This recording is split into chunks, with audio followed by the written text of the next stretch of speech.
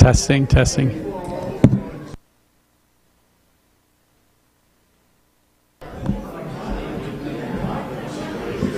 Test.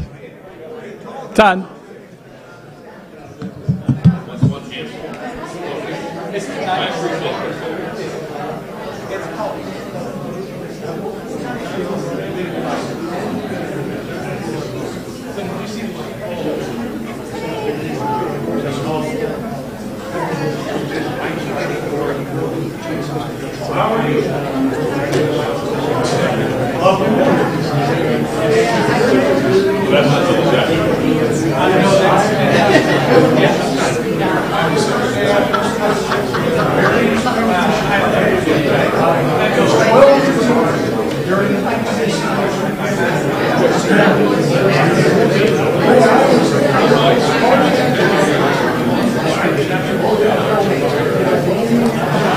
Good morning.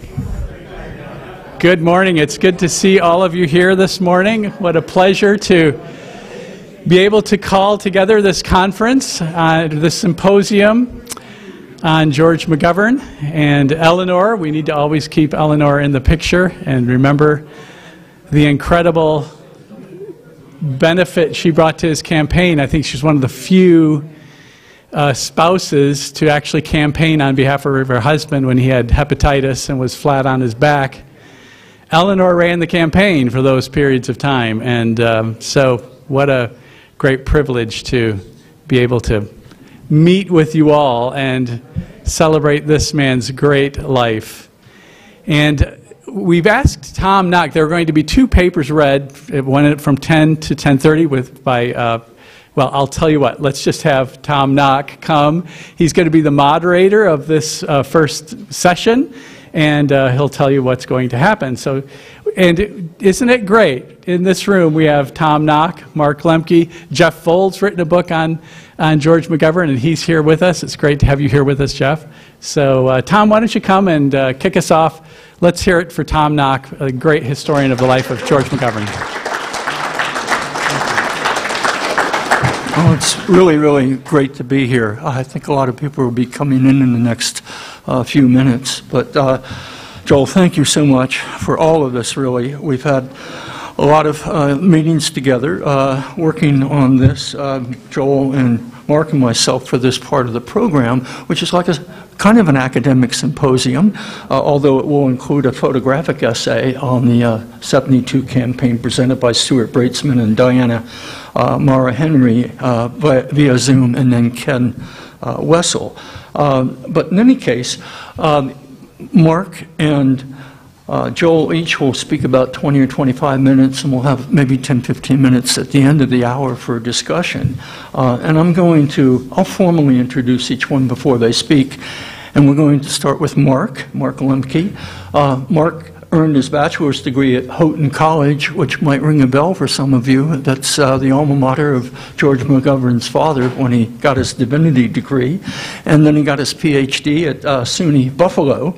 He taught at the University of Buffalo's campus in Singapore for about 9 years before coming back to the U.S. to raise his sons Alex and Ren. Mark's a historian of post-war American religion and politics and the author of a terrific book, My Brother's Keeper, George McGovern and Progressive Christianity, which was published by the University of Massachusetts Press.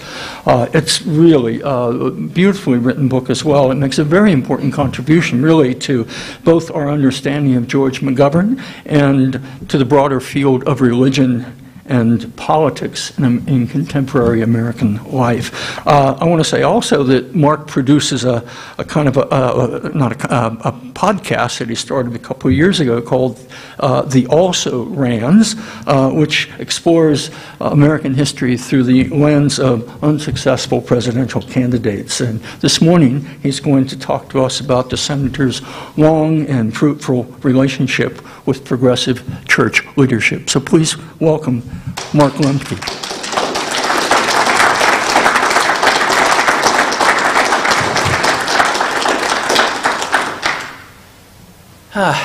Thank you, Tom, for that kind introduction. And good morning. And let me say, I am so delighted to be back here in Mitchell, South Dakota. I did a great deal of the research for my dissertation and what became my book here, and maybe my most cherished memory from my time in South Dakota was getting to interview George in his office, located in the library that bears his and Eleanor's name. Both Joel and I are going to be speaking about Senator McGovern from a religious angle. Joel is probably going to tell you more about the finer-grained theology of McGovern's public beliefs and understand them through one particular event, McGovern's speech during the middle of the campaign season at Wheaton College, sometimes called the Evangelical Harvard. What I would like to do is a bit more of a social history, looking at George McGovern's relationship with church leadership, particularly within his own Methodist church. And looking at McGovern in this way changes his historical significance, I think. His career represents a union of two of the strongest institutional footholds of liberalism during his era: mainline Protestant church leadership and the Democratic Party. So the picture that comes from studying them together is not McGovern the radical or McGovern the iconoclast, but a McGovern collaborating with old, respectable Christian denominations where he could find political allies, a thoughtful exchange of ideas, and a deeply felt camaraderie. One key aspect which united political progressives and religious progressives during these years, I argue, is a missional approach to what was called Middle America, a missional approach. Essentially the great throng of middle class, implicitly suburban, often Midwestern citizens. And in many ways, this group overlapped with what Mr. Nixon called his silent majority. So to start, let's look at two things: where George McGovern was by the time he ran for president and where mainline Christianity was at the same time. So I think many of us can agree that the first truism about George McGovern is his idealism, right? But his idealism was forged in the crucible of World War II. The violence and the hunger he saw left an indelible mark on him. He spent his remaining time as an undergraduate here at Dakota Wesleyan trying to make sense of these experiences and finding answers in the great thinkers of the social gospel, such as Walter Rauschenbusch and Harry Emerson Fosdick. And these writers transformed his worldview. Society was crying out for salvation. This isn't to discount individual virtue or wrongdoing, but they saw sin more broadly as something societal and systemic, that it was society that had sinned when its children went hungry and hopeless, when wealth was hoarded, when war was waged unnecessarily. And this understanding was reinforced by the 18 or so months he spent at Garrett Theological Seminary in Evanston, Illinois. And that school demonstrated a marked emphasis on prophetic preaching. Not prophetic in the sense of predicting the future, but delivering true but uncomfortable messages to those in positions of power and comfort. McGovern reflected in a 2005 interview that these authors impressed on him that Christianity could be, quote, a very practical code for dealing with social, political, and international questions. And it was that code that framed his approach to public service. He first had a chance to apply this social gospel during his season as a student pastor in Diamond Lake, Illinois, kind of a Chicago, exurb is being too generous. Let's call it an ex-exurb. It's out in the country. Although McGovern told me he never regretted the experience, his sojourn as a student pastor was riddled with frustration. His congregation of well-to-do vacationers expected him to perform functions and rites, the baptisms, the hospital visitations, the confirmations, while McGovern is wanting to move their soul to social action. So he has a congregation that wants him to show up for the church hayride, but he just wants to talk about the doomsday clock. So there's a great frustration there. He wants to use his pulpit to transform them, to make them aware of the world beyond idyllic Diamond Lake.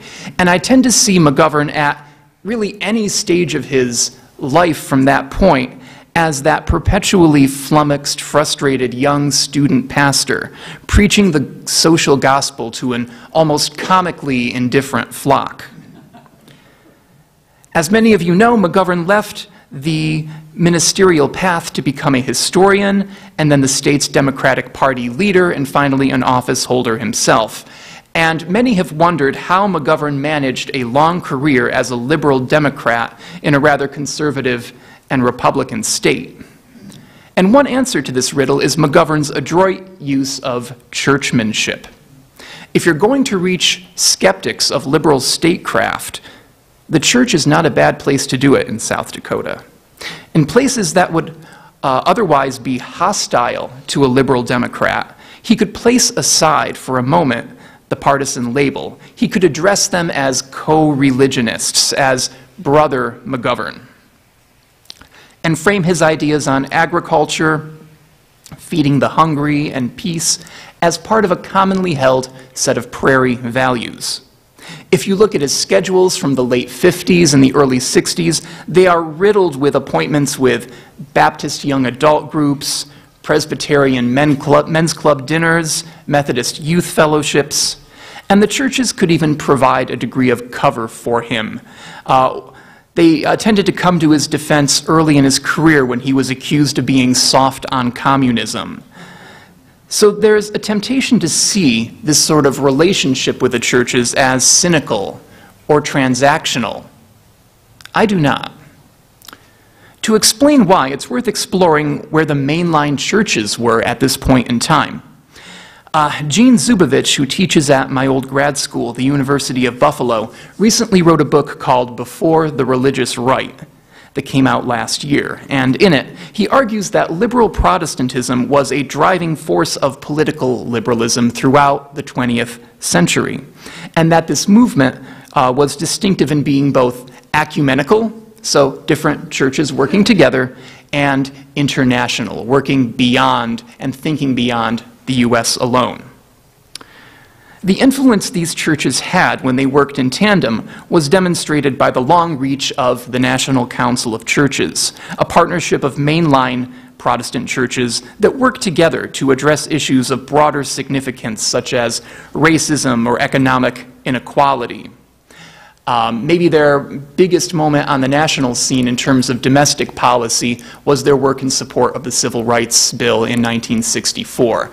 Roughly 40% of the mail that Congress got in favor of civil rights came from people working with or affiliated with some kind of religious institution.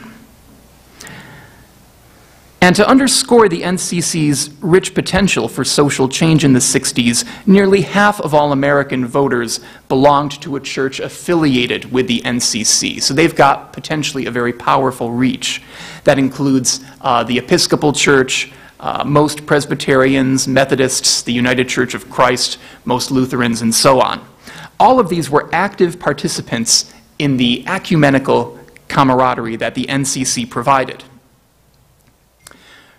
With these denominations came a degree of social prestige. It's not always just about the theology, it's about how we organize ourselves. The mainline churches were more than the sum of this theology. They occupied a particular strata in a social hierarchy. Bluntly, in 1960, they were the sort of churches that your boss or your boss's boss belonged to. If you belonged to a country club, you were probably a mainline Protestant. If you owned a cocktail shaker, you were definitely a mainline Protestant. While, of course, not every member of these churches was elite, it is broadly true that many elites did attend one of these churches. And nothing symbolized its prestige quite like the United Methodist building located in the heart of the D.C. Beltway, just a stone's throw from the Supreme Court building. And it allowed for easy access to lawmakers. Tellingly, it was, and I believe still is, the only non-governmental building on Capitol Hill.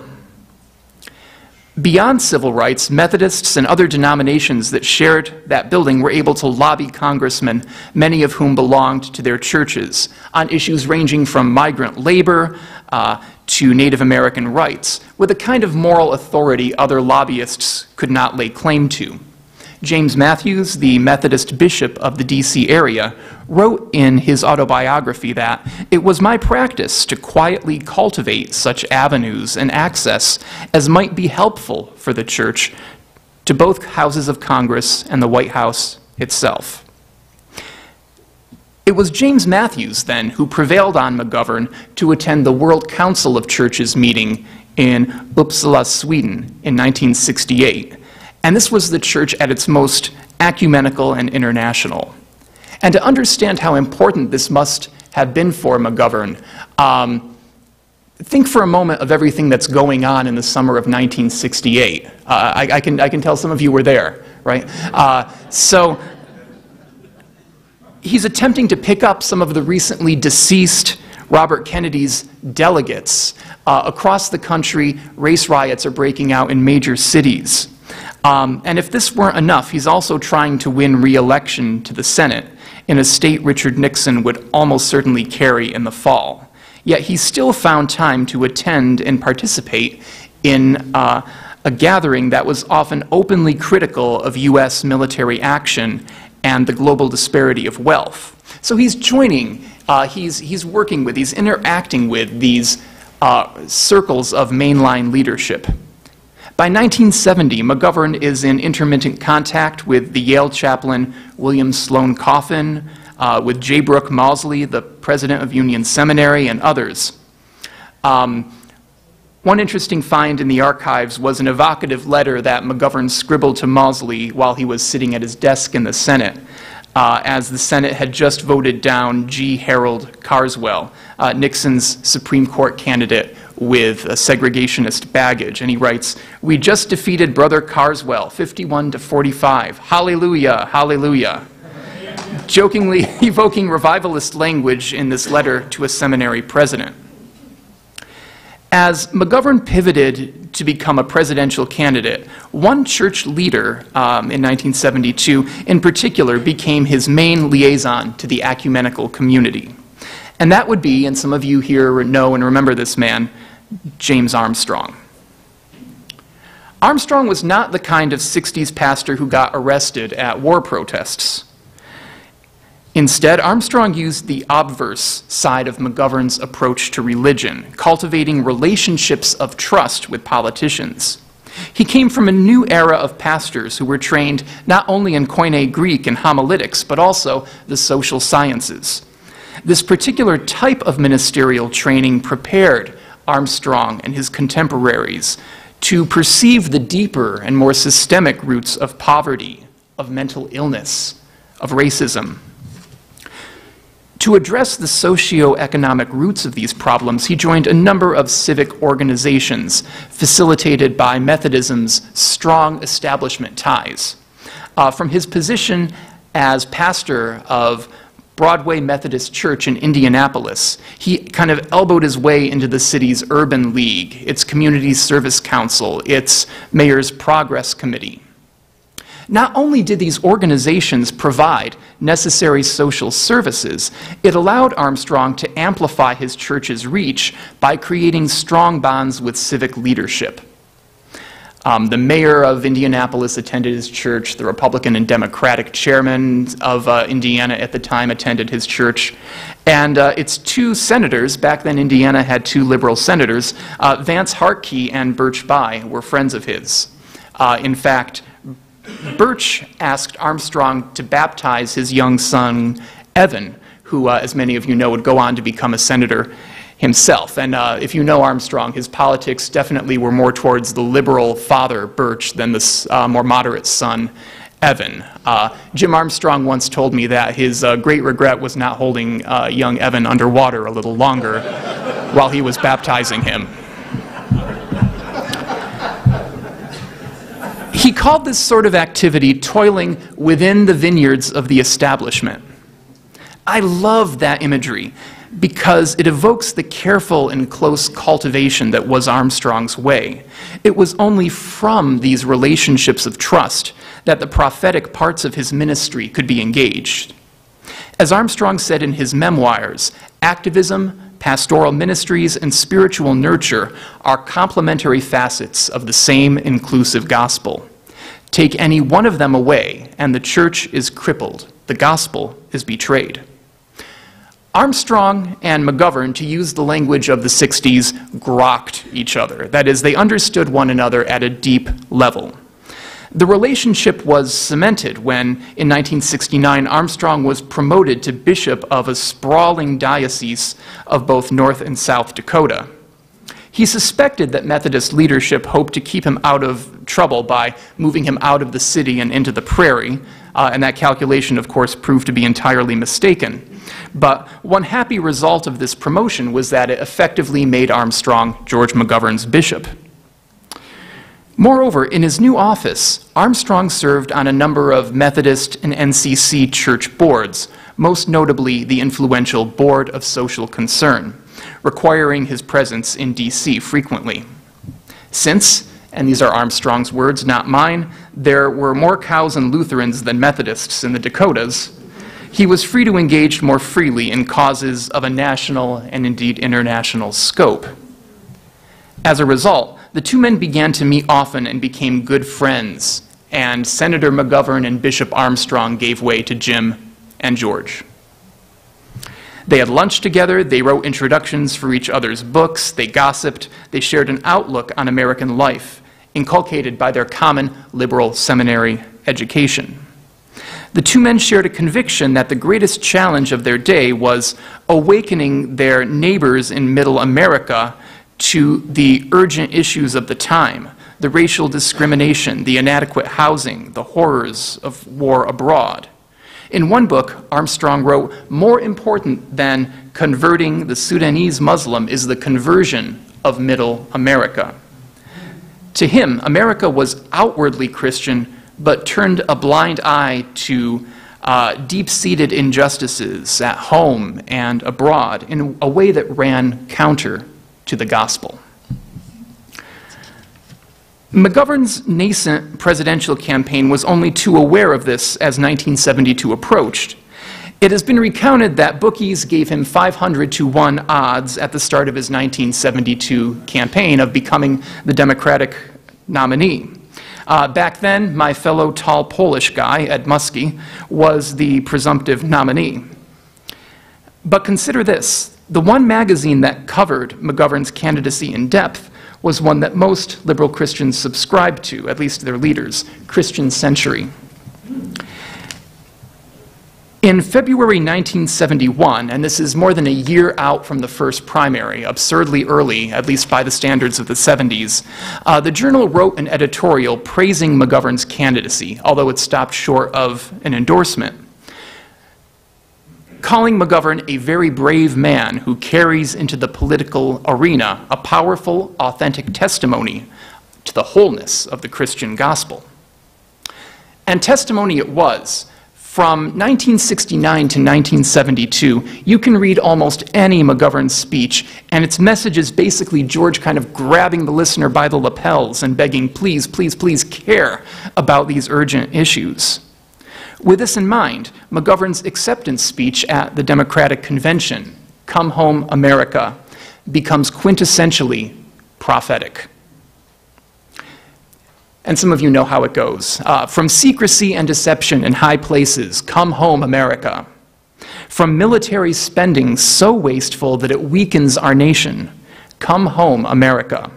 From the entrenchment of special privileges and tax favoritism, from the waste of idle hands to the joy of useful labor, from the prejudice based on race and sex, from the loneliness of the aging poor, and the despair of the neglected sick, come home, America. The phrase itself is rooted in Protestant hymnody. William Lamartine's hymn Softly and Tenderly, which was probably sung in his father, Reverend McGovern's church, contains the refrain, calling sinner, come home. Come Home America echoes this kind of gentle call to repentance, following the biblical cycle of sin, confession, and redemption. This singular acceptance speech becomes almost a spiritual moment, a kind of civic Kyrie eleison. And with similar zeal, Jim Armstrong attempted to bring liberals from across the religious spectrum to declare their support for McGovern in '72 in a way that had not been done before. It was nominally ecumenical. Rabbi Abraham Heschel, whose picture you can see over on the side. And behind you. And behind me. Yes, indeed. But if you go through the list, it's essentially a who's who of 60s and 70s mainline liberal leadership. Georgia Harkness, Harvey Cox, J. Brooke Mosley, Krister Standell, and therein lies part of its failure to move the needle in 1972. The ability of these men and women to move votes beyond a rarefied circle was very limited. People were not taking their voting advice from seminary presidents. In one of our interviews, Armstrong admitted that the effectiveness of his organization was somewhere between 0 and -5. He didn't give a unit, -5 watts, but he didn't really have to. Its failure had shown that the liberal religious establishment was in danger of being a veritable paper tiger. Tellingly, McGovern gave one of his first interviews after he lost the '72 election to Christian Century.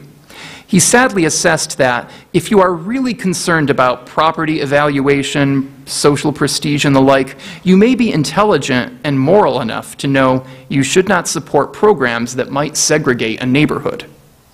But you may be uncomfortable with and angry at someone who reminds you of that fact.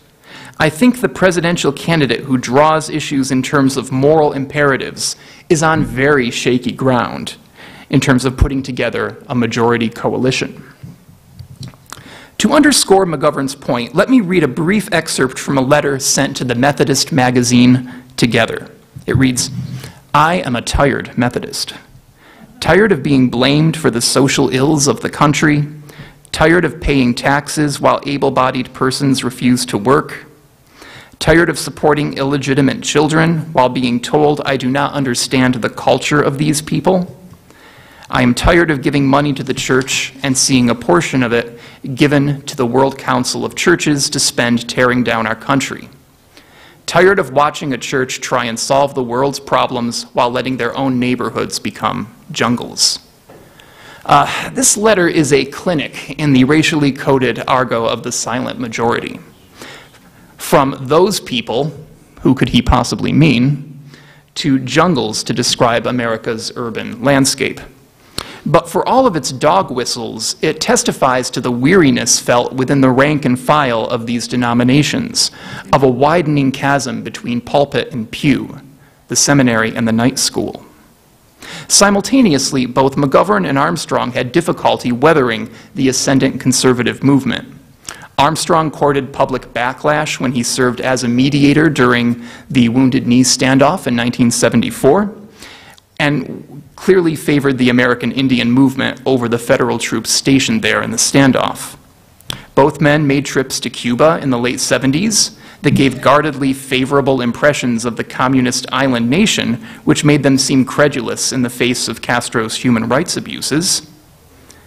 And of course, for all of their efforts to articulate a progressive form of Christianity, one of the bigger stories of 1980 was the mass mobilization of the religious right, which propelled Mr. Reagan's victory and his coattails in Congress. McGovern, of course, lost his 1980 re-election to one-term Senator James Abner by a landslide, and Armstrong rose to the pinnacle of ecumenical Christianity, only to plummet back to earth. By 1983, he was president of the National Council of Churches and one of the most influential pastors in America. Yet the NCC was becoming increasingly under fire from new conservative think tanks like the Institute for Religion and Democracy, from a muckraking piece by 60 Minutes that investigated where the NCC was spending its money, At a moment when the ecumenical movement needed Armstrong the most, he made a public admission of his marriage's collapse following the affair he had and resigned the presidency of the National Council of Churches. And since the early 80s, discussions of the main line are almost always accompanied by discussions of its decline. Yet I think rumors of its irrelevance are greatly exaggerated. When I see Reverend Barber in North Carolina leading Moral Mondays on behalf of marginalized groups, when I look at how someone like Rachel Held Evans led a pipeline of disaffected evangelicals, they're calling them ex-evangelicals now, who found homes in liturgical churches like the Episcopal. Or just last week when mainline pastors on WASPy Martha's Vineyard were the ones who initiated care of the refugees that were sent there by Florida's governor, I can see that this story is still playing out. It may no longer be a hegemon, it may no longer be a main line, but it is still inimitably the church. So why does this all matter? McGovern and his campaign were radically inclusive, but McGovern himself was no revolutionary. Both McGovern and Armstrong, and both movements they led, toiled within those vineyards of the establishment. They believed old American institutions, its churches, its Senate, its democratic process, could be the means by which the country might find its way out of the wilderness. They hoped not to defeat Middle America, but to transform it within through relationships of trust. Together, McGovern, Armstrong, and the liberal churches of the 60s and 70s took up their mission field. They called America home.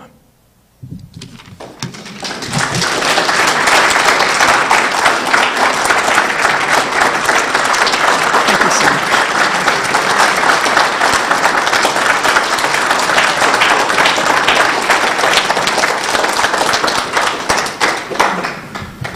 Mark, that was terrific. Thank you. Well, I have the privilege of introducing somebody who needs no introduction in these parts, but I'm delighted to do it. Joel Allen is the director of the McGovern Center, of course, and professor of religion and philosophy here at Dakota Wesleyan. He completed his PhD at the renowned Hebrew Union College in Cincinnati in 2006, and his dissertation, The Despoilation of Egypt in Rabbinic, Pre-Rabbinic, and Patristic Traditions, was published by the Brill Academic Press.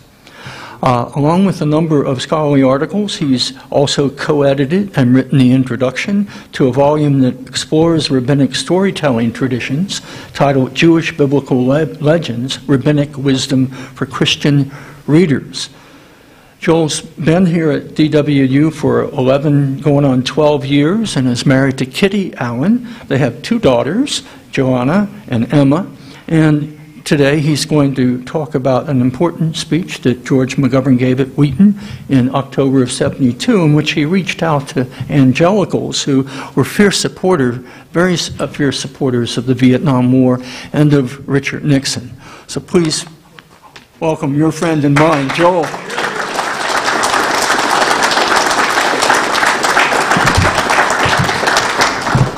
Well, it's a great privilege of mine to be able to speak with you on this topic. As you know, I'm a biblical scholar, and I did my work in the book of Exodus, and then took over the directorship of the McGovern Center, and I thought, well, what better topic could there be than George McGovern's biblical interpretation and his methodology on that, although we're only going to look at one verse that he interpreted just for the sake of time. But and in scheduling this conference, you know, it worked out well for me to be able to share with you. So it's a great privilege, and thank you. In the first full month of his fateful campaign for president in 1972, George McGovern accepted a last-minute invitation to speak at Wheaton College in Wheaton, Illinois. And Mark has written a lot about this speech and was very helpful for me, so thank you, Mark. His acceptance was a perplexing choice, especially that it was a very unlikely place for him to pick up votes. Wheaton was a bastion of anti-communism, and Nixon had great support there among their evangelical Republicans. Much of the background of the speech, as I said, has been carefully explored by Mark Lemke in his book, My Brother's Keeper. And in that story, the Wheaton Student Council had sent out invitations to both McGovern and Nixon to come to the campus to speak. But they had inadvertently mixed up those invitations so that McGovern got Nixon's and Nixon got McGovern's. And in that invitation, they happened to say to Richard Nixon, "All of us at Wheaton are for you, Mr. President." So, and I think George kind of chuckled at that and decided to accept for Richard Nixon the opportunity to speak at Wheaton College. And Nixon, I think, just didn't get the joke, so he didn't respond in any way. And the interesting thing in the background story that Mark details is that there was already in the Nixon camp, the McGovern team, an interest in reaching out to evangelicals. He had an evangelical aide named Wes Michelson, who was convinced that evangelicals were not in the president's pocket as often assumed, and that they might be won over if they properly understood how McGovern's faith motivated his pursuit of the presidency. He even suggested that McGovern might give a speech at Wheaton. That's before they received the invitation. And of course, McGovern then happily accepted the invitation for Richard Nixon to speak on Wheaton's campus. And in typical humor, he begins his speech by speaking about his Wesleyan father, who wanted him to go to Wheaton and not to Dakota Wesleyan, but Dakota Wesleyan was just down the road and was cheap. And so he quips that in order to get into Wheaton, he had to run for president. And in McGovern's own comments toward the beginning of speech, he says, "I suspect that in fact," and let me get this, there we are. And this is him on the stage. It's a little grainy slide, but that was him on the stage before he started his speech. In his own comments, he said, "I suspect, in fact, that you are far less interested in my politics per se than in how my religious convictions has shaped my view of America's difficulties and our present destiny." So McGovern was playing into this Michelson script that evangelicals, if they understood McGovern better, would be more open to voting for him.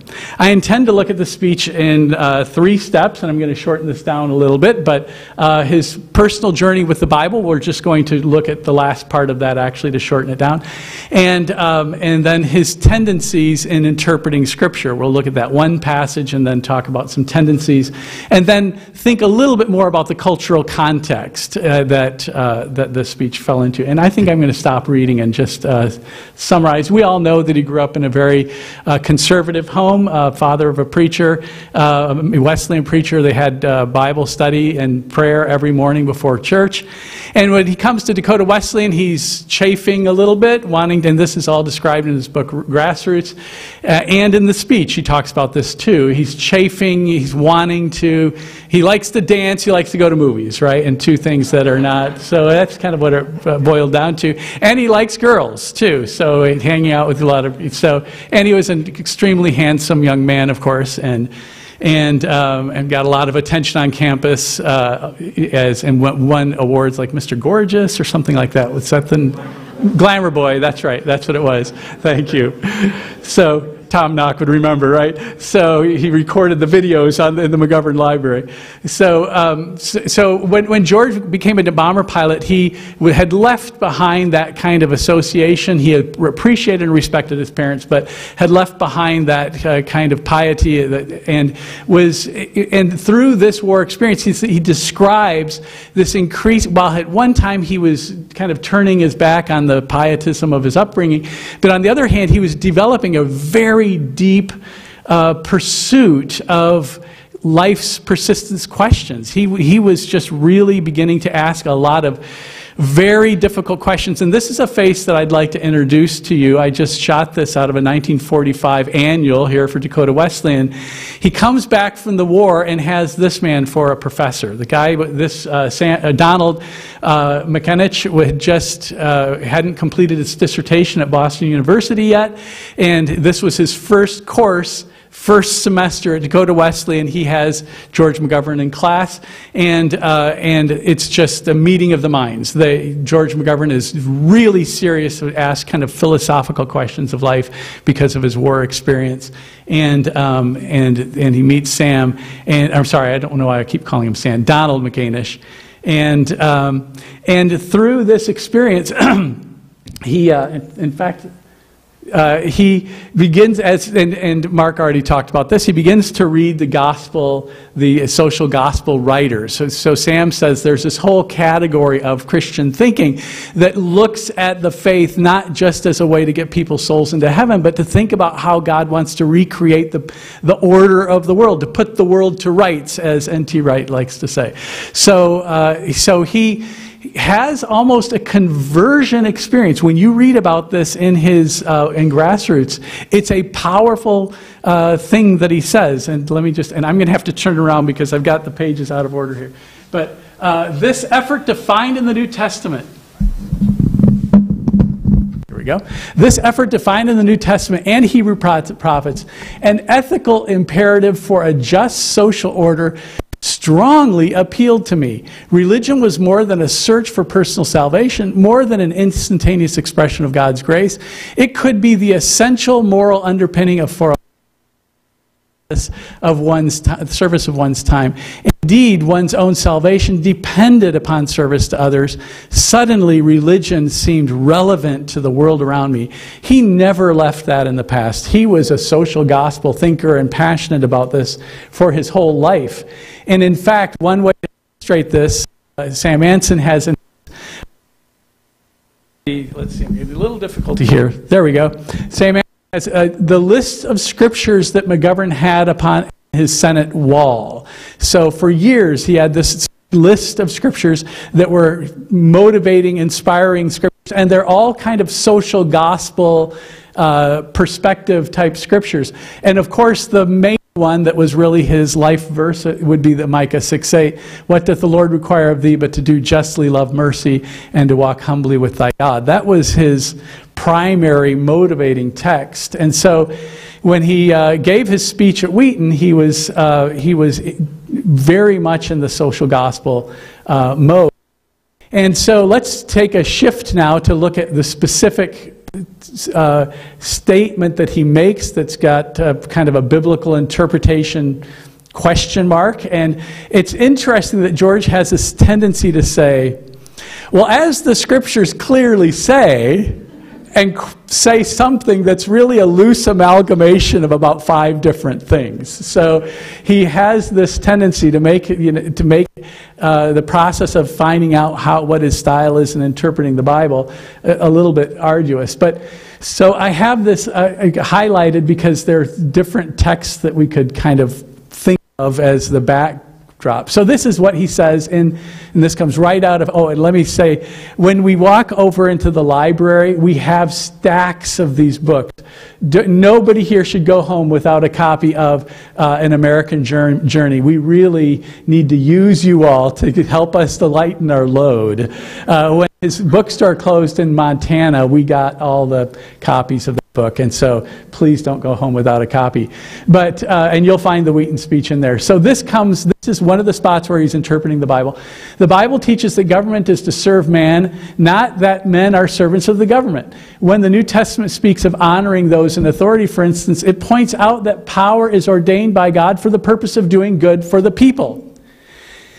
That is almost certainly Romans 13, the first few verses, which is a passage that in the National Conscience, but when Jeff Sessions quoted Romans 13 to justify separating children from their parents at the border. So that was the last time people got a lot. And this text is very controversial in Pauline studies because it sits so uncomfortably with the rest of what Paul says in the book of Romans. Because Paul in the whole book of Romans is talking about developing a theology of Jesus Christ as Lord, and then he suddenly turns around and seems to speak about Caesar's lordship in an affirming way, and it's hard to know how to iron that out. So in biblical studies, this is debate, and this is the only place where he speaks so affirmatively about the role of the government.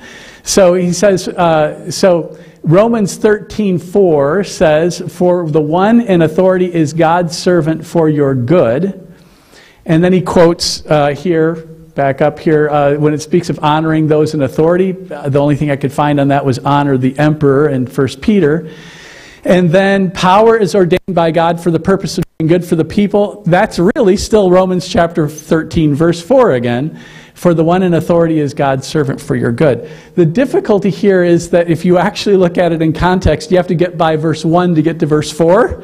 And verse 1 seems to contradict exactly what George said. It says, remember he just said, let's back up, he just said the Bible teaches that government is to serve, the Bible teaches the government is to serve man, and right here, let every person be subject to the governing authority. So the Bible does actually say right here, the only passage where Paul speaks on this topic, but it is a saying that that people should respect and follow the governing authorities. And my feeling on this is, you know, if he had really preached this, it would have gutted the anti-war movement, right? Because that's all about resisting the authorities, right? And saying that the war was wrong and immoral.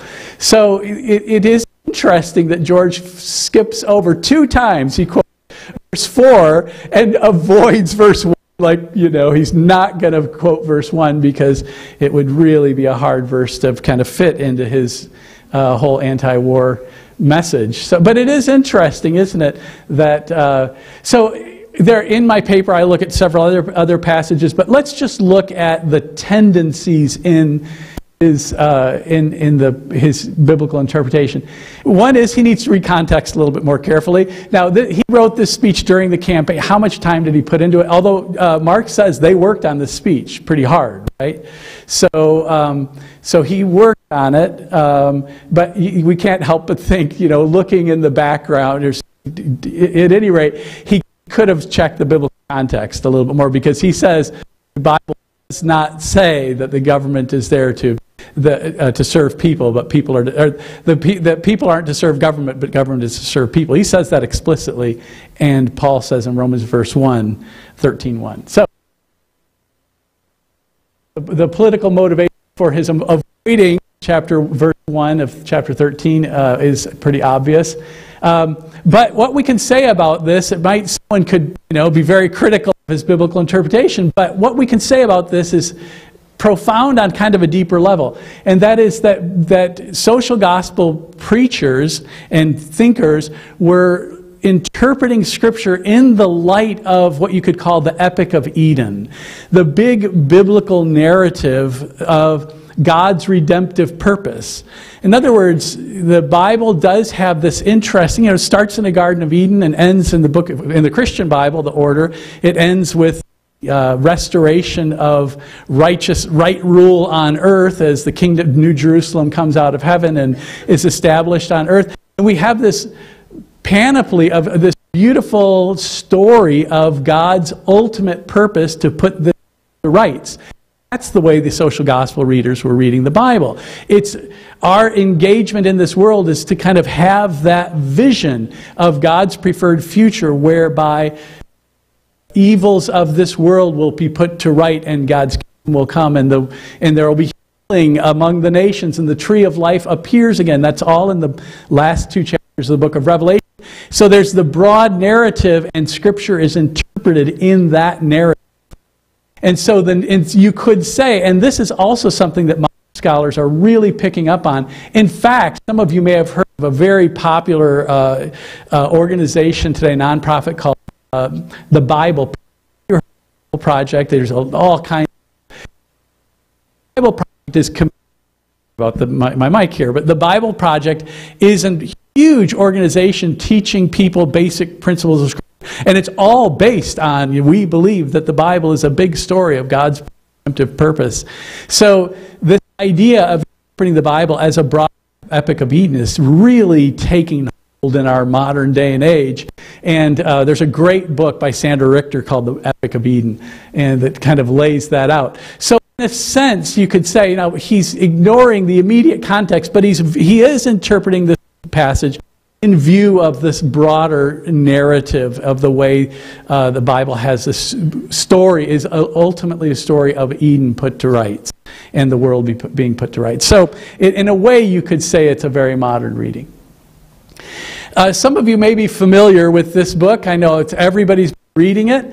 It's Jesus and John Wayne, How White Evangelicals Corrupted a Faith and Fractured a Nation. How about that for a book title? Whoa! That is an incredible book title. And in this book, she documents how evangelical Christianity was really in a strong pivot in this period of time, and how her whole book is like trying to explain the Trump phenomenon. How did we get there? And this is part of the story, that evangelical Christians previous to this period of time were quite progressive socially, and that there was a strong pivot on where evangelicals were moving against the broader progressive wing of the church. I mean, when you think about it, early Christianity, or in the 20th, 19th century, we had, Catherine Booth, an ardent feminist, and so many other in fact, George McGovern makes reference to this specific thing in his speech. And so there was a real shift away from progressive social concerns in the evangelical world, and toward an anti-communism and kind of America-focused nationalistic spirituality, or a nationalistic agenda.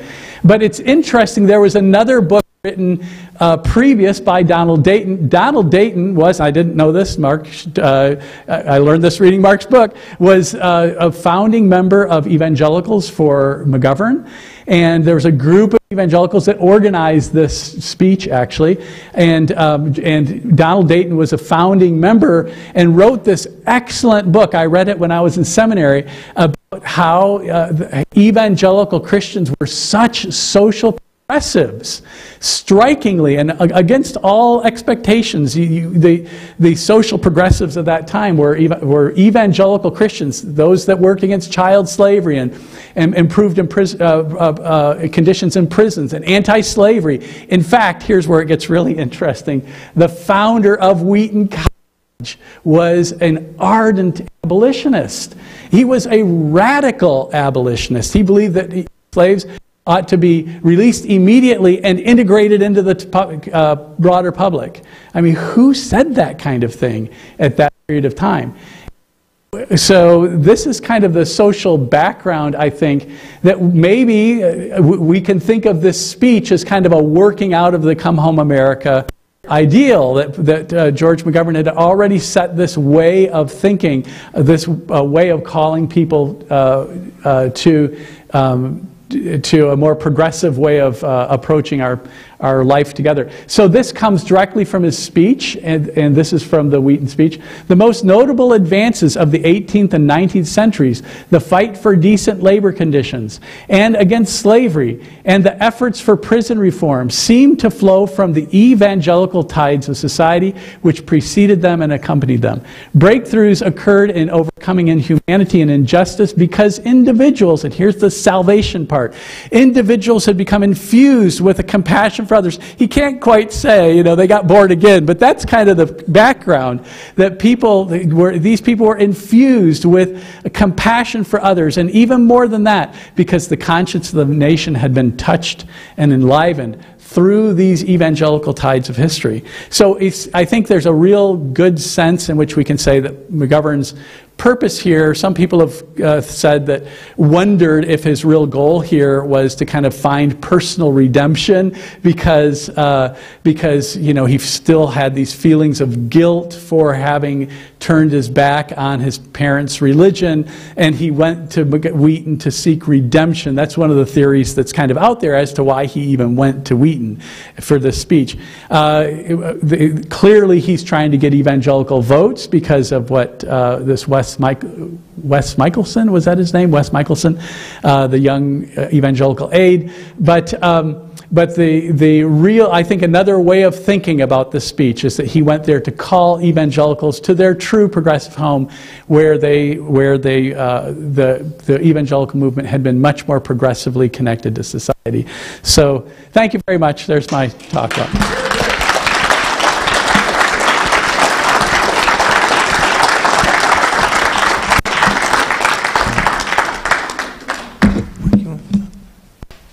I think probably the three of us could stand here because we have a few minutes for some Q&A with you all. If you'd, anyone raise your hand and call on you and direct a question to either Mark or Joel, and I'll pass this along to you.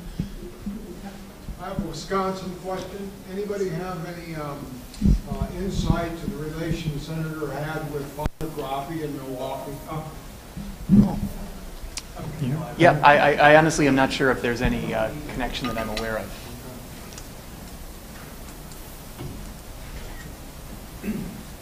How was the Wheaton College address received? Well, it's interesting. You can Google search this speech, and in the Wheaton archives, you can still listen to the audio version of it. And I was surprised in listening to it. I've listened to it, I think, 3 times. I was surprised. He's getting a lot of cheers, and he seemed to be getting a good reception. But we know that the student body was strongly opposed, that they're very Republican. But when you're listening to the speech, don't you agree, Mark? You've heard yeah. I have, yeah. In terms of how it was received outside of Wheaton, there's a funny story. There was an evangelical journalist named Wesley Piper, and it was his job to take notes on this speech and get it out to the wider public. And he couldn't do that because the 1972 equivalent of the fax machine malfunctioned, and he couldn't get it to his publishers in time. I mean, 1972 equivalent of a fax machine is basically a recipe for failure in the first place. So unfortunately, he gave this great speech, and it was limited to the immediate Wheaton circle, as it were.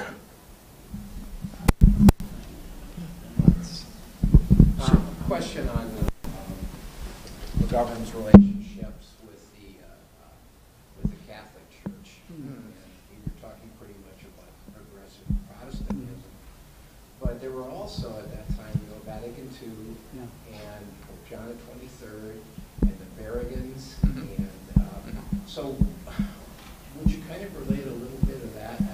I knew a lot of Catholics were very supportive of McGovern. In fact, I think it was like 62% of the Catholics voted for McGovern in that campaign, and then of course in '72, Roe versus Wade came in, and the church all of a sudden turned very conservative, and they kind of backed off of the reforms that were supposed to come in Vatican II. Right. Speak to that a little bit. That's a me question. Yeah, okay. Yeah, and that's, I think the answer to your question involves that same kind of pulpit versus pew disparity that was existing with the mainline Protestants. So there were circles in Catholic seminaries that would have been very receptive to McGovern.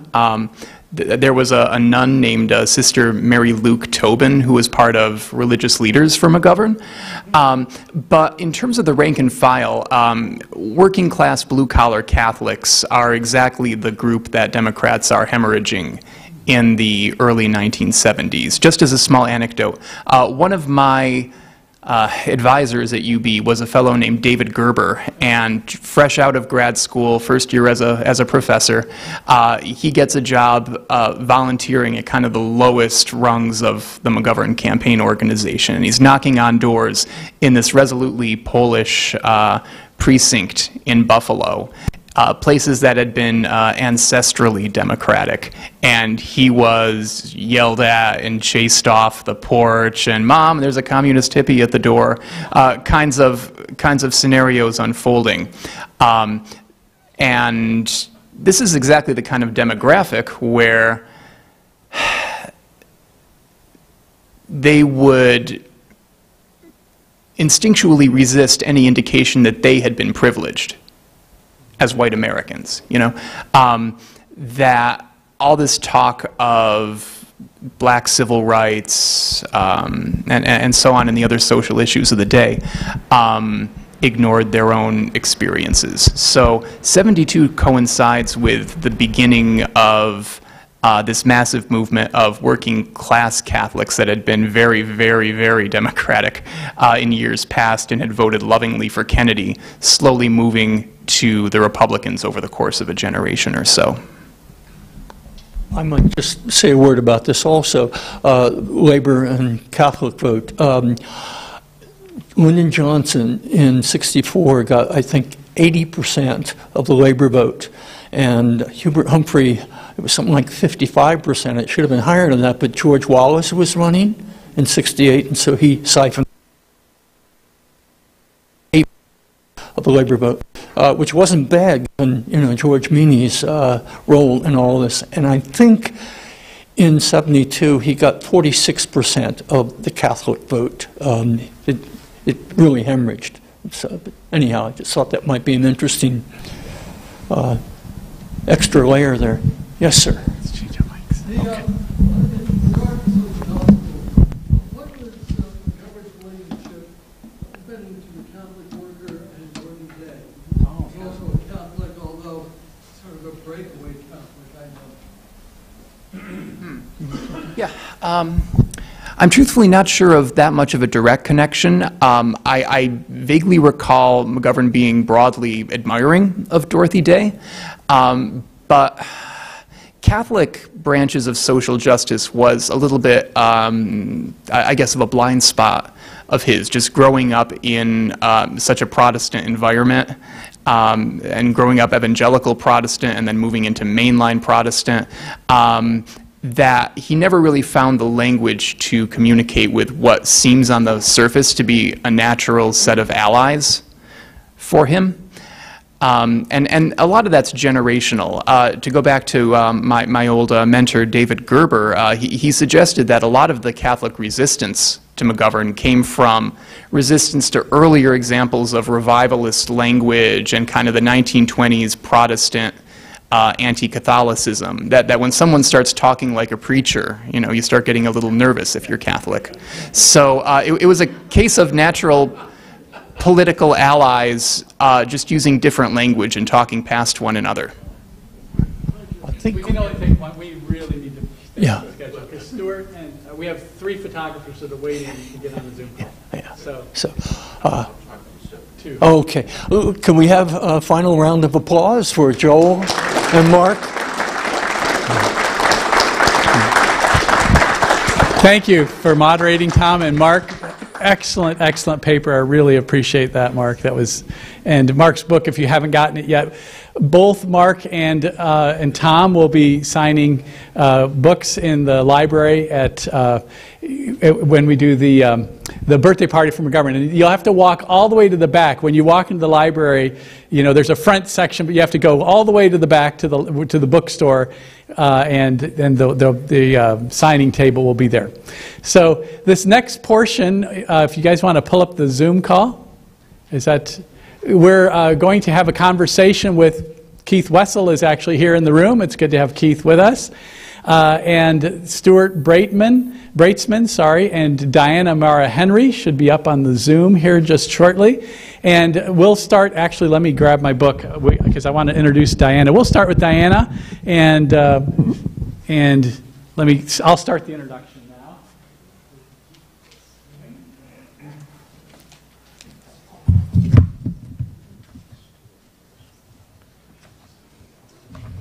So Diana Mara Henry is a nationally published and exhibited photojournalist. Who's the host? I am. Waiting on the host to start the meeting. Oh, Okay, I thought that you guys could take it and, okay. It looks like I need to pull my laptop out and host this meeting. I'm sorry.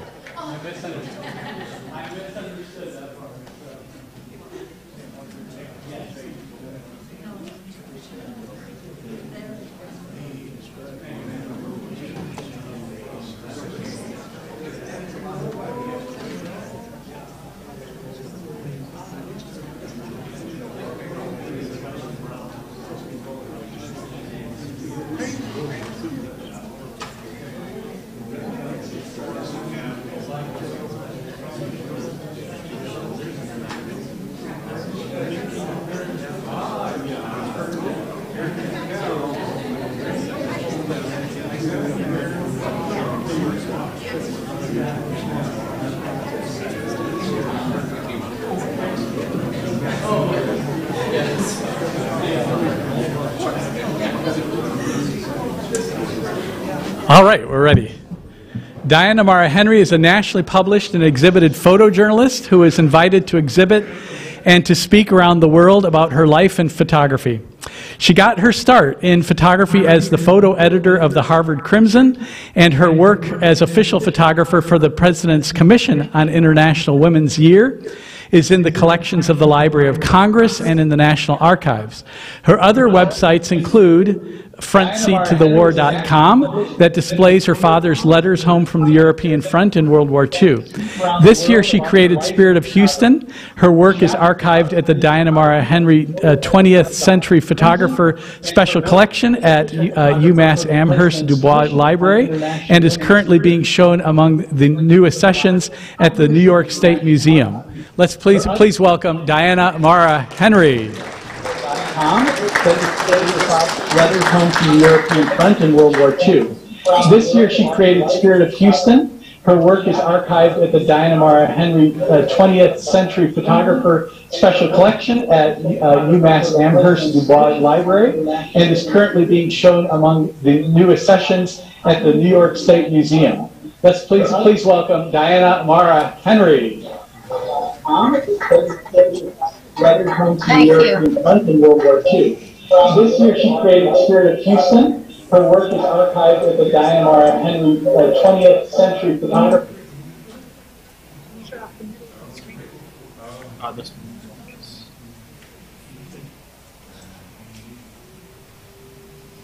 Hey, Joel, this is Stuart. We were getting about a 20-second delayed echo of... I think I've taken care of that, Stuart. Okay, great. Sorry.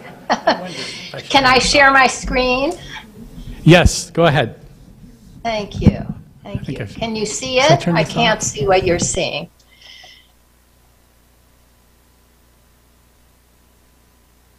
Do you see the screen? Yes, we can see the screen. Exactly. It looks great. Great. Okay. I will start to talk to you then, and I thank you very much, Joel Allen, for inviting me to speak. It's a pleasure to be with all of you to celebrate a bright moment in our lives and to take a trip down memory lane with those who were there and those who wish they had been. And also thank you to the generosity of Keith Wessel and David Aylward, who made my page possible on the McGovern Celebration website.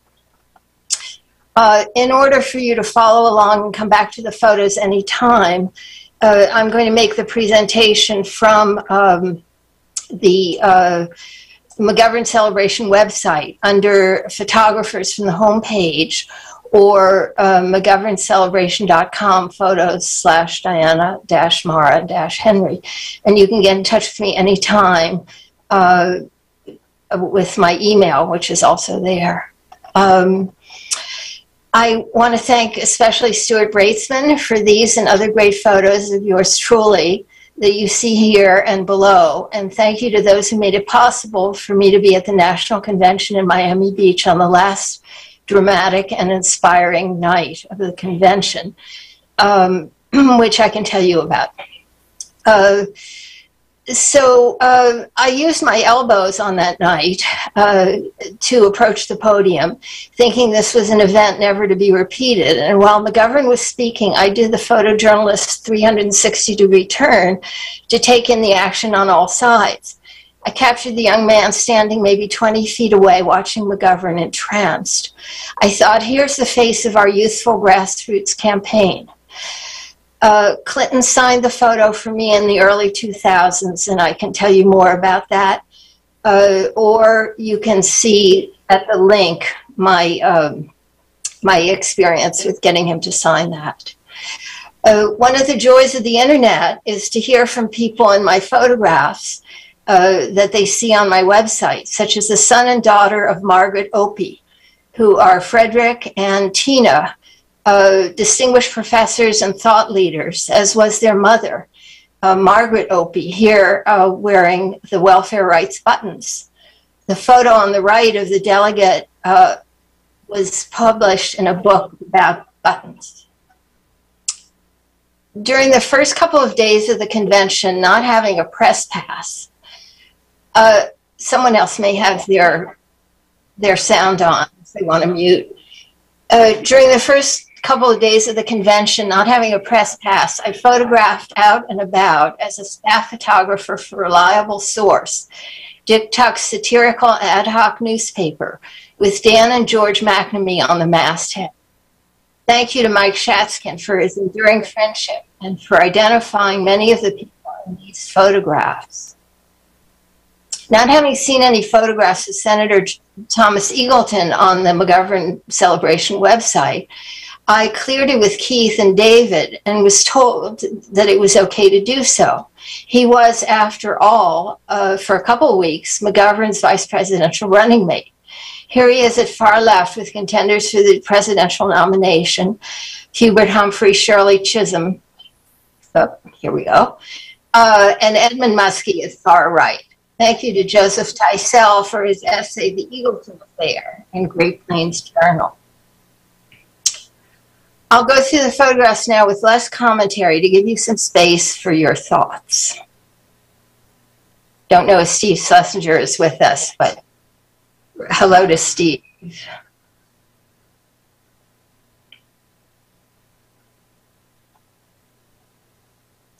It's amazing how easy it is to make a manipulative photograph. Hope you all know that. Here are a couple more examples of mine.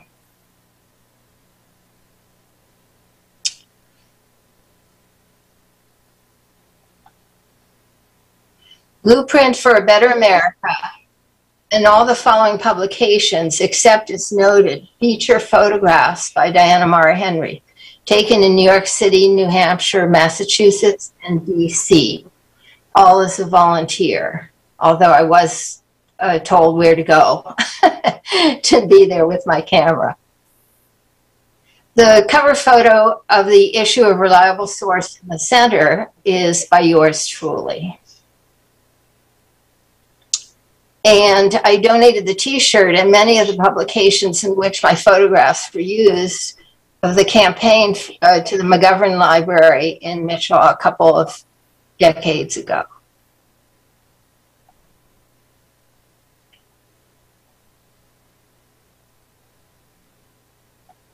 The mini convention held in DC to replace Eagleton with Sergeant Shriver was a low-key affair. You can see the moment he was nominated. I don't think Sarge saw it that way. This photo won a Newsweek Hanukkah Focus on Politics Award for yours truly.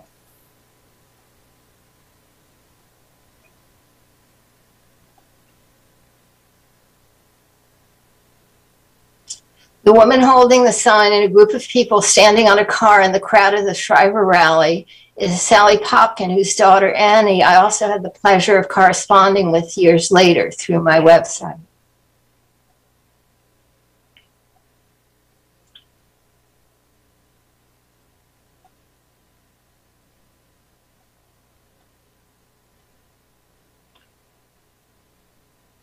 Maybe I should narrate these if it's hard to see the subtitles. This was at a McGovern rally in Harlem, or Bedford-Stuyvesant, perhaps, with Shirley Chisholm. A rally for Soviet Jews in New York City in September of '72. A rare color photograph for me at the time. You've seen this photograph, so I just want to thank Edward Kaplan for his book, Spiritual Radical, that used it, and Mark Lemke, of course, for My Brother's Keeper. Thank you, Mark.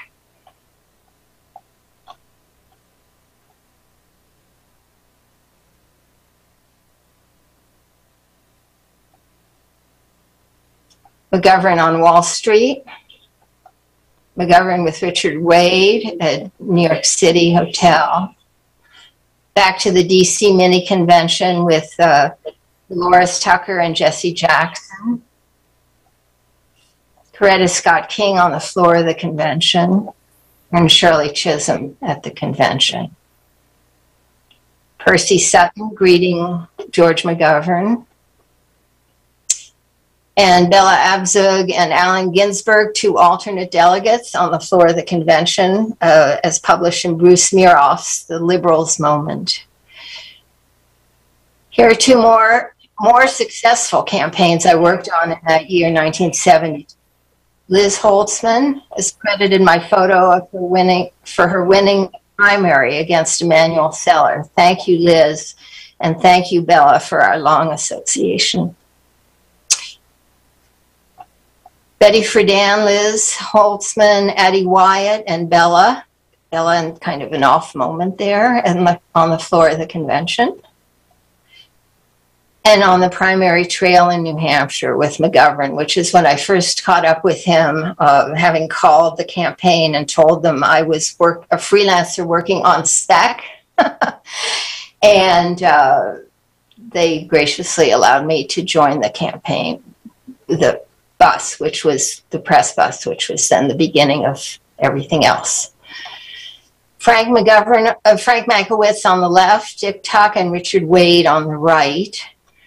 And then for reliable source, an article by Gloria Steinem, illustrated by yours truly. Gloria's article is entitled, "The Issue is More Than Women." And on the opposite page are articles by W.I. Zard. I think you can figure that one out. And by George McNamee, and another one by Dan McNamee.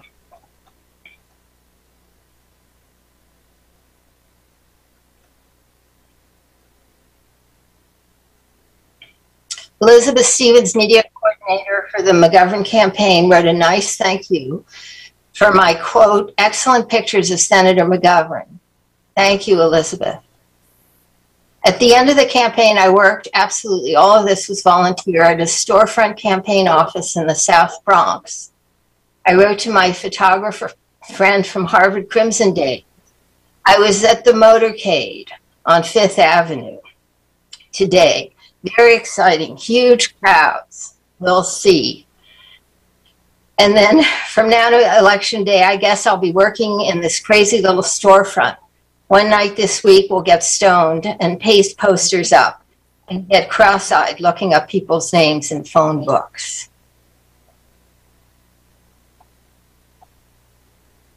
Thank you again to Stuart Braceman for the memories of the campaign, including the one of me with George McGovern at the Statue of Liberty, which he signed in 2008 when I met him again for the last time. And there's a link there to an account of that. And then please get in touch with me if you want to see more of the dozens of contact sheets of my photographs from the campaign, which may include some of you. On this one are Steve Schlesinger, Debbie McNamee, Dan McNamee, the South Dakota delegation, Liz Holtzman, Addie Wyatt, Betty Friedan, Bella Abzug, and Shirley Chisholm with her husband Conrad, among others. I look forward to hearing from you. Thank you very much. That does it for me. That's fantastic. Thank you, Joel. Thank you so much, Diana. That was just beautiful. And I closed my book. Why did I do that? Here we are. Stuart Bratesman left Dartmouth in the middle of his freshman year to volunteer for the McGovern campaign, having no idea that he would become a campaign photographer. And Keith mentioned that same happened to him as well. Apparently, that was not uncommon. Following the election and before and after graduation, he began a career as a professional photographer and photojournalist, and has also worked in the U.S. Senate office and on several other Democratic campaigns. 20 years on, he went on to Duke to earn a master's degree in public policy, and then worked on long-term care, disability, and health policy issues. First at the Duke Medical Center for Aging and Study of Aging, and later at the Ed Muskie School of Public Service at the University of Southern Maine, from which he recently retired. He lives in Maine with his wife, a dog, and 3 cats, and we need to wish good wishes on his dog, because his dog apparently he's getting some chemo treatments. Is that right, Stuart? Radiation therapy. Radiation therapy, right. So his photographs have appeared in leading news magazines and in several books, including Hunter Thompson's Fear and Loathing on the Campaign Trail and Tom Krause's The Boys on the Bus. Stuart, we're looking to hear from you. Okay. Well, thank you very much for the introduction, Joel, and thank you, Diana, for those great pictures, especially the ones on the convention floor. I just want to start off by saying of all the people I've known in politics, George McGovern was the most decent, genuinely caring about other people, and it's a true privilege and just an amazing experience to travel across America with him. The first time I photographed George McGovern was for the college newspaper. Whoops.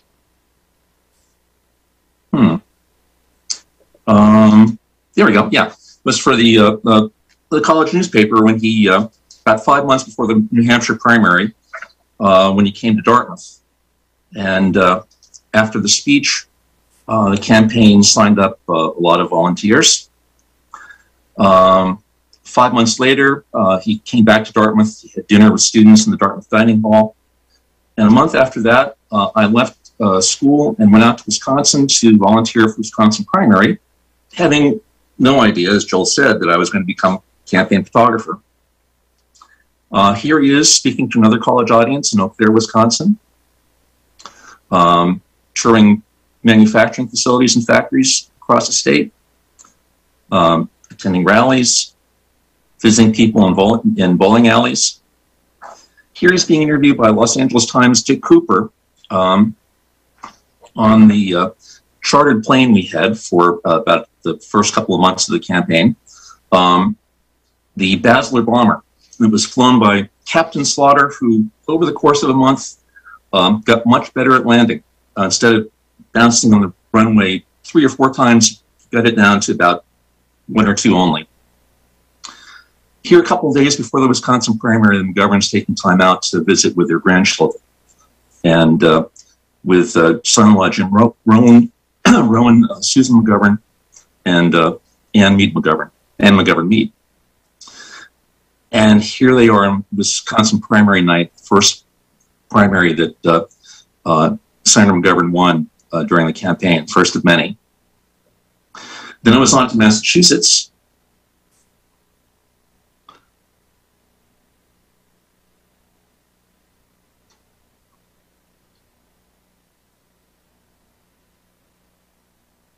And here's where I first met Diana Henry, during a speech at Boston State College. Here's the McGovern headquarters in Boston, the mimeograph room.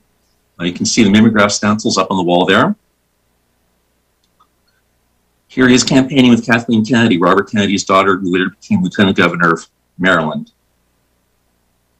And McGovern's visit with wounded Vietnam War veterans at the VA hospital in West Roxbury outside of Boston.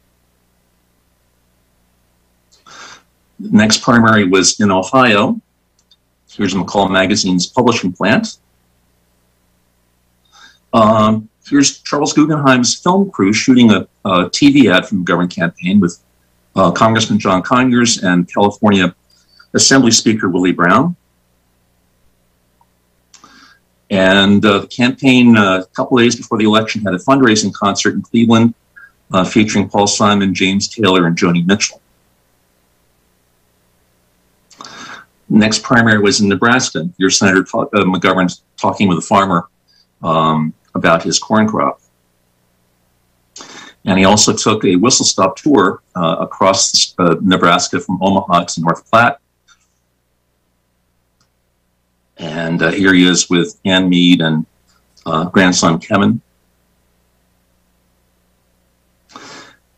Next came Oregon, and here a lot of eager volunteers filling the campaign headquarters in Portland. Here's the press bus taking a stop when the motorcade took a stop on scenic highway in eastern Oregon. And as the campaign went on, obviously the press entourage kept getting larger and larger. Here's traveling advisor Gordon Weil using the latest in mobile phones, the lightweight portable shoulder bag mobile phone in Redmond, Oregon.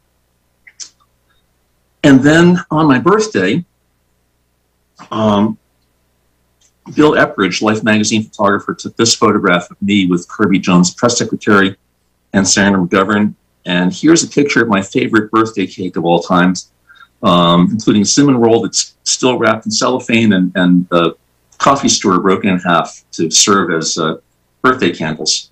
It's a happy birthday to a great photographer from a difficult subject with affection, George McGovern, who's typically self-effacing. Here he is working on a speech during a flight to San Francisco. And he went to see Cesar Chavez, the leader of the United Farm Workers Union, during his hunger strike in protest of a recent Arizona state law, an anti-union law. And back to Portland to watch the Oregon primary returns. And then California. Here he is waving to supporters in San Francisco. Visiting a clothing factory in Southern California. Meeting with the Reverend Jesse Jackson in Los Angeles. And here you can see a picture of Keith Wessel photographing the two of them together.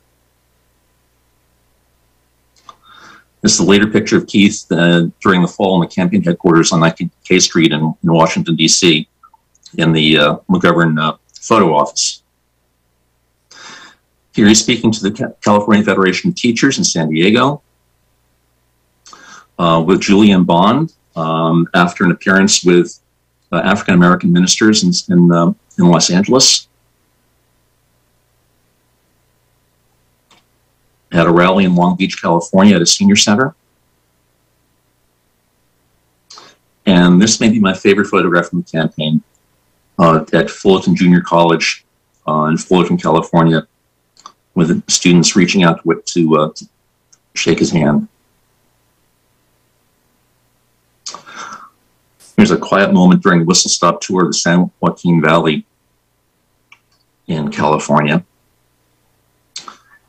And here he is with Senator Humphrey, just prior to the beginning of the Face the Nation debate on CBS.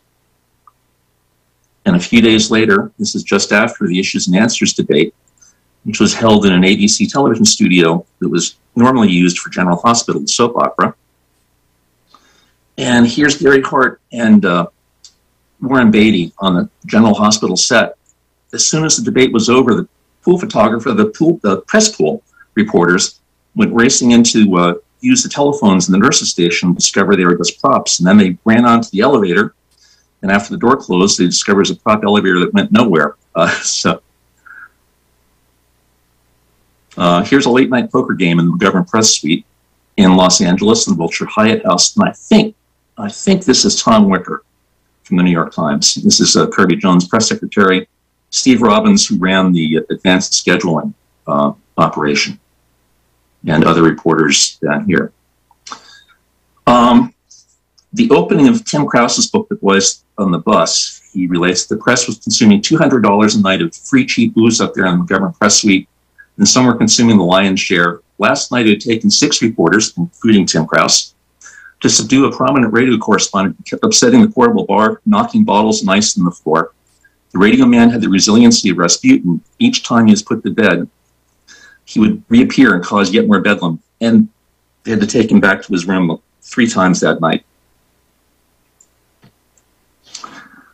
Here's the California primary celebration, victory celebration of the Hollywood Palladium, with family members over here, Willie Brown, George and Eleanor McGovern.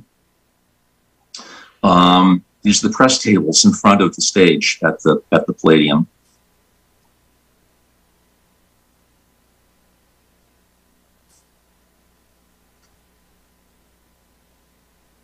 And the final primary was in New York State. Here's Senator McGovern taking the ferry to the Statue of Liberty. Another fundraising concert, one called Together for McGovern, which brought together performers and groups that had previously split up.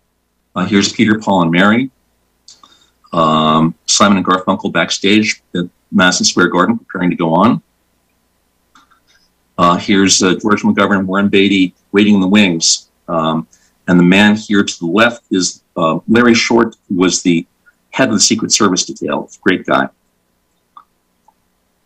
George and Ellen McGovern waving to the crowd at Madison Square Garden as they leave the stage. Campaigning with Herman Badillo in the Bronx.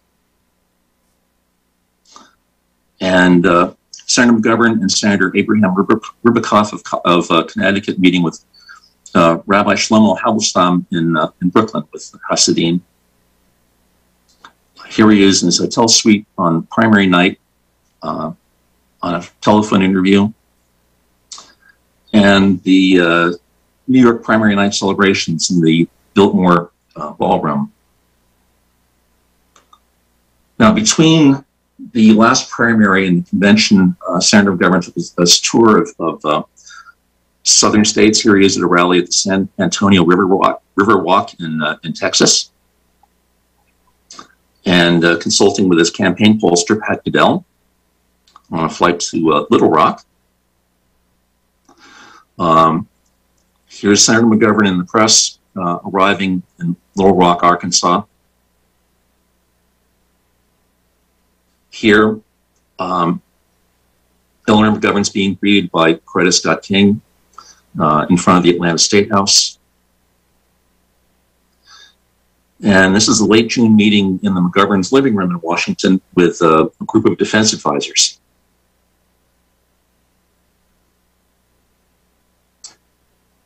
And here's the Democratic National Convention, Miami Beach. Here the McGoverns are arriving on an Eastern Airlines chartered flight at the Miami airport.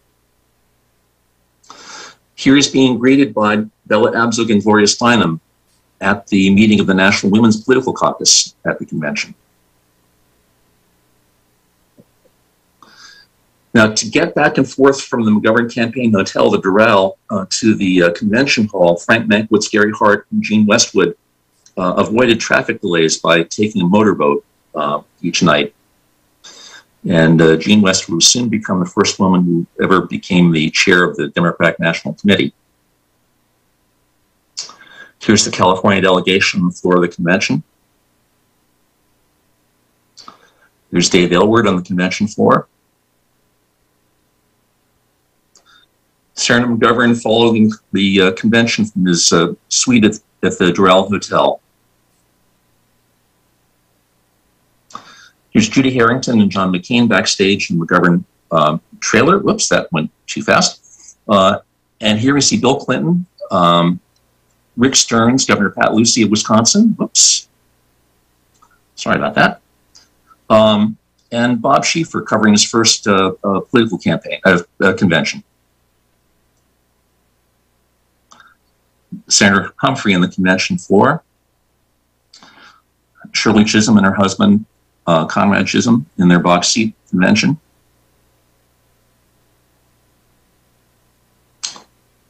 More delegates. Frank Mankiewicz announcing the name of Senator McGovern's choice for the vice presidential nominee, Tom Eagleton, here in the convention hall, with Jim Naughton, one of the reporters in the New York Times.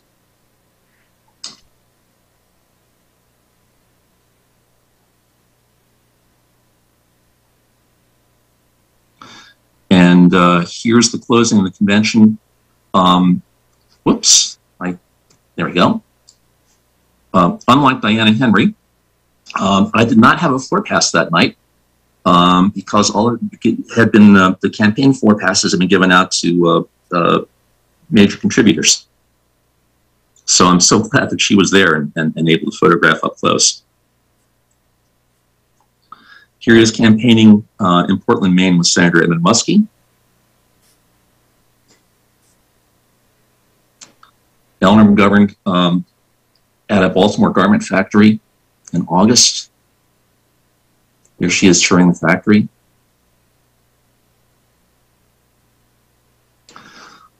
Here he is campaigning with Sergeant Shriver in Austin, Texas.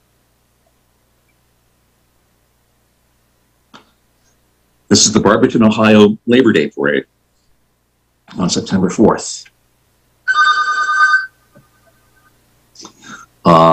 At a rally in Rockford, Illinois, with Chicago Mayor Richard Daley and Senator Kennedy at a downtown rally in Chicago.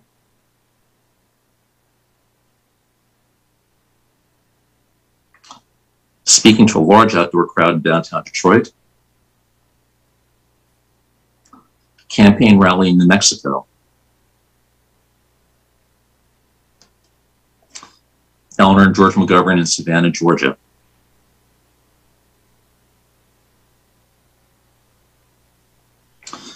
Here he is reviewing notes with Ed Jesser and Jeff Smith backstage before a rally at the Boston Gardens.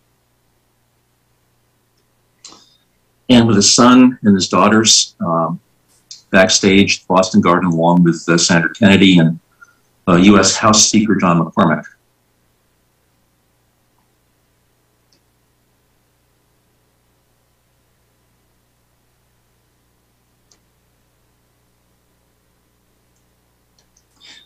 Now, the month after the election in December, the senator very graciously hosted a reception for the campaign staff and some of the reporters who covered the campaign, including Hunter Thompson.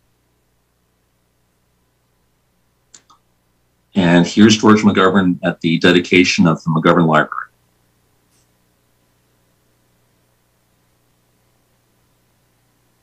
And that's it. Thank you. Thank you very much. Stuart. Thank you so much, Stuart. You're very welcome. Sure. Thank you for the opportunity. Yeah, it's been great. Thank you. We're privileged to have Keith Wessel here. Where is Keith? There he is, right? So Keith, why don't you just go ahead and can you pull in the code? Can he? Keith's going to run it right off his own laptop and put his laptop. Is that correct, Keith? Yes. Okay. So among many other things, Keith Wessel is an accomplished photographer, wood craftsman, and practicing attorney. Keith has been described as a Renaissance man due to his many talents and interests. He has an undergraduate degree in art and law and a law degree from the University of Wisconsin. Keith has historically renovated several Victorian homes in the Madison, Wisconsin area where he currently resides. In 1995, Keith opened up a small law practice in Madison. As a photographer, Keith served on the national staff for 3 presidential campaigns, including the McGovern, Udall, and Hart campaigns. Shooting political figures and rock and roll bands continues to be a passion of Keith's and an activity he pursues even today. Keith's work has been widely published. Welcome with me, Keith Wessel.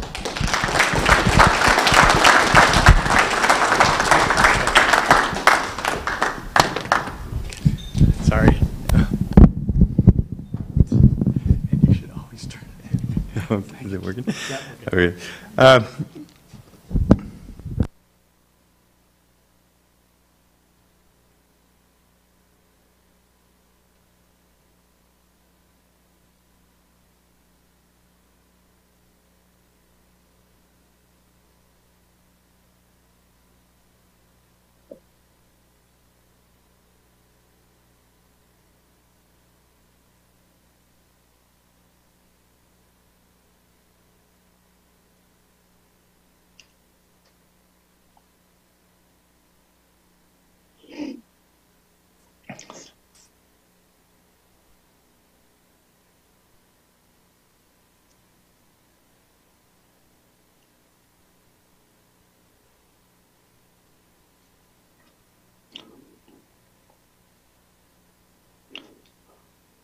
So as a backup, because I wasn't sure what we were doing, I have a PowerPoint presentation of quite a few of Keith's photographs on my computer here, in case you'd like to use that.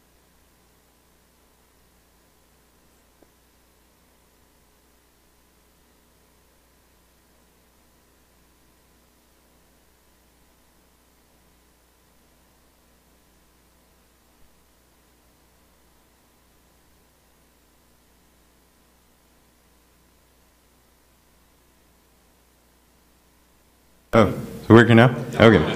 All right. So this webpage project allowed me to return to my roots as what I was doing in the McGovern campaign.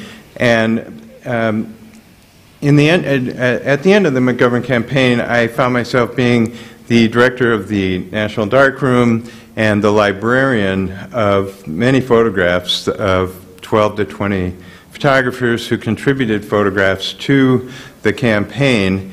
One of my jobs was to create 3x5 card cross-reference for every roll of film that we had, and we could look in the card catalog and see, well, do we have any pictures of George McGovern and Abe Ripkoff, and we could find which rolls they were on and then produce those pictures. And so how this brought me back to my roots as I was able to contact and work with Stu Breitzman, David Burnett, Michael Lloyd. Well, I'll go to the Michael Lloyd Carlbach. For 50 years, I kept some really high quality fiber images from Michael, and I was able to scan those and put those on this page.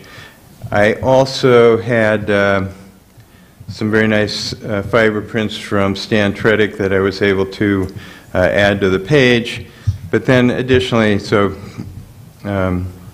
we got Diana, taught her how to create a web page, and it's much more expanded today as she presented than I had seen before.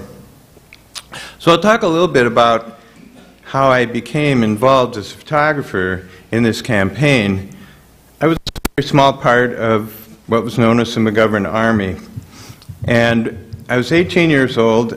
I had some family members who were selling their campus music store and had me manage it, and they sold it, and I was unemployed. So I went to the Iowa State University Memorial Union and went to what was known as Room 5.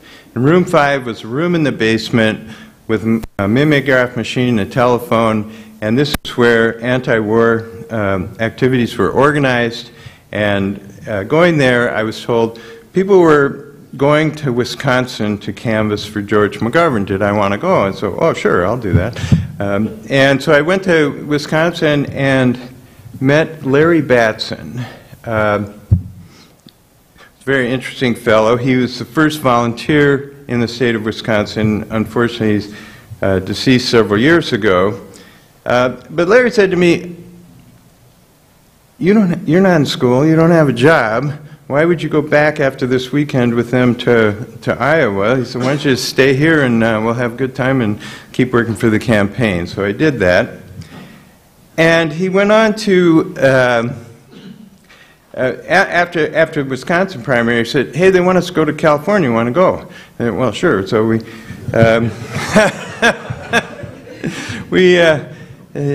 I went home for a rest stop, and he said, well, now they want us to go to Boston. Well, okay, we'll go to Boston. So we went to Boston, and there I worked in radio feeds with Joe Slade White. And the McGovern campaign was really ahead of its time in many ways. The radio feeds, Joe would go out and record McGovern and give us a sound bite, and then we would feed it to radio stations. And so they were getting unique content from us. And while in Boston, I met Joel Crawford, who was a photographer, and he got me to do some work in the darkroom for him. And I knew we were eventually going to California, so Joel wrote a letter of introduction saying, this is Keith Fussell, he'll be coming to California. Please work with him as a photographer. So we stopped in Iowa, I got my darkroom, we rented an efficiency apartment with a kitchen with no windows, so we converted that to a darkroom, and I started doing photographs of surrogates in California. And it was there, let's see if I can find which one, then I met Stuart Bratesman. He had a picture of me in this room. We took pictures of Jesse Jackson, George McGovern at the Beverly Wilshire Hotel. Tom Bradley was also at that session, and additionally I had the opportunity to photograph George McGovern and Coretta Scott King while in California. After the California primary, we had 37 boxes of darkroom equipment, and I had a 1972 version of a boombox, which was a Sony tape recorder that used reel-to-reel tapes, and I had 36 tapes with us. It took about this much space. And so the evening of the California primary, we had to pack all that stuff up and load it into a Pinto that we were renting. So fortunately, we were only 3 blocks from the Beverly Wilshire Hotel, but we were making multiple trips from our apartment with all this equipment to a semi-truck parked at the Beverly Wilshire Hotel, and we were supposed to get on the plane going to Washington that did not include Senator McGovern, but we were taking so long that we delayed the whole process, and we got to the airport, and the Secret Service enlisted us to open suitcases and help them inspect everything because we were responsible for delaying everyone, and ended up on a plane with Senator McGovern to Washington, D.C., where shortly thereafter we learned that the Watergate had been broken into, and was rather tenuous. No one knew what to do with us and 37 boxes of reel-to-reel tapes and darkroom equipment. And Frank Mankiewicz called us in one day, and by we, I mean Fred Wheeler and I, and he said, well, we don't really need you anymore. We've got Stan Tredick as a photographer, and so we're going to let you go. And so we called Kirby Jones in New York, and he says, go hide out for a few days, I'll get it fixed.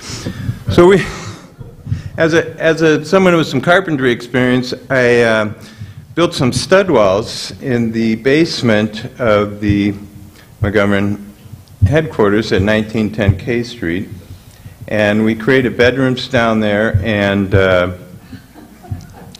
and we built a darkroom, including a sink that was about 5 feet long and 4 feet deep, or width, I guess, and 6 inches deep. So,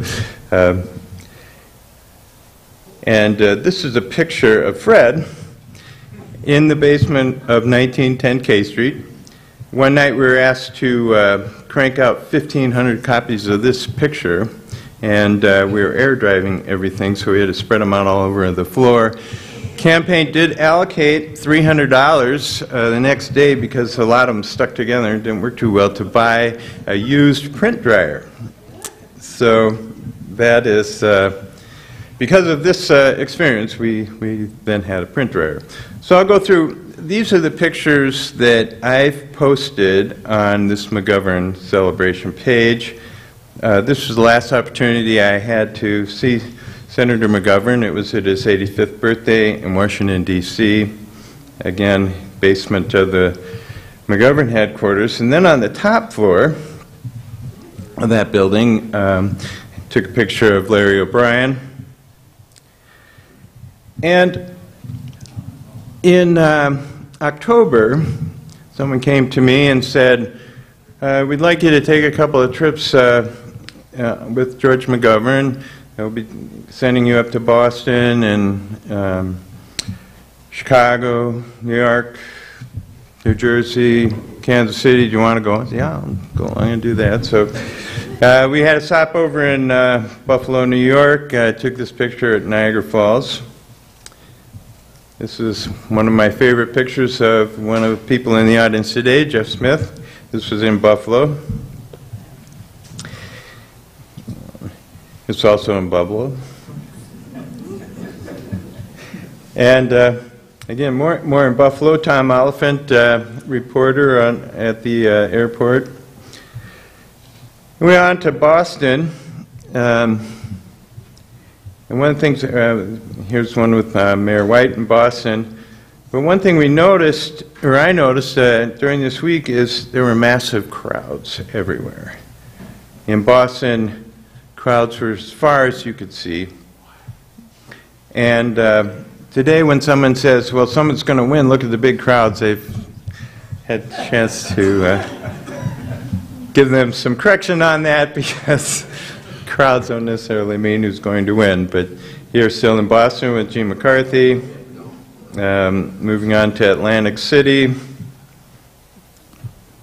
Another one in Atlantic City. And then into Baltimore. Some more Baltimore. I think we've got one, Barbara McCloskey here in Baltimore. Here's George in New York City. Also in New York City with Mayor Lindsay and Ted Kennedy. And this is an interesting story too. If you notice on Diana Mar Henry's page, there's a picture that looks identical to this one. And Diana and I never met each other, but we apparently were standing right next to each other when we took this picture. And we we had great talks about that when I showed her how to create a web page and put hers on this page. Some shots at the Waldorf Astoria. This was a zoo plane, John Cage, and on to St. Louis. I don't know where Diana got the idea that we weren't going to have Tom Eagleton, but I did include this one. David Allred was not too enthusiastic about having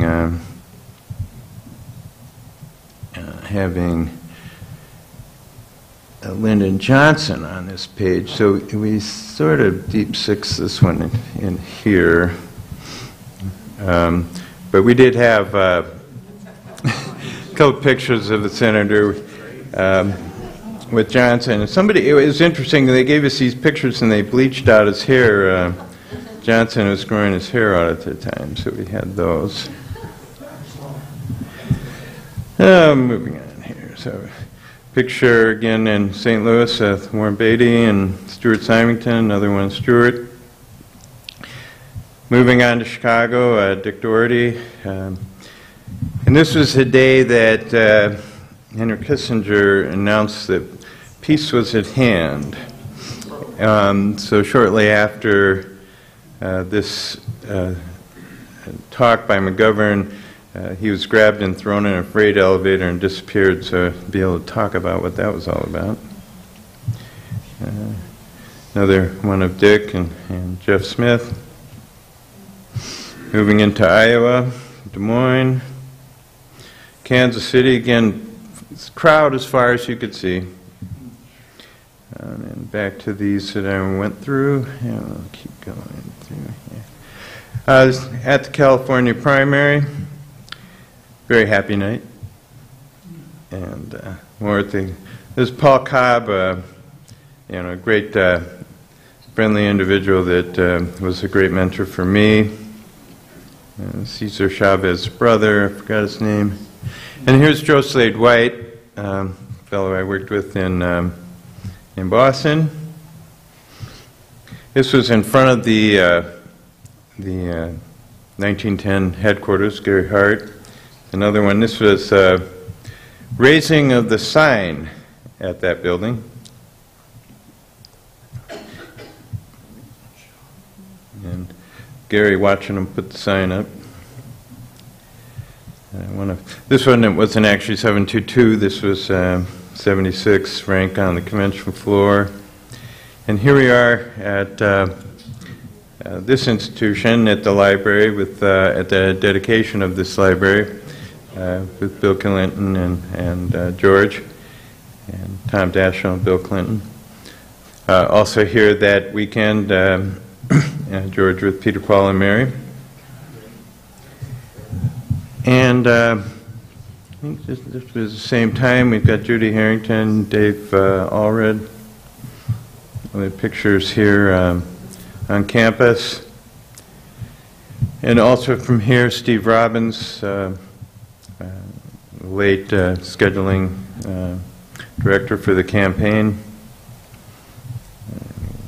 John Podesta. This was I took at the 35th reunion of the campaign and George's 85th birthday party. And same event, Bob Woodward and George. And George with his grandson. I don't know if someone's seen it. There's a Life magazine picture with this young man as a baby. Matt McGovern Rowan. And here's a shot with, this is Sam Rowan and Susan and Jim. Sam ran for a local office in Milwaukee, and George came to campaign for him. And this is Jim Rowan at Senator's funeral. And at the evening of that funeral, took this picture of Gary and Morris Dees, kind of blurry of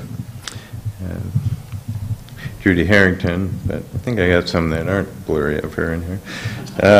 And Steve and David Allred. And lastly, Jim Rowan ran for mayor in Madison, Wisconsin, and George came to campaign for him, and it was another one of those exhausting experiences. So, thank you. Keith, I just want to thank you so much. We could not have done it without you. Boy, that was fun. Thank you, Keith. That was really appreciate that.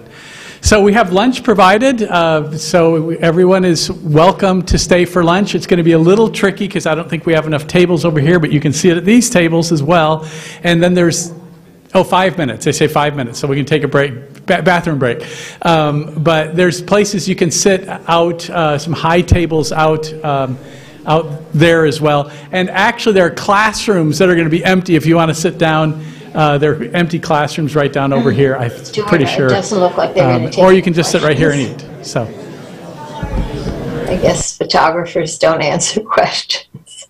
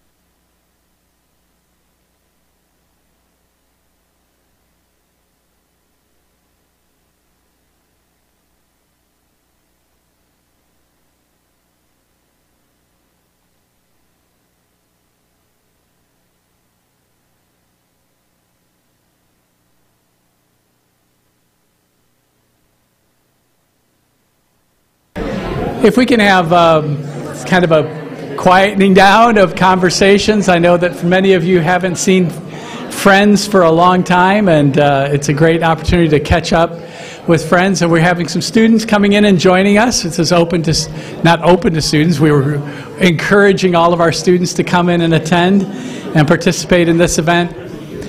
It's a real privilege for us to have Tom Knock with us, preeminent historian of the life of George McGovern. So if we can begin this next section, Facebook Live is going to, or not, YouTube Live is going to start here soon, and so we'd like to have, there we go, thank you. I should say let us pray. That usually silences the crowd, right? So the Stark Lectureship was established in 1959 by Franklin Stark, a 1937 graduate of Dakota Wesleyan, to present publicly persons who are living examples of the truths of the Christian gospel and who demonstrate by the authenticity of their lives, works, and insights the connection today between faith and works. Now, Thomas Knock, or actually back up, the real Stark lecturer here today is George McGovern, but sadly George couldn't come. But happily, Professor Thomas Knock could. So we're very happy to have Professor Thomas Knock as to present our Stark Lectureship today. Professor Knock is a professor of history and the chair of the Clements Department of History at Southern Methodist University in Dallas, Texas. He is also the Altshuler Distinguished Teaching Professor and Distinguished Fellow at SMU's Center for Presidential History.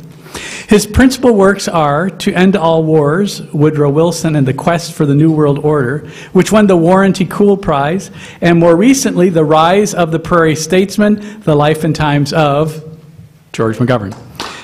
Yes. Which won the Prose Award for Biography and Autobiography from the Association of American Publishers. He was an advisor to the on-screen commentator for the documentary Woodrow Wilson in the PBS American Experience series and the History Channel series on the American presidency To the Best of My Ability. He was also the principal advisor and commentator for the future documentary One Bright Shining Moment, The Forgotten Summer of George McGovern. By the way, when you go over into the library after 4 o'clock, we're going to all move to the library. There's a TV screen that will be playing this documentary, and you'll see Professor Knock on that screen. Professor Knock is currently working on the second volume of his biography of George McGovern. He'll be signing copies of his excellent first volume in the library later this day. And I have read every word except the indexes, and I want to tell you, he is an extraordinary writer. The pages turn themselves, and I do want to encourage you to pick up a book. He will be signing them in the back of the library when you walk in. By the way, when you walk in the library, right to the right, there's a stack of free stuff. Please take it. We have more than we can deal with. But then keep going and pick up Professor Knock's book. Mark Lemke's book is going to be there. And Sarah Herbert, is Sarah here? Right there. Oh, great. Good to have you. We've never met. Sarah will have her wonderful children's book. I just gave one to Grant, our president's secretary, president's son, the other day.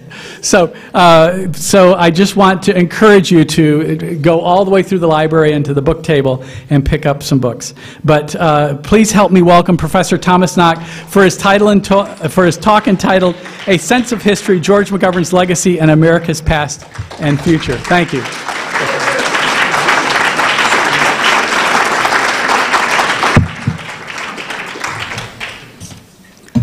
Well, good afternoon. I'm very glad George McGovern liked cheeseburgers. That was a good lunch. Joel, thank you so much. This has been such a wonderful day today, and last night we had a very nice time. I met some people that I didn't know. I've seen some people I've known for quite a while, like Judy Harrington and Jeff Smith and some others, and some Dakota Wesleyan people like Kevin Kenkel and Lori Langwin, who was a great archivist, great treasure of this university.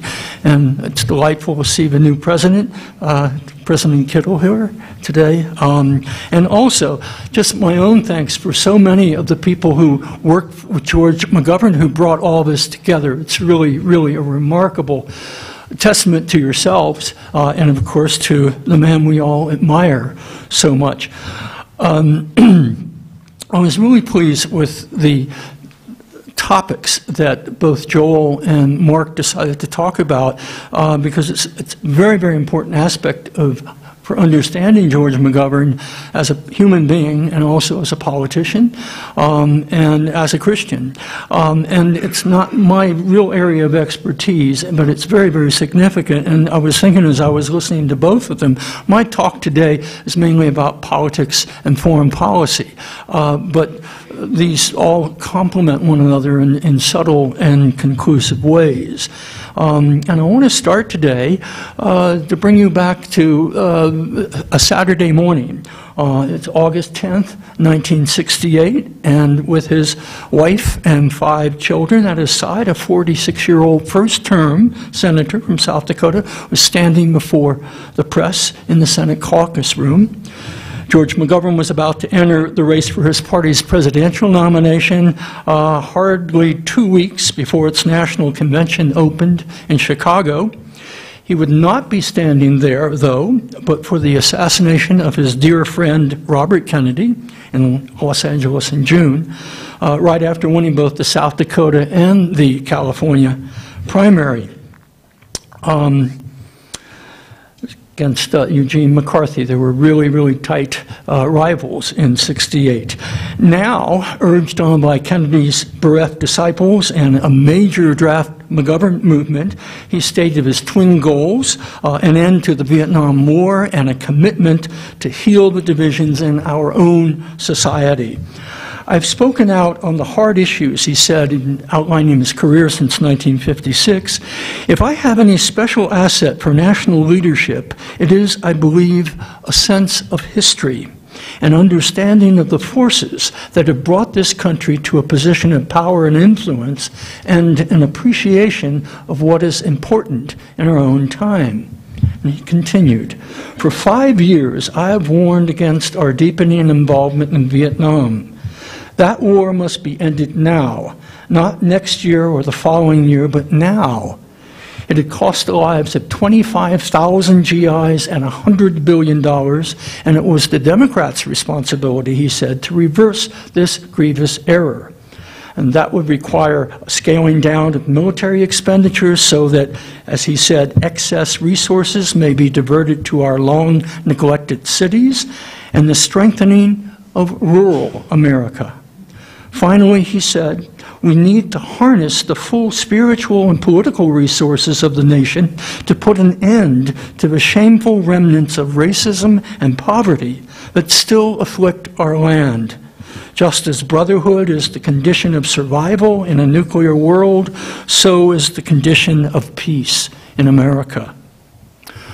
Well, in Sunday papers all over the country, he was front-page news. The New York Times profiled a dove who flew bombers, a shy, modest professor who speaks with a Western twang, who long ago demonstrated his willingness to accept tough challenges. The Washington Post pronounced him one of the most honorable and high-minded men in the Senate, whose opposition to the war was early and unwavering. Presidential historian Arthur Schlesinger appraised him this way: a war hero, a scholar, a brave and eloquent senator. He has the breadth of experience, clarity of purpose, and the passion of commitment to make a great president. Well, no tribute, no matter how felicitous, could convey the fullness and really fully assess the legacy of a career as significant as George McGovern's.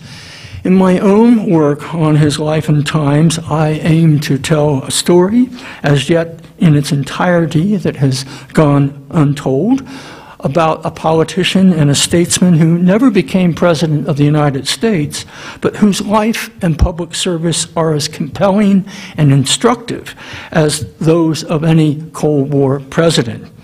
As none other than Bill Clinton said on this campus in 2006, I believe that no other presidential candidate ever had such an enduring impact in defeat. George taught us that politics is not about power or position, but about people, progress, and principle.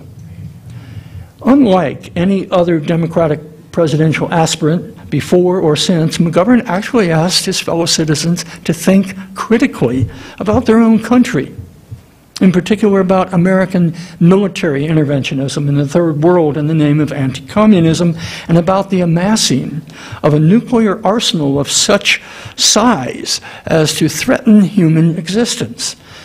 His position constituted an all-embracing rethinking of American internationalism and the original notion of the American century itself. Now, many, many factors, of course, shaped his biography and his outlook on the world. Certainly as a son of a Methodist minister, with an upbringing in a religious household here in Mitchell was the central influence of his early development. But the Great Depression ran a close second. One of his earliest memories at the age of 10 was of seeing a grown man cry. This incident occurred when George and his father paid a call on their friend Art Kendall, who was a local farmer. And as they arrived, he was sitting on the back porch sobbing. In his hand, he held a check that he just received for his entire year's production of hogs, and the check didn't even cover the cost of shipping them to market. McGovern would have other experiences like that as he grew up, farmers receiving next to nothing for all their effort. But this particular incident stayed with him for the rest of his life.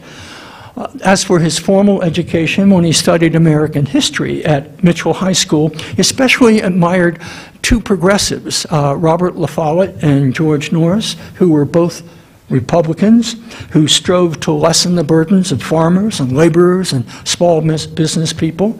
A gifted history teacher encouraged him to join the debate team. And once he enrolled here to major in history, he would become a star debater, as you all know, renowned throughout the plains. It's interesting, debate became his introduction to politics. In honing his forensic skills, he immersed himself in the study of the controversial events of the era into which he was born, an era of depression and war, in propositions that ranged from whether the country's railroad system should be nationalized to whether or not the U.S. and Great Britain should form a permanent alliance. World War II, of course, interrupted his education and string of debate victories. In February of '43, the Army Air Force called him to service to train as a bomber pilot. This was the Liberator, a B-24. His crew, all the crews of the B-24s didn't call it the Liberator, they called it the Flying Coffin, and there was reason for that. But in any case, over Germany, Italy, and Austria, George flew 35 combat missions, several of them as harrowing as could be.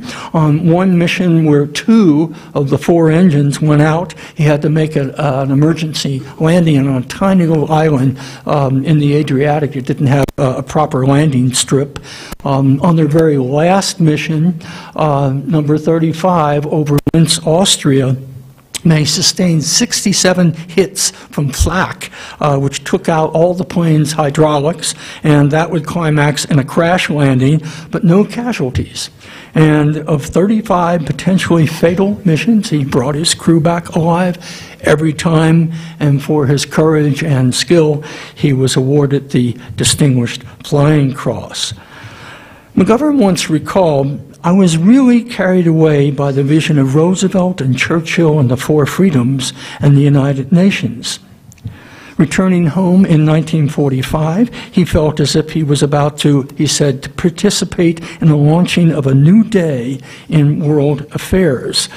His war experiences, I think, well, he would tell you this himself, they tended to heighten his interest in American history and international relations.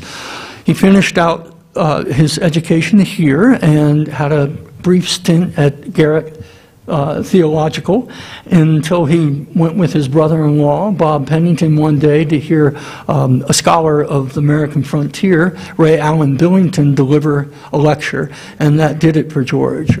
He ended up entering the PhD program at Northwestern.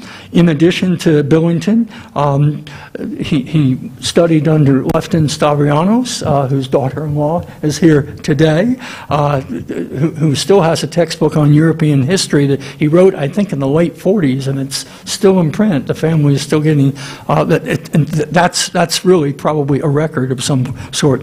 Also, he was a student of Arthur Link, the great Woodrow Wilson biographer, whose devotion to the subjects of progressivism and American internationalism influenced McGovern in conclusive ways. McGovern also admired, and it's when he's getting introduced to Walter Rauschenbusch as well. Rauschenbusch was rather political, as probably some of you know, in his progressive Christianity. McGovern admired the works of the so-called progressive historians of the previous generation, that is, of Rauschenbusch's generation, practitioners such as Frederick Jackson Turner, the author of the famous Frontier Thesis, and also Charles Beard, you know that, some of you probably know that name. And the progressive school emphasized the role that conflict played in bringing about change in American history. And you look at George McGovern's dissertation at Northwestern on the Colorado coal strike of 1913-14. That's very instructive. It's a story of the war that John D. Rockefeller Jr. conducted against the miners of Colorado. That resonated for McGovern because of what he read in history, and it reminded him of things in his life, of the South Dakotans who during the Depression had struggled against economic forces beyond their control. So through his graduate history education, his view of politics and social conflict was beginning to crystallize that early. McGovern's studies engendered a preference for critical analysis. If one sought a better world, then one had to cultivate a serious sense of history in order to arrive at a useful understanding of American politics and foreign policy. And his readings as a graduate student that early raised doubts about the Cold War. He was in graduate school in the very beginning period of the Cold War. And he wrote once as a senator, "There would have been no American intervention in Vietnam if the views of competent Asia scholars had been heeded." As a graduate student, he had reached a conclusion that much of the Cold War was the result, and I'm quoting from a letter he wrote to Arthur Link, was the result of U.S. blundering and allegiance to reactionary regimes on one hand and Soviet opportunism on the other. We seem to be unaware that two-thirds of the world is either in revolution or on the verge of it, whereas we are engaged in a hopeless process of sitting on the lid in the tension centers of the world. Well, by 1953, he had earned his PhD and accepted a position here, teaching. It was a tremendous success, but his career here only lasted about 2 or 3 years because politics was just an irresistible attraction for him, and he resigned a tenure-track job to take up the task of reorganizing the then moribund Democratic Party of South Dakota. And a lot of his friends thought he had lost his mind. In 1952, South Dakota had given Dwight Eisenhower a 2-to-1 margin over Adlai Stevenson and elected 108 Republicans to the 110-member state assembly. But somehow, McGovern not only revived competitive two-party politics here, but managed to win election to the House of Representatives in 1956. First Democrat the state sent to Washington in 22 years. On Capitol Hill, he focused like a laser on South Dakota's #1 enterprise, which was agriculture, as it is now. Because commodity prices had dropped 16% under Eisenhower, he's a freshman senator also, keep this in mind, he offered an amendment to a major farm bill that would have established 90% parity payments. It failed, but by just 4 votes, and the folks back in South Dakota were pretty impressed with that. And in time, he would become really one of the leading experts on agriculture with an emphasis on the family farm, and farmers would play a significant role in his political success. In his second year in the House, a different McGovern proposal did become law, and it had to do with federal aid to education. The Despite the fact that the baby boom and a dire shortage in classrooms, the idea had gone nowhere until October of 1957, when the Soviets launched Sputnik. That jolted it to life. As a member of the Education Committee, he had learned some alarming things about American education. To begin, most young people in this country could not afford to go to college, and that included half of the students who ranked academically in the top 10% in the nation.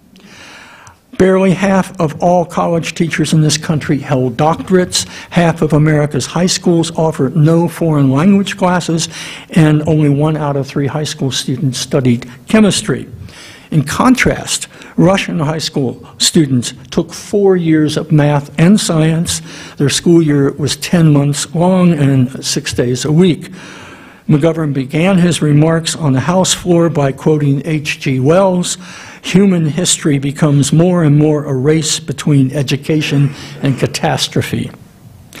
Well, the original National Defense Education Act would have provided federal loans to college students majoring in the sciences. But Professor McGovern argued that the nation would be far better served by extending the benefits to all students, regardless of major. America needed better science education, he said, but it also needed well-educated men and women in all fields of knowledge if we were to survive and flourish.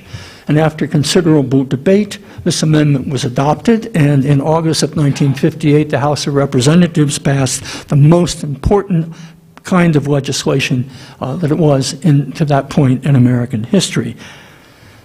Because of initiatives like these, attentive constituency work, and a very appealing personality, McGovern easily won re-election in 1958, and he had apparently voiced the concerns of South Dakotans effectively enough that they were willing to forgive him his criticism of Eisenhower's foreign policy.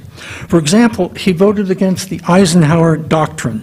This was a pledge to protect American oil interests in the Middle East through military aid or intervention, and some detractors called this a predated declaration of war. In the Third World, McGovern pointed out, for every dollar the U.S. spent on economic assistance, it spent $10 on military assistance in a country whose people did not have enough to eat and had rates of illiteracy as high as 99%. Such a course, he believed, left untouched what he called the swamplands of poverty and disease, the social problems, political problems that really threatened the region's peace. Do we build strength against communism, he wondered, by propping up rulers who embody everything that is alien to our traditions of liberty and equality? The test of foreign aid, he said, ought to be how effectively it enables the people of the underdeveloped areas to build up the kind of society where better standards of life are possible. Thus had McGovern embarked upon a path from which he would rarely stray. By 1960, he was ready to challenge Carl Mundt, the very powerful incumbent Republican senator. And in November, in the election, JFK lost to Richard Nixon in South Dakota by 50,000 votes out of about 300. But McGovern would come within 15,000 of capsizing Carl Mundt. And as it turned out, this setback contained a rare opportunity. McGovern had very much impressed John Kennedy and Robert Kennedy, and in January, the president appointed him director, the first official director of Food for Peace. That's a program that had been established in 1954, primarily to alleviate America's burden of these huge, gigantic grain surpluses by distributing them abroad. Eisenhower's critics called it a dumping program. They didn't know enough to try somehow to overcome that, pretty much the chief motive behind it. But in contrast, McGovern of the program and turned Food for Peace into a really dynamic tool of foreign policy. He traveled the world for about 2 years, overseeing allotments of millions of American food and to be used, for example, as a kind of self-help capital to fuel labor-intensive economic development projects. In some 20 underdeveloped countries, Food for Peace provided partial wage payments for over 700,000 workers engaged in land clearance, irrigation, construction of roads and schools and hospitals, that sort of thing. And for McGovern, this was the way to fight the Cold War, by launching essential public works projects of this sort, while also improving the nutritional health of the workers and their families. Dearest to his heart, I think we all know, was the Overseas School Lunch Program, which he worked tirelessly to revitalize in South Dakota, South Korea, South Vietnam, Mexico, Brazil, Egypt, India, which was the biggest recipient, and about 10 other countries. And his dedication resulted in dramatic improvements in school attendance, often as high as 40%, and in the health of literally tens of millions of malnourished children in every part of the globe, not to mention to generate goodwill for the United States. And I would say that McGovern had superintended arguably the single greatest humanitarian achievement of the entire Kennedy-Johnson era. In his talks about Food for Peace, he used to call it our most constructive instrument of foreign policy, and he would say, American food has done more to prevent communism than all the military hardware we've shipped around the world. One time he told an audience in Aberdeen, in the nuclear age, there is no longer any alternative to peace. America can make its greatest contribution to world peace by fully utilizing our agricultural abundance. And this is how he gauged farmers, in particular in the Cold War, by stressing these interconnections between education, agriculture, foreign policy. And again, for him, this was the right way to reckon with and prevail over the Soviets. Very huge success. But despite that, he still longed to be a senator. With the president's blessing, he entered the race in South Dakota in '62 and won by about 593 votes, something like that, with the recount. And interesting about this, the initial stage of his new apprenticeship occurred during something we forget about. There's a very promising interlude between the Cuban Missile Crisis and then the expansion in the war in Vietnam. The prevailing state then of international relations, McGovern believed, held the possibility of curbing the nuclear arms race and trimming America's colossal military-industrial complex, this by way of a gradual shift in the nation's economy toward more pacific forms of enterprise. And to begin, he proposed a $5 billion cut in defense appropriations for fiscal 1964. That budget for defense stood at $55 billion at that time, which was well over half the entire federal budget. And he made a powerful case. The two superpowers together had amassed the equivalent of some 40 billion tons of TNT in their nuclear stockpiles, enough to kill every living thing on Earth many times over. And in light of such overkill capacity, he asked, what possible advantage could accrue from appropriating additional billions of dollars to build more missiles and bombs? The time had come to reconsider national security alongside the needs of American society. So what in this instance would a $5 billion savings mean? I'm quoting him here now. It would build a $1 million school in every one of the nation's 3,000 counties, plus 500 hospitals costing $1 million apiece, plus college scholarships worth $5,000 each to 100,000 students, and still permit a tax reduction of $1 billion. Not bad, huh? But this is only the half of it. In October of 1963, he introduced his National Economic Conversion Act. I'm going to take a little drink of water here. Excuse me.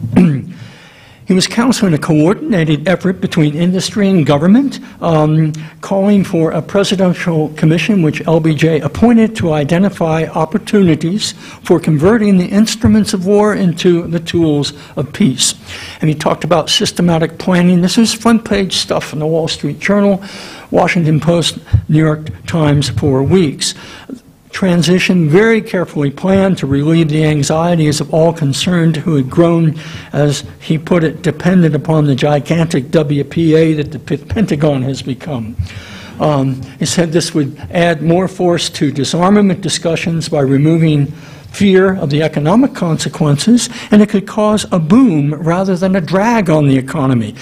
The current level of military spending, he argued, distorted the civilian economy, and he cited comparisons here.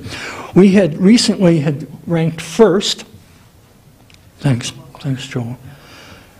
We had once ranked first, but the United States recently had slipped to 5th place in machine tool production, and Japan and Western Europe were modernizing their civilian industrial plant at a far faster rate. And so to reorder your priorities seemed like a matter of common sense for him. Because of Vietnam, McGovern's perception of a peace dividend was fleeting. Yet he would always contend that the Cold War could not be won by military means or strictly military means. And in his speech explaining the benefits of a 10% cut in defense, he referred to the current dilemma in Vietnam as a clear demonstration of the limitations of military power. We all forget that JFK, or a lot of us do, presided over a very important and unfortunate phase in the history of the Vietnam War. JFK was a sponsor, more than a sponsor of George, but George had the guts to speak some truth here. He pointed out that the $55 billion defense budget apparently was no match for what he called a ragged band of illiterate guerrillas fighting with homemade weapons against the tyrannical government in Saigon that existed only because the United States created it and financed it. President Kennedy's policy, alas, was scarcely one of victory or even stalemate, he lamented.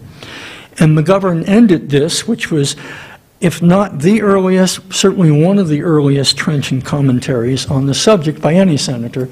He ended this with a prophetic warning. The failure in Vietnam will not remain confined to Vietnam. The trap we have fallen into there will haunt us in every corner of this revolutionary world if we do not properly appraise its lessons and rely less on armaments and more on the economic, political, and moral sources of our strength. In August 1964, as the electoral contest between Lyndon Johnson and Barry Goldwater got underway, McGovern, with great misgivings, voted in favor of the Gulf of Tonkin resolution. This was an open-ended authorization for military action against North Vietnam in retaliation to an alleged attack by Vietnam PT boats on a couple of our destroyers, which didn't happen. He would forever regret that vote. Just 2 months after Inauguration Day, LBJ launched Rolling Thunder. No longer was he the peace candidate, as he had portrayed himself in order to defeat Goldwater. McGovern, in a primetime debate with hawkish co-panelists on CBS, denounced the massive bombing campaign, predicting, and this is in March of '65, quite early, predicting a staggering loss of life out of all proportion to the stakes involved and such enormous instability that indeed we invite a much worse situation than the one that exists. It would be far better, he added, for politicians to take some political risks for a negotiated settlement than to risk a course that might cost the lives of hundreds of thousands of our citizens. You know, as the Vietnam War unfolded, I think McGovern understood that the engine that drove the war was domestic politics, the repercussions of McCarthyism in tandem with Johnson's personal insecurities and his fear of a right-wing backlash at home that would undermine his loftier ambitions if he didn't fight this war in Vietnam. And in most respects, that was Kennedy's fear. It certainly was Nixon's. I would say from Truman onward, no president was willing to permit or preside over a defeat, an American military defeat in Southeast Asia. To his credit, McGovern was not utterly unsympathetic to Johnson. He tried to reason with him on more than one occasion, once in private at the Oval Office, he tried to refute the president's article of faith that Ho Chi Minh was a surrogate of Red China. And McGovern knew a lot about this subject.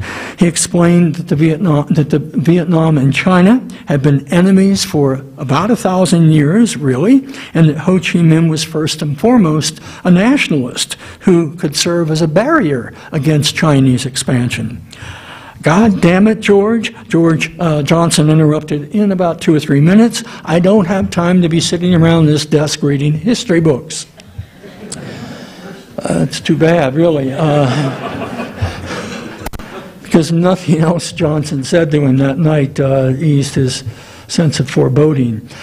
In other endeavors, he would always be counted among the president's staunchest supporters. Their domestic aspirations were indistinguishable. No one embraced Johnson's civil rights or education legislation or Medicare more ardently than McGovern. To McGovern, LBJ was the real authentic heir to Franklin Roosevelt. But there was a fundamental difference. Johnson believed that in order to conduct his war on poverty, he must also fight communism in Southeast Asia. McGovern believed that in order to achieve a truly great society, the United States must refrain from, or at least curtail, military interventionism in the name of anti-communism. And in the case of Vietnam, it was utterly futile. About the bombing, he pointed out that the enemy, the Viet Cong, the insurgent guerrillas in the South were, and I'm going to be quoting him, were part of the people and terrain. In many cases, farmers by day and fighters by night. To bomb them is to bomb the women and children, the villagers and peasants with whom they intermingled. To destroy their crops is to destroy the countryside on which the general population depends. To escalate the war, he warned, would only strengthen the guerrillas' cause in the eyes of the South Vietnamese and destroy the moral influence of the United States in Asia. He gave that speech later in 1965.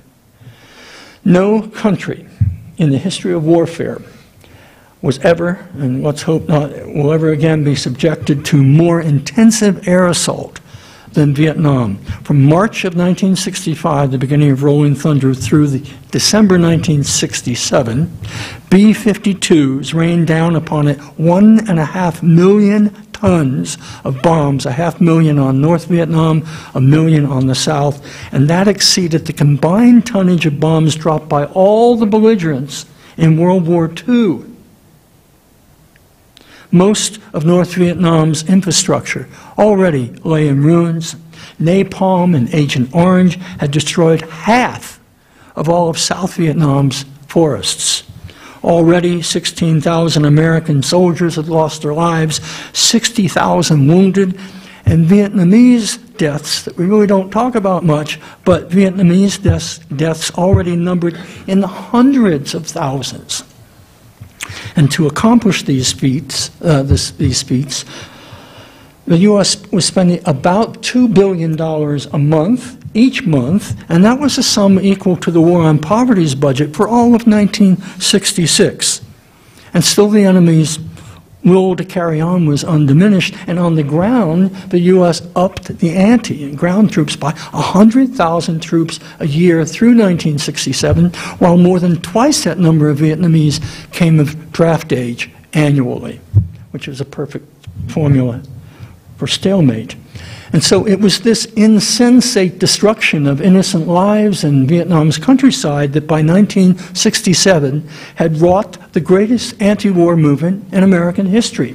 And McGovern had now emerged as the leading critic of the war within the liberal establishment which itself had conceived the war. In April of 1967, in response to administration claims of light at the end of the tunnel, he gave a momentous speech, The Lessons of Vietnam. Said Robert Kennedy, of all the speeches on that subject, this one had the greatest influence across the country. He said that in Sioux Falls, Bobby Kennedy did in April of '68. And in this speech, McGovern pronounced the conflict the most tragic diplomatic and moral failure in our national experience, a defeat whether we win or lose. And if it did not end soon, our dreams of a great society and a peaceful world order will turn to ashes. Only by a crude misreading of history and a distortion of our most treasured ideals, he continued, could anyone defend this war, which was essentially a civil conflict among various groups of Vietnamese. The challenge of communism could not be met by forcing an American solution on a people still in search of their own identity. Above all, Americans must learn that conflicts of this kind have historical dimensions that are essentially political, economic, and psychological. They do not respond readily to military force from outside.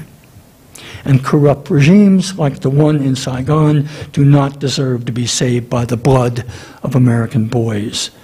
The Congress, he concluded, must never again surrender its constitutional power by permitting an ill-advised, undeclared war, thus rendering its function very largely one of acquiescence.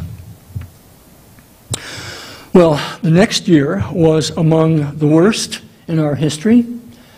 1968 began with the surprise Tet Offensive throughout all of South Vietnam in January and February.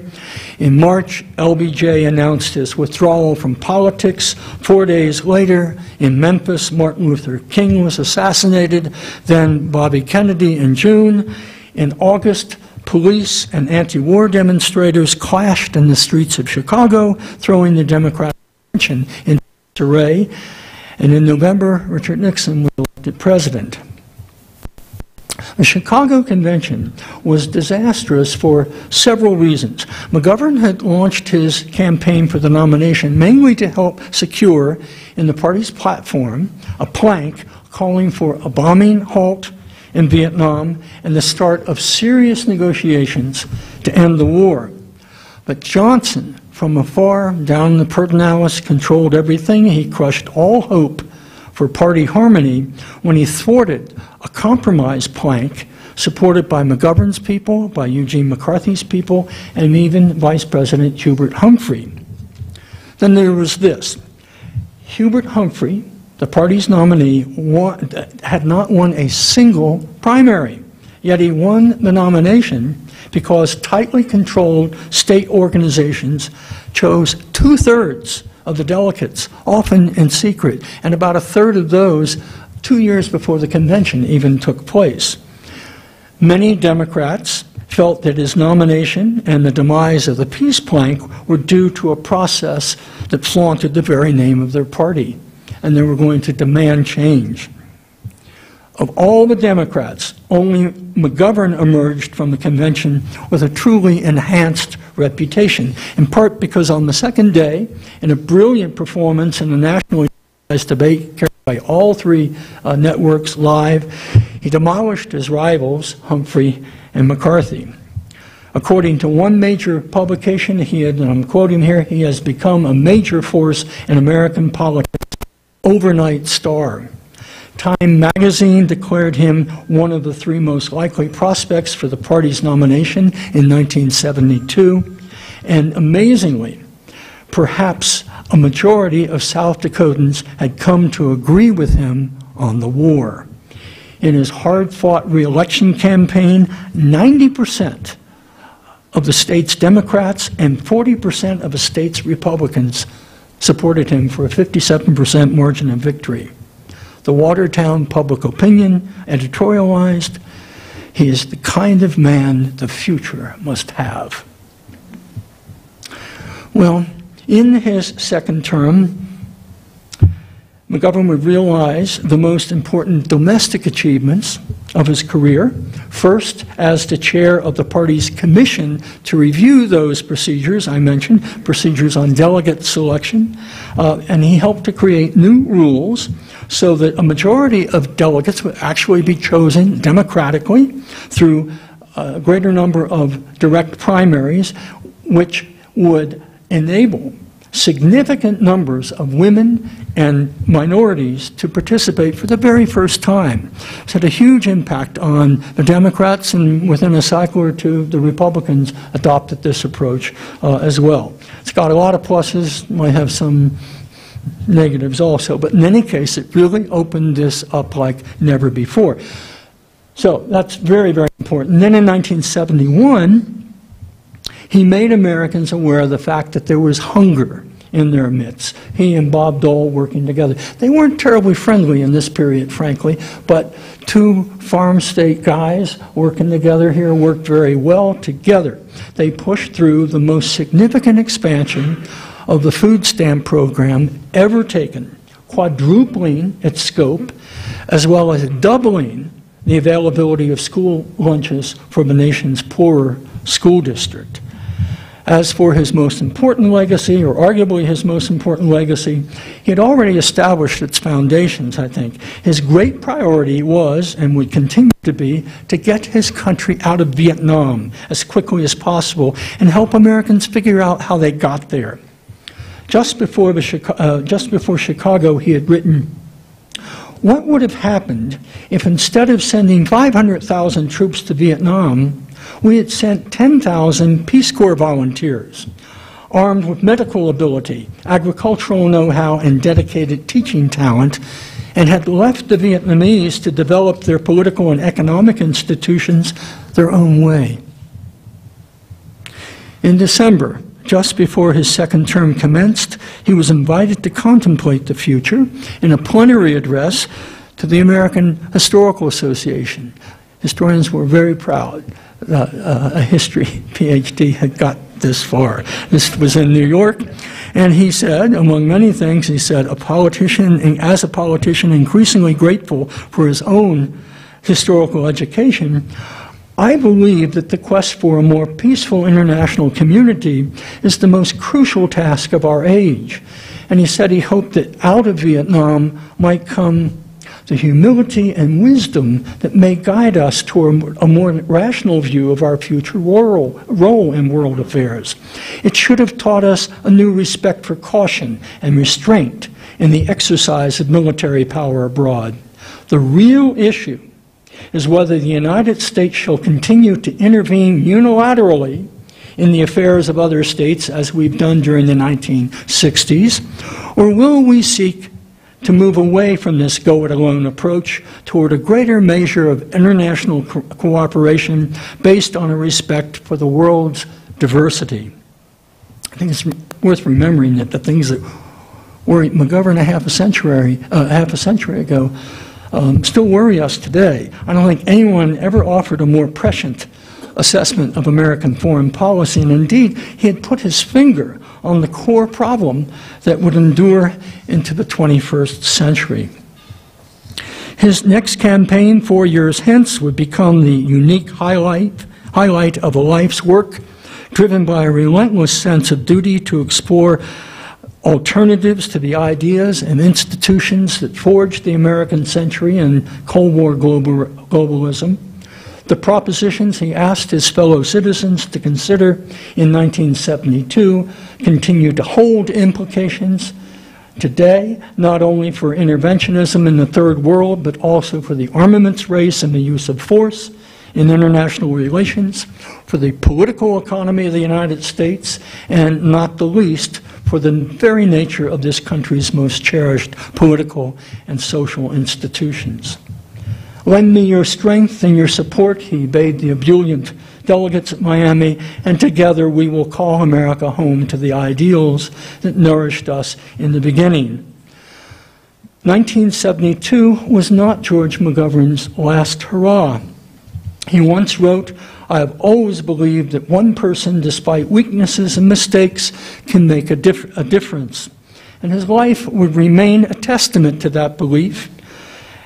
As a senator for another 8 years, as a presidential aspirant in 1984, as a teacher, as an author of several incisive books, as U.S. ambassador to the FAO under Bill Clinton, as searching critic of the Iraq War, and even into his 80s as the United Nations Global Ambassador for Hunger, he would continue to work, he would continue to ask very hard questions about his country's past, present, and future.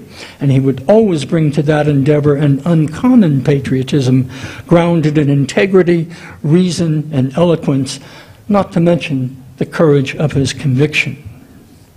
Perhaps for some, this is a legacy as yet unclaimed, but it is there nonetheless in the intrinsic and tangible qualities alike, in the power of his example, in his affinity for America's best historic ideals, and to the very end of his life, in his enduring faith in the possibilities for national redemption through authentic internationalism, education, and humanitarian endeavor.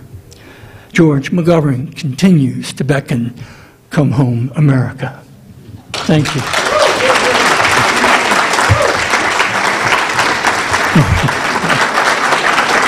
Thank you very much.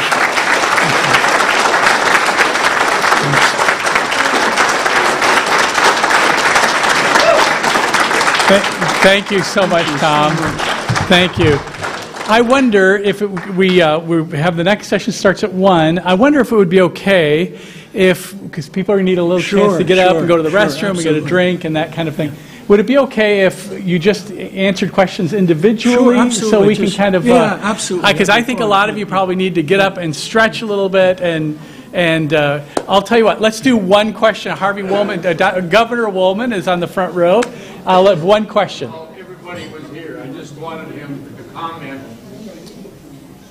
what George McGovern's opinion would be about our involvement in Iraq today. If you could ejector on that just a tiny bit, because we don't know. I reckon in Iraq still today, because we started there in 2002. No, I really meant Ukraine. Oh, Ukraine. Yeah. Well, George McGovern was not a pacifist, and I'm sure he would be cheering Joe Biden on.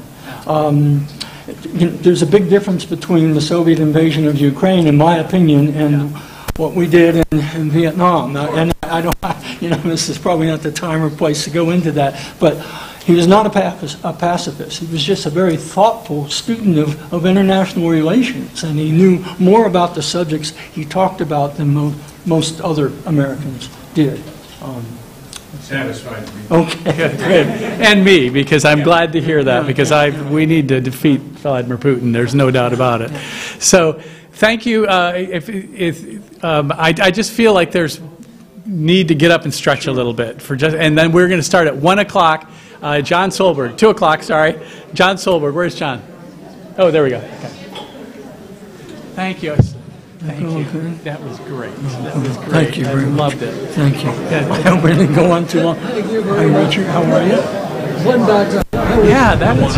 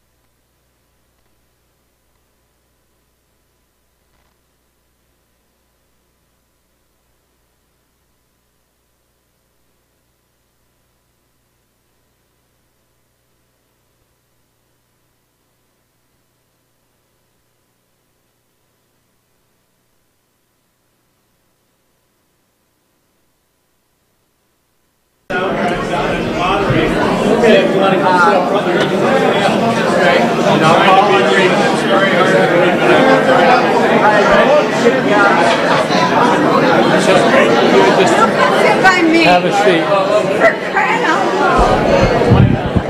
Well, we have done a great job of keeping this on time. I'm very proud of us. So, and actually, so let's see if we can start moving back together. It would be very appreciative. Try to let us pray. Let us pray. So, can we start moving back in and preparing for this next section? This next section was kind of John's brainchild of giving people short opportunities to share their thoughts on McGovern. This is the, okay, can we start moving in? Use your teacher voice. All right. Let's go ahead and move in. So this is the part that we're really going to work on keeping this on schedule. We're going to work very hard at this. And John is a retired psychology teacher, and he assures me that he knows how to keep people on schedule. So this is up to you, John. So if you could come back, we have 5 people on this panel. Each one has 10 minutes or less, and 10 minutes or less for each one of them. And John is going to keep time. So do you want? So, okay. So John is moderator. You can see we have. Oh, there we go. So there we go. I'll let you know. Okay. All right, everybody needs to sit down, please. Where did you get that tone of voice? Yeah, no. First of all, I don't think anybody is going to do this today, so I'm going to do it. Joel Allen deserves a big round of applause.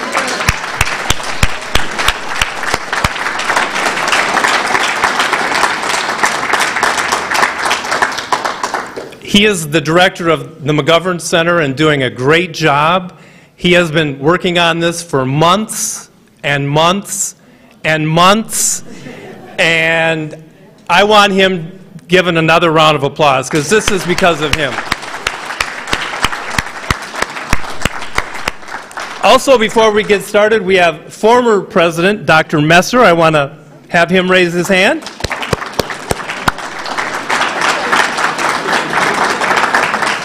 And present President Dr. Kittle, if he could raise his hand. And I think protocol requires me to single out Governor Harvey Woolman.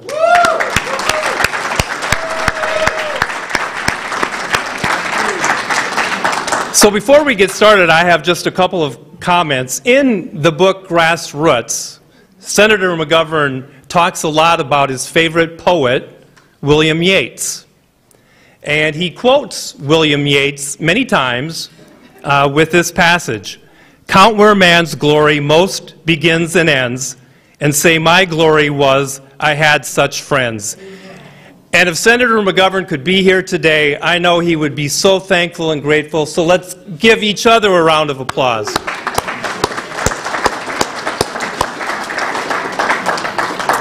So I'm a retired teacher from Mitchell High School, and before, and hopefully the Wesleyan people will be okay with this, before Senator McGovern was a Dakota Wesleyan Tiger, he was a Mitchell Colonel. So if you're not from here, the high school is the Mitchell Colonels because of the Corn Palace. And before Senator McGovern was the Mr. Glamour at Dakota Wesleyan, he was the most representative senior boy at Mitchell High School. So when I came to Mitchell in 1983, I knew that Senator McGovern was from here, and I always wondered why wasn't there something in the high school honoring him. So a guy by the name of Bill Timmons, who some of you will recognize that name, he was a longtime teacher and friend of Senator McGovern's. He and I got together with the student council, and in 1991, we had a McGovern Day, and we put up a very, very, very nice plaque in the lobby of the high school. And Senator McGovern and Eleanor came back, and we had an all-school assembly, and it was a great, great day. And through that, he and I became friends. So when he moved back here to, to work on fundraising for the library, he lived across the street, and he and I were pretty good friends, so I would stop. And I would stop as often as I could, and I was probably a bit of a pest, but I thought, man, I am going to stop and pick this guy's brain as often as I can. So I stopped, and one day I asked him, and this is my memory of George, I asked him about the Kennedy brothers. And I said, man, what must it have been like to know the three Kennedy brothers? I said, what were they like? And he said, well, President Kennedy, John, was the visionary. He had the vision.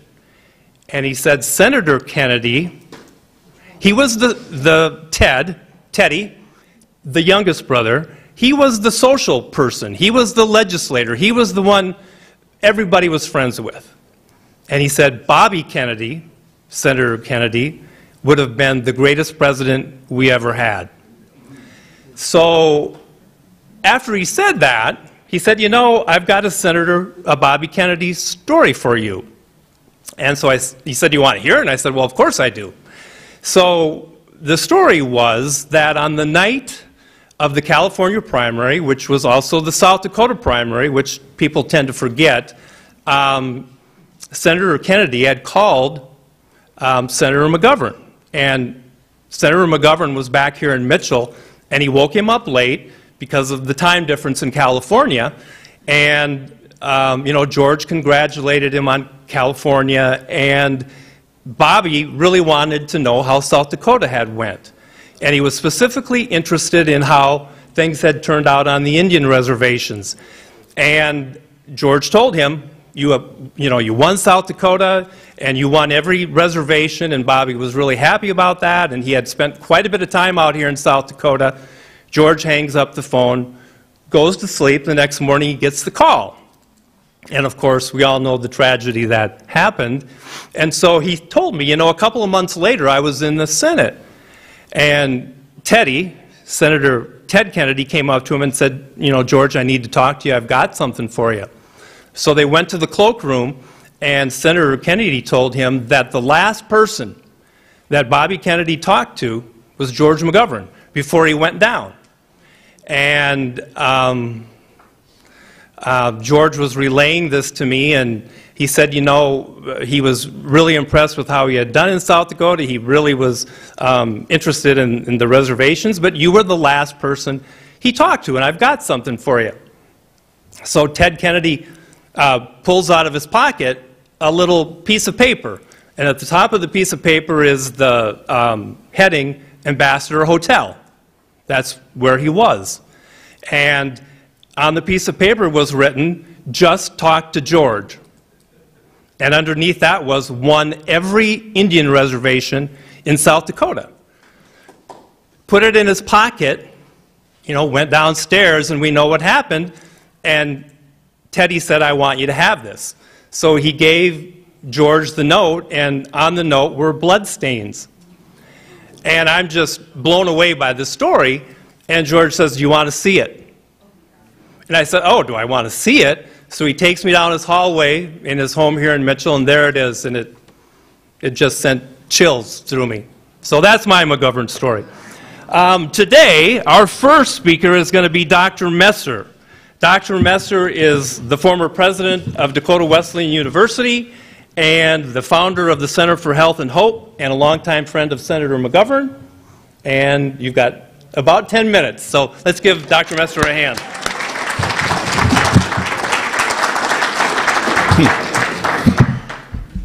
And I have a script, so I will try to stick to that 10 minutes, but I'm going to depart from it immediately and introduce my longtime friend and successor, Jim Beto, and his wife, Jean.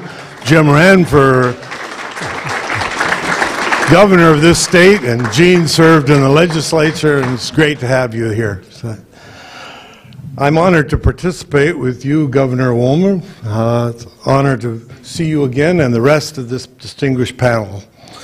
My relationship with Senator McGovern was not political per se, as I did not serve on his staff as these loyal people here did, nor did he ever seek me out for political advice or ask me for policy statements.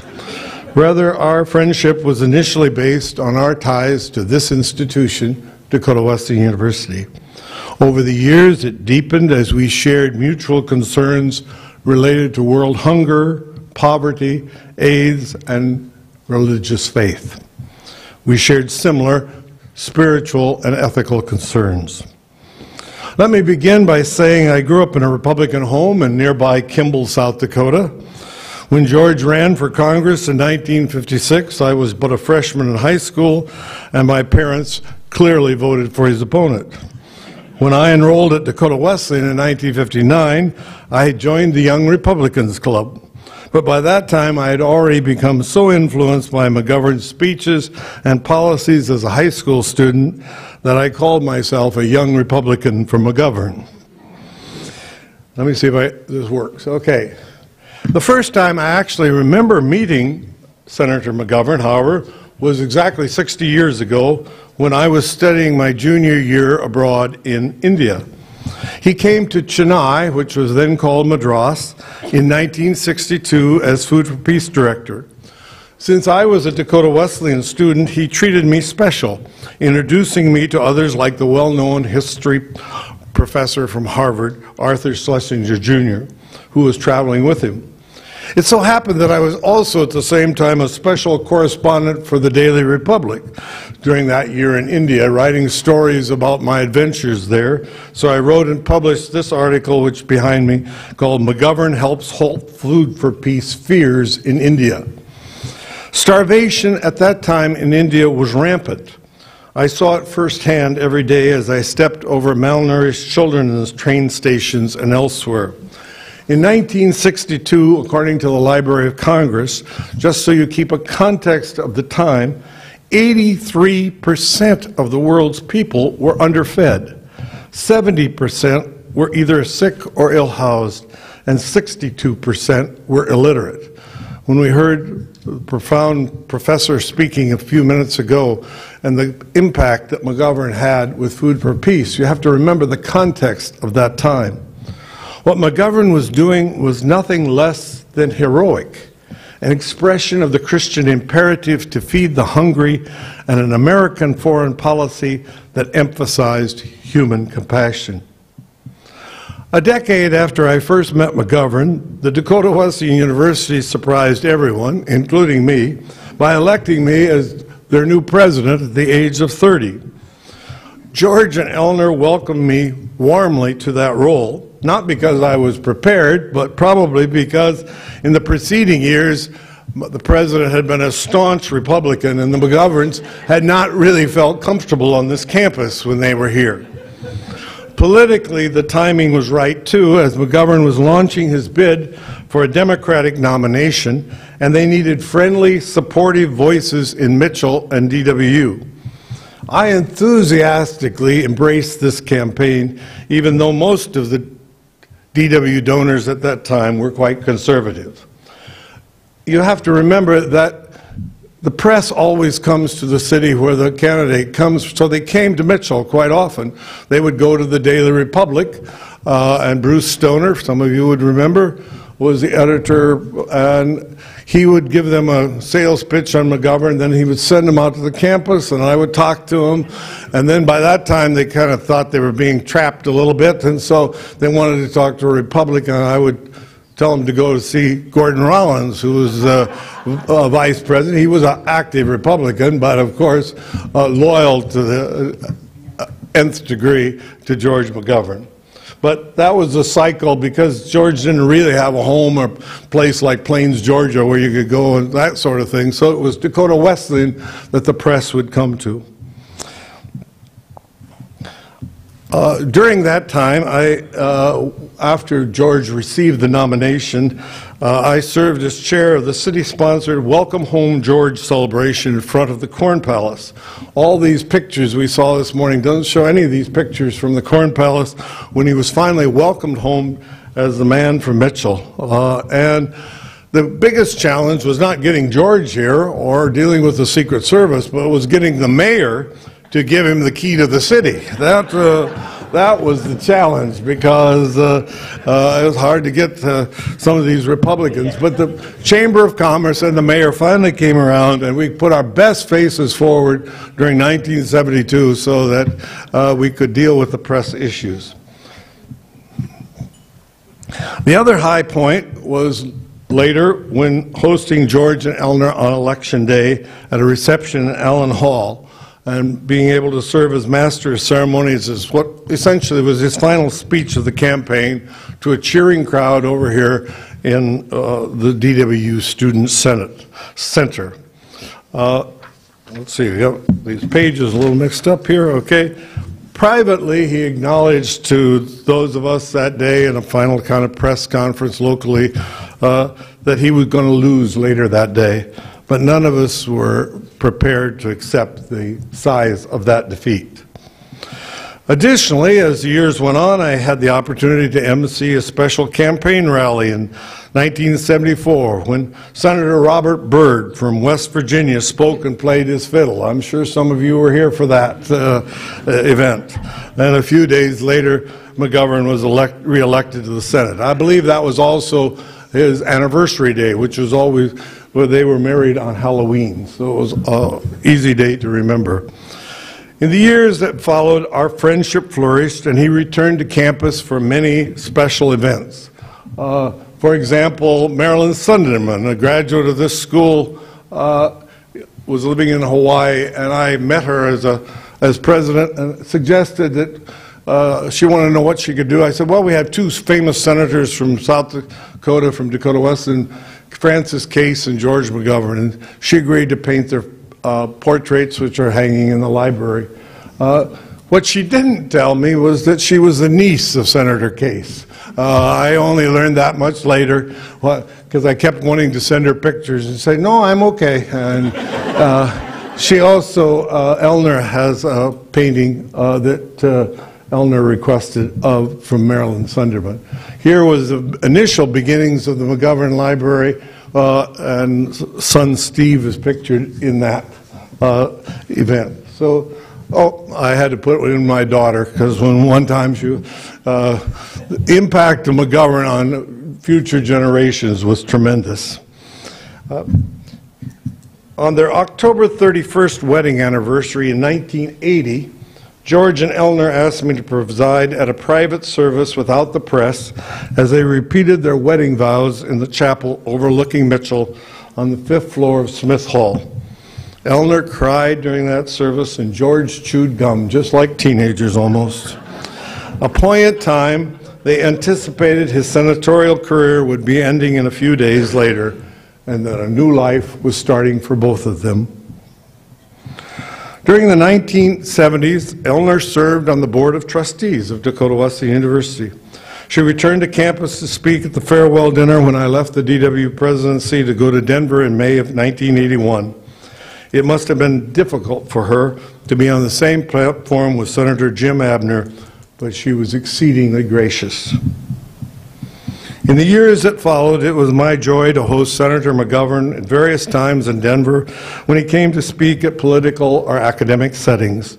Jim Bribble and I were remembering a time in Boulder, among many others. He helped me to start the Center for Health and Hope and served on the International Advisory Board until his death, at which time Bob Dole and Tom Daschle assumed that role. In 2004, George approached me and asked me how we might get churches more in concern with world hunger. As a result, we decided to write a book, and I had the privilege of working with him and Senator Dole in publishing this book, Ending Hunger Now, a challenge to persons of faith. The book reflected not only our concern for feeding the hungry that had begun when I first met him in India over 40 years previous, and therefore I'd like to share a clip. Now I don't know if they can share this or not. If we could have this clip, can you take that off there and get it from the web? I probably should have alerted them earlier. No, they can't. Okay. This is a clip from the National Press Club where we launched this book with Senator Dole and McGovern. It was a real honor to write this book with them. Bill Clinton wrote the introduction. People know who the first two people were, but they didn't know who this third person was in this, and people were astounded that the two men contributed so diligently to the publication of the book. So let me close by saying that George often spoke about living to be 100 years old. He talked about it often.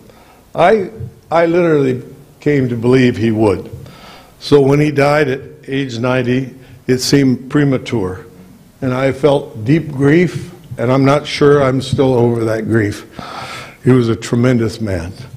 McGovern did not feel his work at ending hunger was completed, so I bring to you today his continuing challenge for us to be involved in this task of justice and mercy. The hunger crisis is escalated in recent years, particularly because of the war in Ukraine. The task is even greater today than it was a decade ago.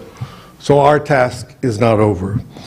Thank goodness for Vice President Joe Biden's warm and winsome salute to our hero, our mentor, and our friend. Thank you.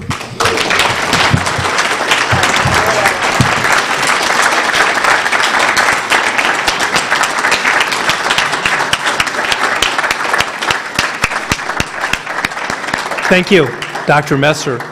Our next speaker is Governor Harvey Wollman.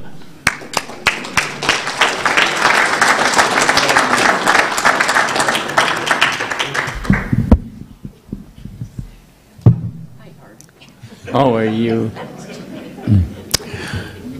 I don't have a PhD, so I don't have a written script. I'm just going to ad-lib it here.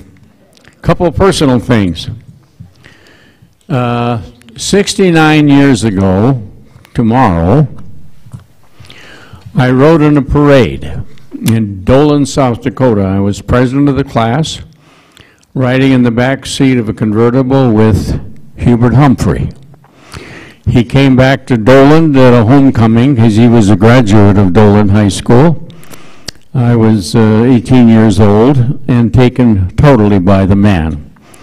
So I have had competition in my mind over loyalties between George McGovern and Hubert Humphrey all of my life. And I love them both. And I have a lot of anecdotal stuff I could tell you, but I'm not going to because it takes too long. But that's my background. As a high school debater, I went back to Dolan, coached 3 debate teams to state championships. And every time I did that, I got a letter either from George McGovern or Hubert Humphrey because they read about it in the news. So that's my claim to fame, is that I always associated with really smart kids and smart people.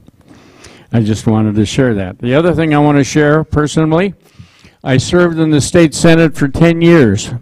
I was the youngest senator, and as far as I know, there's only one of the persons, most of them have died, after many years, and the only one here today that I served with is Senator Rod Hall, sitting here in front of me. He's now 94, I think, but I'll tell you what, there was never a better state senator and upholder of the faith with Dick Knipe and me than Rod Hall. And he was a supporter, thick and thin, and I'm so glad that he's here. He's a man you should certainly meet. I was thinking a little bit about what I should say, and I'm trying to be brief, I really am, about Senator George McGovern's sense of humor. And he's often viewed, you know, as a somber PhD scholar and all the wonderful things said about him. But he was also could be very funny. He said one time in his speech, "I wanted to be president in the worst possible way." And somehow I accomplished that. Another thing he said, somebody maligned him somewhat, and he was feeling kind of hurt. And in a speech that he gave, he said, Will Rogers once said that he never met a man he didn't like. And McGovern said, he had to be a remarkable guy. One thing he said that I remember that in one of his speeches. Another thing that he said, did you know that Eleanor was an identical twin? Did you know that she had an identical twin? you couldn't tell them apart when they were particularly in college and high school and stuff. And somebody asked George once, well, when you go up to the house to pick up a date, how do you know for sure if it's Eleanor?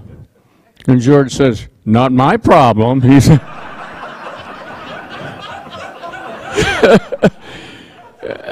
another thing he said, you know, he talked about his son, not a lot, but he asked his son, Stephen, about how he was doing in school. George was gone so much. And Stephen said to his dad, well, Dad, I'm the dumbest of the smart guys, but I'm the smartest of the dumb guys. And George repeated that quite often, and maybe you heard him say it too. Stephen was born when I was a sophomore in high school. He died at age 60. If he were here with us today, and I wish he were, he'd be 70 today. Quite something. Stephen was born when George was 30 years old, and I just thought it was worth mentioning. Many highlights about that I could go on about, but I want others to do that. But one thing that happened that really was important to me, and I want to talk to that more personally with you, when George invited me to the Senate dining room when I was serving as governor, and we were in the Senate dining room in Washington, D.C., and he says, Harvey, I want to talk to you about something. And we had this extended conversation about personal stuff and his future, actually, at the time. And that was important to me. Another really important time is George and Eleanor were involved in a thing in Huron, and we lived close to Huron. Ann and I do 25 miles away in the farm. And we got to stay, he and George and Eleanor stayed at our farm overnight on a Saturday night. Jim Pribble had a lot to do with arranging that particular meeting. I don't know if you remember that, Jim. Well, anyway, they came out to the farm, and I showed them around the farm and told them what we were doing, because that was my life, pretty much. And he went to church with me. He and Eleanor went to church with me. We went to a small Mennonite church. And I got the pastor to allow George to speak to the congregation. And he talked about the work of the Mennonite Central Committee, which is an international relief organization that the Mennonite Church sponsors. It has for years, the Mennonite Disaster Service. And ad-libbed it, he talked about what he met them in Vietnam before the war. He met them in South Africa. He met the Mennonite Central Committee, and of course he just had the congregation eating out of his hand, because there was this liberal Democrat talking to this right-wing church, of which I was sort of the outlier, excuse me. Anyway, it was sort of embarrassing. It was a wonderful speech. And when we walked out of the church, I was embarrassed because there were a bunch of cars parked in front with Nixon Now bumper stickers on them. And I said, well, George, and he says, well, I'm used to this, Harvey. Don't worry about this. Anyway, we sat in church, listened to a sermon that Eleanor raved about for 2 more years. The pastor talked about something that she was wondering about, and he handled it beautifully. And then we sang a hymn. I was sitting here, and George and Eleanor and my wife Ann, we were singers. And I still remember the hymn that we sang many years ago. You know what that hymn was? Better than that, even. The old hymn was popular. It was "Throw Out the Lifeline." Throw out the lifeline throughout the dark wave. There is a brother whom someone can save. At the time, it was a very popular hymn. And I didn't think about it much at the time, but I think about it now. What better legacy could you describe George McGovern as a person who wanted to throw out the lifeline? Throw out to the hungry, to the depressed, to the people that needed health care, the people that were prejudiced against, the soldiers who were dying unnecessarily in a war that he thought could have been ended a different way. And that just, I thought about it all the way driving from Huron today about, and I sang that song to myself. I still sing in a church choir, Ann and I. We did last Sunday. Throw out the lifeline.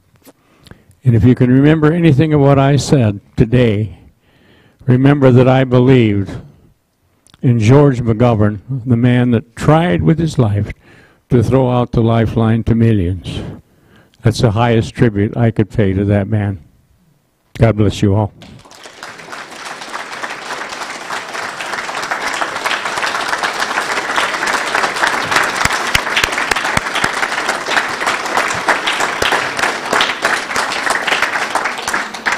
Thank you, Governor Woolman. How many of you would like to see Governor Woolman make a comeback?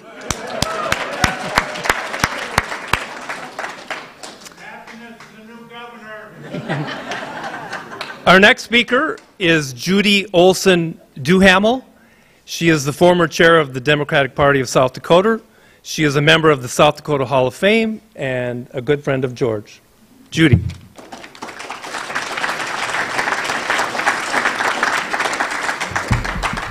Thanks so much. I maybe should be introduced as Mary Madeline and James Carville.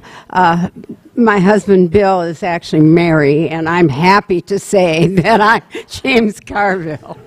That's been our reputation throughout these years, and it's working well, thank you. I don't know what their merger was like, but our merger was getting a total of 11 kids and 28 or 29 grandkids, so I really need to check with James Carville and see how he's doing. Well, I really wish I'd been a member of the staff of George McGovern. I think at that time, as I told someone, I was staffing 6 little kids, and not that I didn't care. I grew up in a family listening to all the George McGovern stories and the support of George McGovern, and even remember discussing when I was in college. And I taught in what some of you will recognize as a blackboard jungle school immediately after I graduated from college and was married, and that school was in Minneapolis. And I learned a lot about hunger and homelessness and tragedy and lives that certainly were nothing like my life had ever been. On to 1972, and I think it was Jim Pribble, and I ended up doing a radio ad for George McGovern, and in discussion I ended up also hosting a party at my house for George. It was very, very fun, lots and lots of people, and of course, being an educator and loving all these multitudinous kids, I said to my kids, this is so important. This man is running for the presidency of the United States of America. This is history. Bring your friends. You can bring all your friends to this party. And there were a lot of friends there I didn't even know. I was so busy. I happened to have a lower level on that home. And I learned afterwards from one of the 9-year-old friends of my son who was 9, a friend that happens to be my doctor, said, I remember that party. Oh, Judy, we were making drinks downstairs for everybody. And he said, I remember making a vodka drink on the rocks for Eleanor McGovern. And I said, did you know how to spell vodka then? Oh, I was very glad that I wasn't aware then I was really glad I was upstairs handling people, but that was a fun party. And on to, it was the same year, by the way, that Governor Richard Knipe appointed me to the State Board of Education, which was also life-changing and full of wonderful challenges, wonderful opportunities, wonderful meetings, and a learning scale. And after that, I spent some time in the South Dakota Senate, and that I looked at as a large classroom and learned so many things that I didn't know. My role model, both at that time in the South Dakota Senate and in the following years when I chaired the South Dakota Democratic Party for 8 years, my role model, my mentor, my counselor was George McGovern.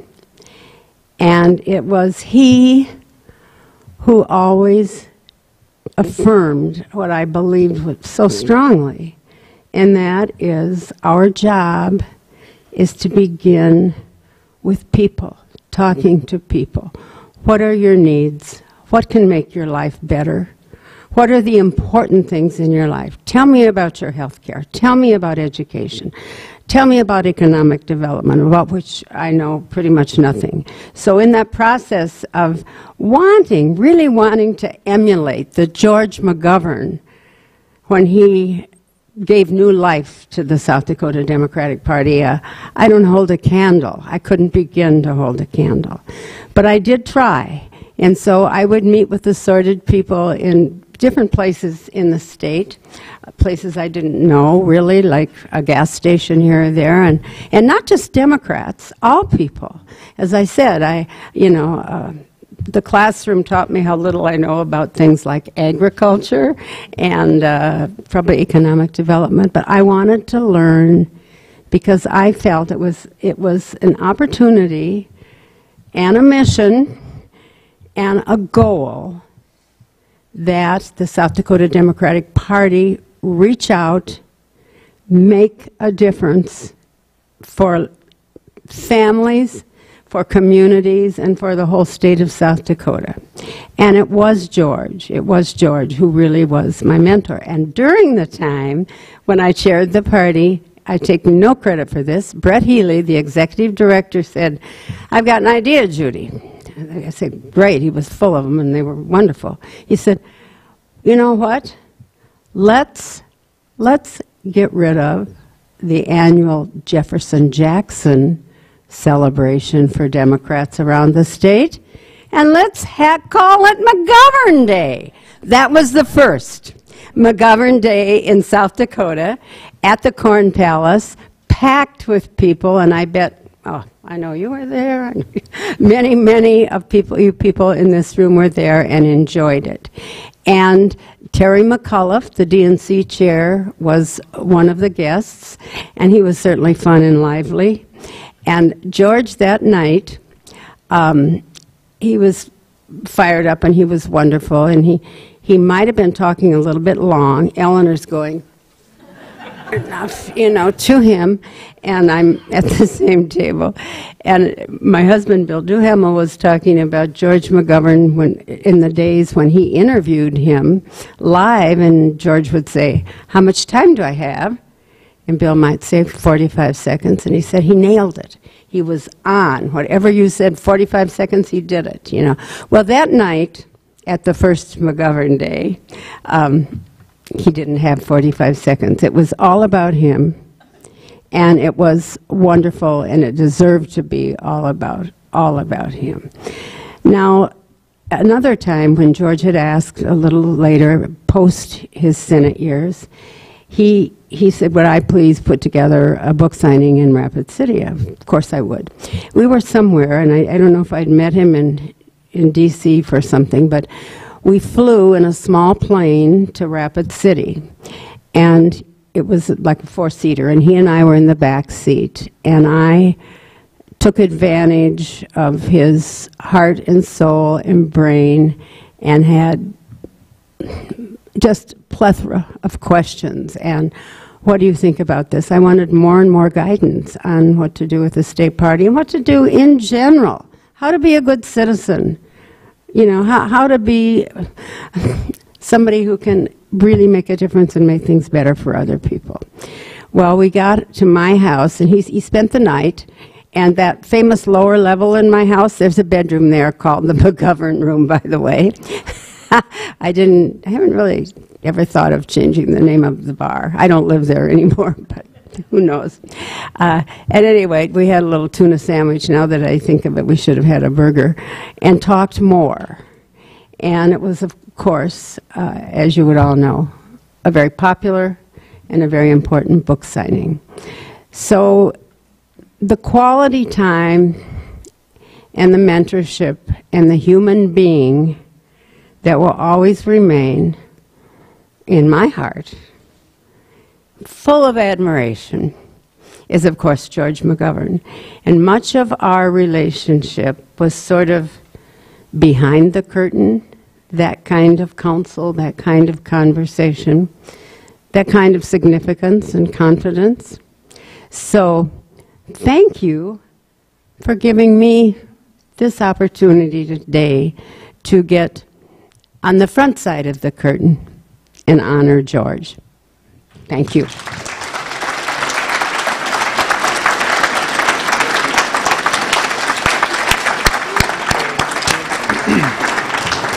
Thank you, Judy. Our next speaker is Jeff Smith. Okay. Jeff was a senior advisor to Senator McGovern. He has been a senior advisor to President Clinton and to President Obama. Jeff Smith.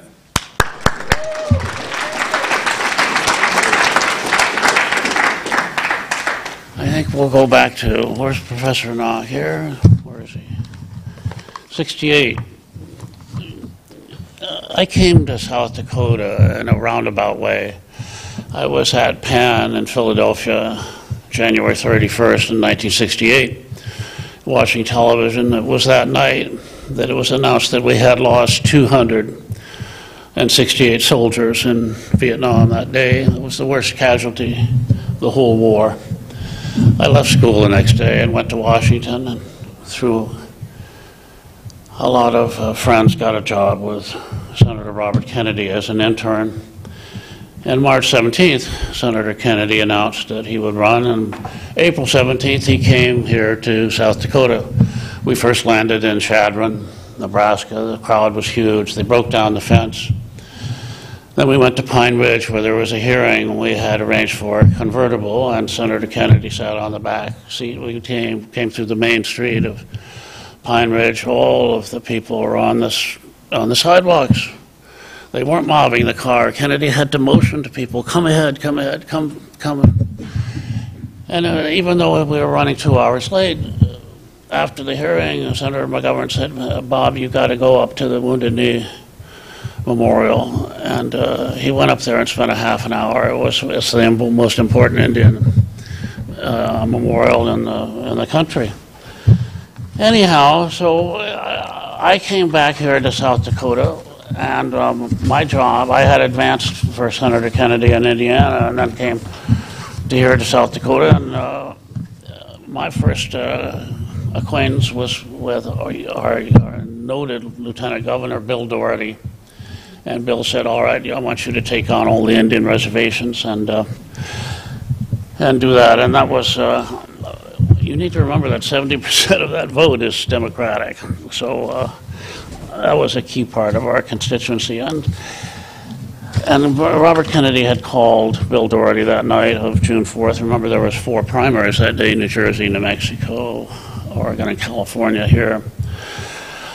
But the next time I was with Senator McGovern was in the Blackstone Hotel on the corner of Michigan and Balboa. During the Democratic National Convention, I looked out the window, and there were all these soldiers in jeeps with barbed wire, cow catchers pushing people through plate glass windows. People were being clubbed. Little old ladies were throwing up in the lobby because of the stink bombs. I was just marveling, looking out the window with Senator McGovern. I said, Jesus, if this is politics, I got to be part of it. So McGovern was the only winner that came out of that thing, and I asked him whether I could come with him. And I spent the next several years traveling, crisscrossing the country, writing 3x5 cards. McGovern used to do that here in South Dakota. He'd have a shoebox almost for every county, or he said he used to stop outside every county or main town, and he would go through his shoebox of 3x5 cards of who was who in each town, and he had careful notes, that there was Fred and his wife Helen, and he would see Fred downtown. How is Helen? It was he had visited. He had done this for us all this time in South Dakota, and he said, Jeff, I want you to try to build a national 3x5 card for me. So for years and years we traveled, and one year I did almost 30,000 cards of people we met. But what was interesting, I think, about one of the, let me just do 2 or 3 stories about him.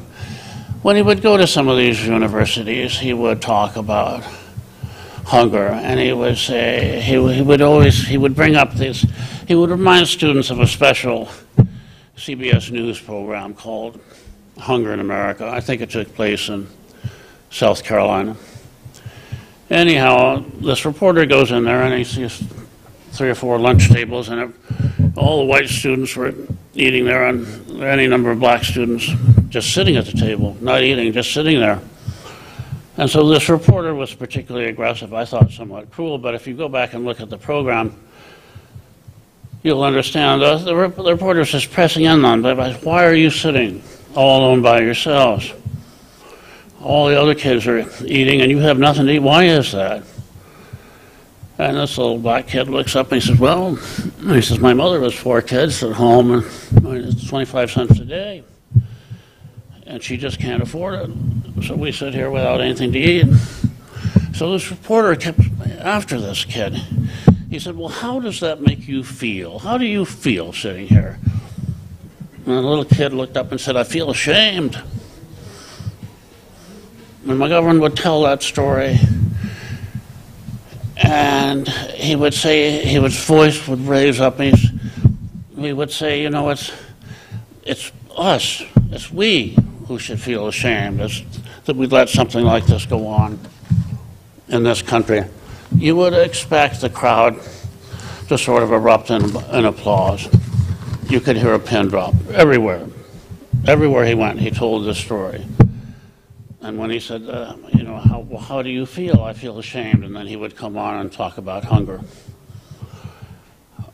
Let me tell you one story about the Bob Dole and George McGovern feeding program. I think today there's probably close to 6 or 7 million kids today that are eating lunch, breakfast all around the world because of George McGovern and Bob Dole. Clinton was having a difficult time getting a lot of support from Congress. McGovern called him up and said, Bob Dole and I would like to come and see you. He was delighted. We didn't meet in the Oval Office, it was in the cabinet room. Dole started by saying, we have another idea we'd like to bounce off you. We want to feed, as you know, George and I have done so much here in this country, but what we want to do is start feeding every hungry child in the world. McGovern Clinton paused. McGovern then added, he said, what we want to do is particularly bring in young women. We want to bring in the girls. Not only can they eat, but it will start them on the road to education. Clinton sat back, rose his hand up high, slammed it on the desk. He says, God damn. He says, that's the kind of thinking and ideas that we need around here. I will give you $300 million today, and I'll another $300 million in the next session of Congress. And that's how that program got started. Let me just...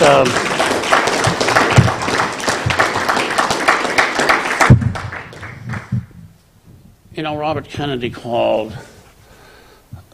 Let me just touch briefly on what I thought was one of McGovern's most striking characteristics, and that was his decency. There's good reason why Robert Kennedy called him the most decent man in the Senate. Later, Kennedy revised that judgment by saying that McGovern, he thought, was probably the most decent man in American public life. Long ago, in 1968, I think there was a campaign brochure put out called George McGovern, the kind of man he is. Let me tell you the story nobody knows. I traveled with him all across the country and around the world, but sometimes he would leave his schedule open in Washington on a Saturday and Sunday, and I said, well, where to this week? No, he said, I'll be on my own. Don't worry about it. He didn't tell anybody where he was going. About a year earlier, one of his colleagues, a guy named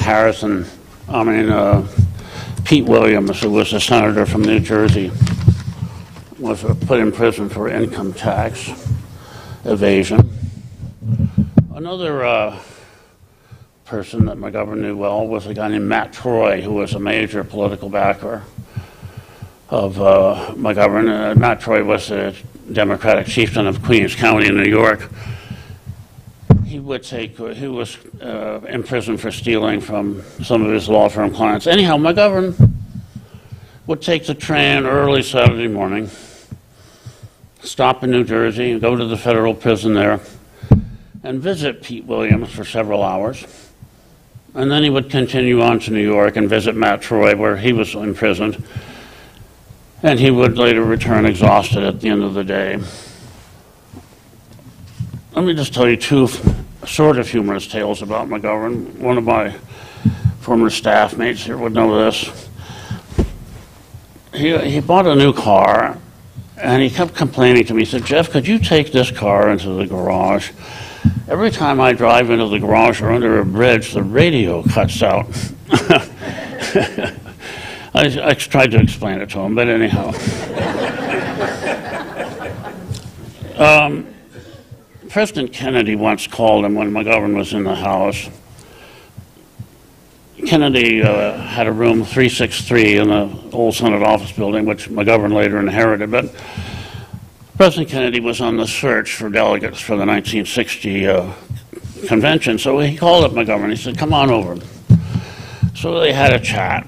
And he later asked McGovern, he said, "Would you like a ride home?" And McGovern said, "Yes." He said, as he was sitting in Kennedy's car, he was right next to John Kennedy, McGovern wondered to himself, he says, "How could a person running for the presidency of the United States drive around in a French car?" I asked him, I said, "Why do you think it was a French car?" "Well," he said, "I was sitting right next there in the passenger seat. I was looking right out the glove compartment box, and in big words it said Bonneville."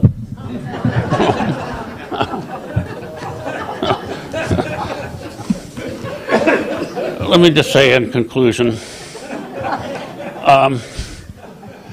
in the 2 or 3 days, when we left Miami after the convention, I showed him this. I said, "Here's a poll that's about to come out tomorrow between you and Nixon. It shows you 6 points down. I said, what do you think?" He said, "I think we can close it." But then another week or two, and came Tom Eagleton, and all of a sudden we were 25 points down. I just want to say one thing here, is that in the aftermath of that defeat, it was just a terrible years that followed. Here's a statistic that some of you may not know. But you all know at this moment, right here on our own history, we have some difficult times. We're facing the possible indictment of a former president of the United States for criminal activities. Following McGovern's defeat, the justice system in America swung into action. Slowly, but surely. But it's ironic, but it's true. Remember 72. Listen to this. You check it out for yourselves, if you wish. Following McGovern's defeat, 72 individuals from the Nixon White House, from John Mitchell cabinet on down, 72 senior aides in the West Wing, 72 people were sentenced, imprisoned, and went to jail for election law violations. There's only one person today, I hope, will be indicted and imprisoned. But, you know, Winston Churchill once said, "We make a living by what we get, but we make a life by what we give." And this is what I think about McGovern, about his goodness, his decency, about his character, his integrity and honesty and kindness and generosity, moral courage. More than anything else, it was how McGovern treated other people. Thank you.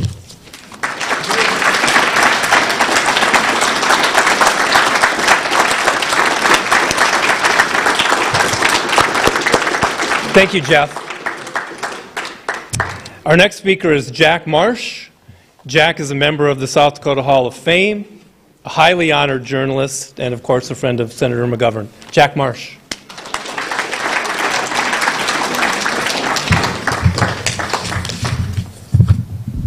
Well, thank you so much, and it's wonderful to see so many people here gathered to honor the life and legacy of George McGovern.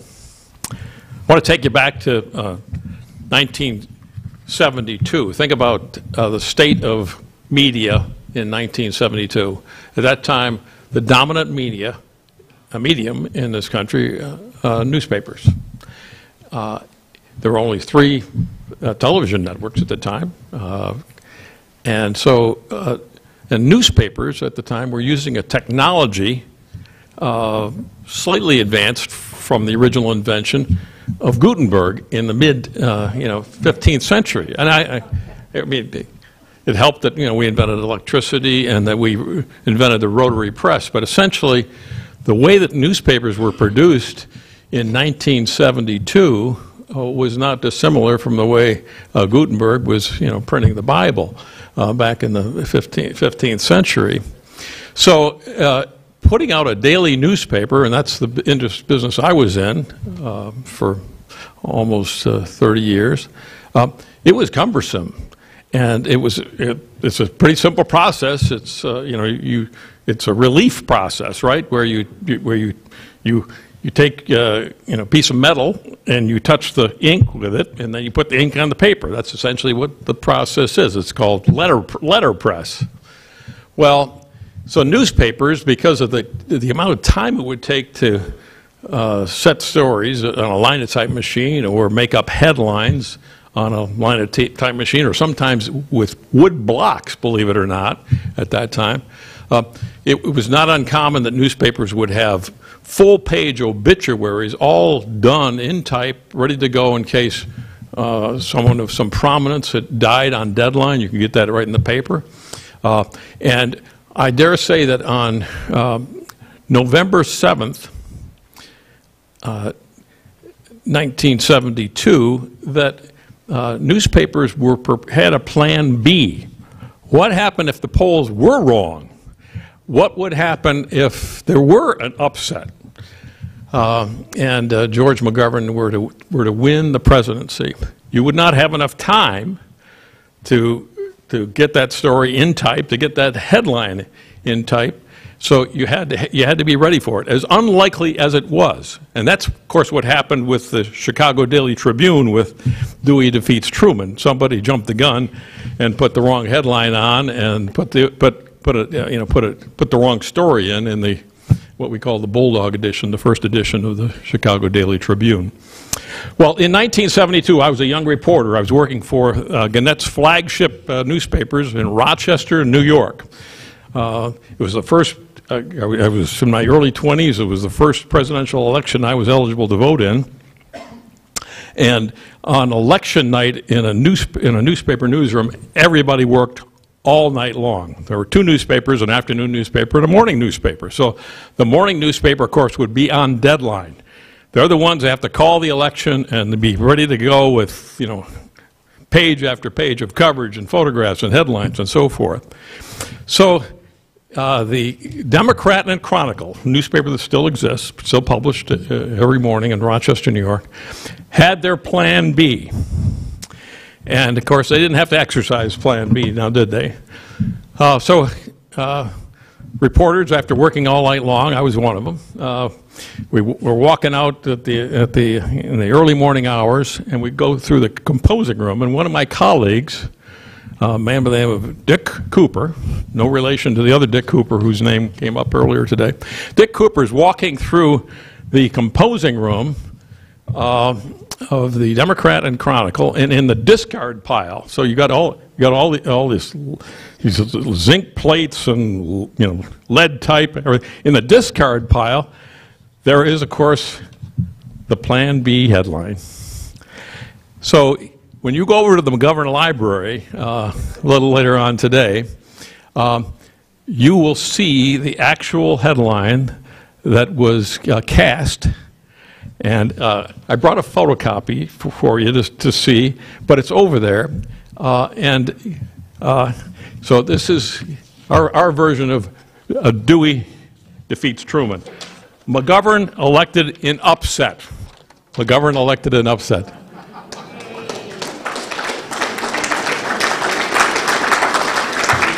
So when you go over there, you can take a picture of it, and it's glad to say it's on permanent display now in the library.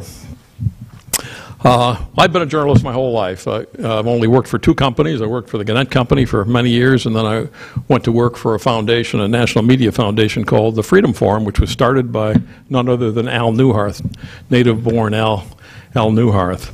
So 20 years after that election in November of 1972, I got a transfer. I was running a newspaper and commercial printing company for Gannett in New Jersey, and I was given an opportunity to come to Sioux Falls, South Dakota, to be editor of the Argus Leader. The only time I'd ever been to South Dakota, I was 7 years old when we were driving through on a trip from New York to California as a family, and I jumped at the opportunity, and I find myself in South Dakota. Now, when you're the new editor in a place you're unfamiliar with, you have to get up to speed very quickly, and you have to respect and appreciate what are the distinctive qualities of this new place, of its people, of its culture, of its society. So, and I knew that. So you hold back. You don't become too judgmental. You want to hold back, and you want to get to know people. And so I went about and I traveled the state to get to know some people and to get to know this new state of mine. I met with Jim Beto. I met with Rick Weiland. Rick Weiland, Tom Daschle, and I had dinner together. I'll bet my first month on the job, right? I came to know people like Rod Hall here, okay? Now, I didn't meet you, Rod, that first year, but I came to know and respect men and women of this state of immense integrity, right? People who really model the qualities that we all appreciate in George McGovern. And I end up in the church pew at Sioux Falls First United Methodist Church. I end up in a church pew with a woman by the name of Mildred Brady. Everybody know who Mildred Brady is? George's sister, right? And so, so I thought, that's George McGovern's sister. And I met, and then I went out and visited Bill. Bill was running the hotel out in Deadwood at the time, and man, I discovered I was in George McGovern country. I don't care what your political ideology was. Universal respect and appreciation for George McGovern. So I might see George in a public setting. Never really sat down and had a big conversation with him. My wife had the privilege of serving on the Board of Trustees here at Dakota Wesleyan for several years. So at that time, it was just the McGovern Library was just an idea, and thankfully the fundraising came together and we were all able to be here for the dedication. Well, I stayed on at the Argus Leader for a few years as the editor, and then Al Newharth said, "Hey, would you like to come work for me at the Freedom Forum?" I said, "You bet I would." And so I became an executive of the Freedom Forum. He said, "You can stay right in South Dakota." He said, "We'd like to do some things in South Dakota with programs," and I ended up with an office in Washington and in Nashville and in South Dakota. And so I took the assignment. And one of the early charges that Al gave to me, he said, "I want you," and Al, by this time Al had retired. He was still the founder of our organization, living in Florida. He said, "I want you to help me reestablish my roots with what he called the sacred soil of South Dakota." And at the top of that list, he said, "I want you to reconnect me with George and Eleanor McGovern." And I did a lot of things. I had a lot of responsibilities at the Freedom Forum, but I knew that was a pretty important one when the founder tells you, you need to reconnect me with the McGoverns. Al Newharth was claimed to be the first male high school cheerleader in South Dakota. And he was a cheerleader for Alpena. And I think I have this correct, that Eleanor went to Woonsocket High School, is that right? And Eleanor, of course, she was drop dead. She and her twin sister were drop dead gorgeous, and so Al would go to these basketball games, and he said the Alpena team was just terrible, but he said it was so delightful to be at those games and look across and see this beautiful young cheerleader. So they became, they became friends on some level, and then of course, Al and George eventually developed a relationship, and a lifelong relationship, and confidential, became confidants of one another. So with that charge from Al Newharth, I took that very seriously, and I will tell you, one of the greatest privileges of my lifetime was the next 12 years in doing things with and for George McGovern. A lot of those involved Al Newharth. A lot of those just involved me and my family and George, and until her death, Eleanor. It's just extraordinary things. I mean, we'd go to football games together. We'd go out to dinner together. I don't know how many times I interviewed him or had him on panel discussions or had him involved in different programs. He traveled with us from time to time. It was incredible. I helped, I think I finally helped heal and reconcile the situation with Jim Abner. Jim Abner and George, of course, had a love of baseball, and I knew that, and I took full advantage of that. So I organized a group. I said, okay, we're going to go out to the ballpark, and we're going to have an Abner and McGovern night. And what a time we had. I think, to see these two elder statesmen together again, it just warmed my heart. But just so many wonderful memories. There was an occasion when C-SPAN was doing a series on defeated candidates for president, right? And they were going to do a live national feed right here from this campus. And so George I think he was walking from the house toward the library, tripped on the sidewalk or had some incident, and goes down, and he went down hard, right? And we were all terribly frightened. He never appeared on the live show, and he was rushed to a hospital. And after he was released from the hospital, he was sent to a nursing home in Sioux Falls that was where we live and not too far from us. And so I would visit him at the nursing home, and one day the phone rang, and I can't do a good George McGovern imitation, but essentially it was, Jack, this is George McGovern. So could you get over here as soon as possible, take me out to lunch? I said, well, certainly, why, what's the problem? He said, the food here is inedible.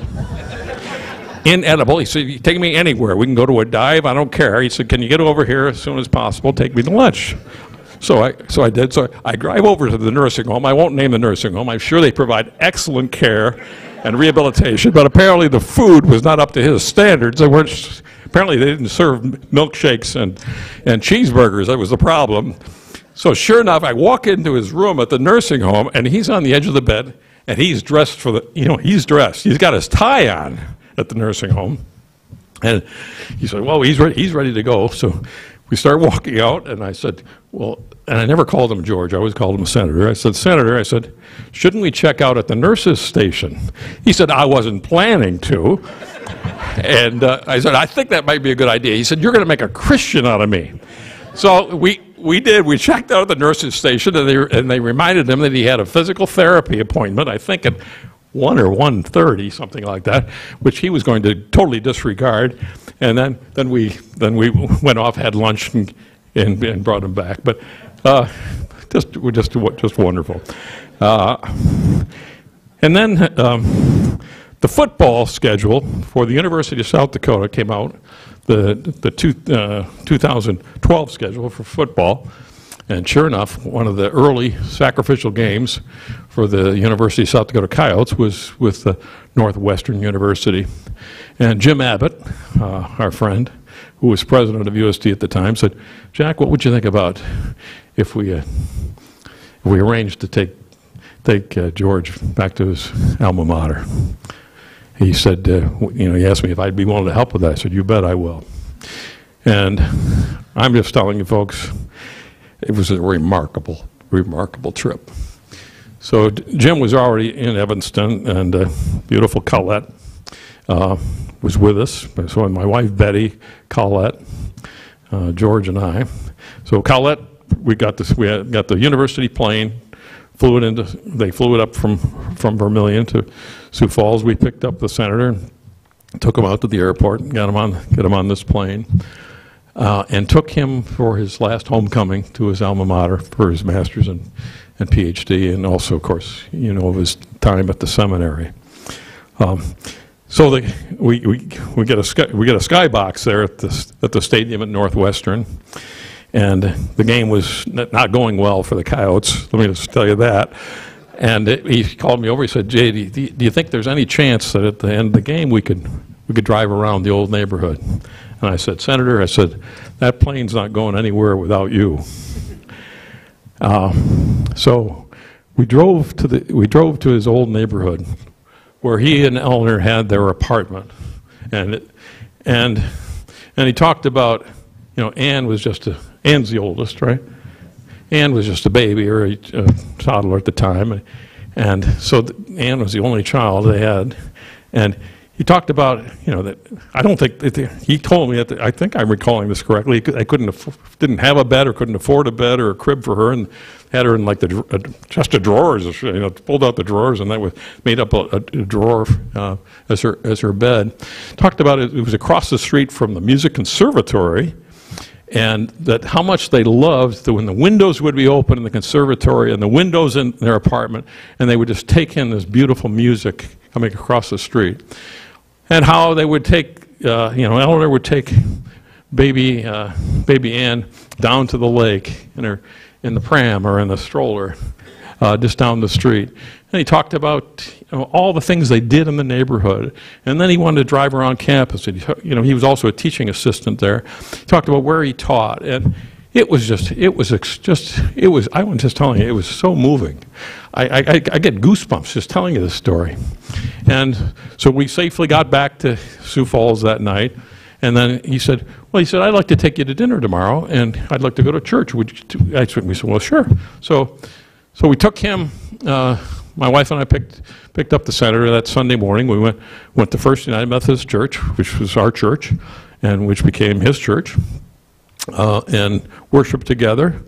And then we went out to lunch, and then he said, I want to show you around my home. And he had bought a twin home in Sioux Falls, just a couple blocks from where we lived. And he took us all around this home, just reliving memories. And he had a photograph of he and Gorbachev hanging above his bed. And he said, this is my favorite photograph. It wasn't very well composed, but for some reason, this was his most prized photograph. And so when they had the estate sale, the family, after George passed, family said I could, if there was something that was particularly meaningful for me, I could have it. So I have that photograph, and that now hangs in my office, in my home. So it was within a week of that, George was heading into hospice. And he was gone in a month. And the next time he was at First United Methodist Church, it was at his service where President Biden spoke. All of us, aren't we the fortunate ones to have known George McGovern, to have learned from his example the integrity of this man, a man who truly lived his faith. I just think we are among the most fortunate people on the planet for having known him and having been touched by him. Thank you very much.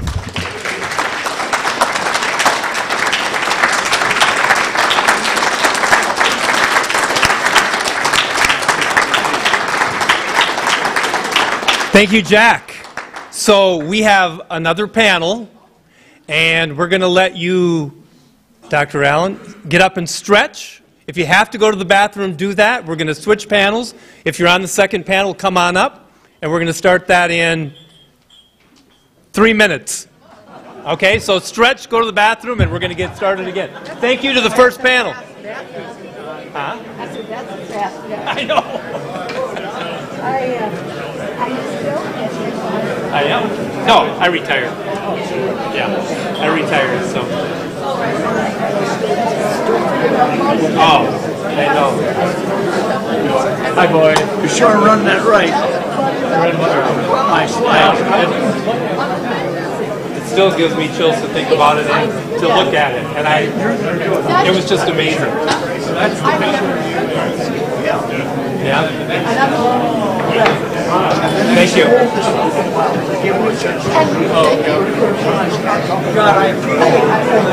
Yeah? Good. Good.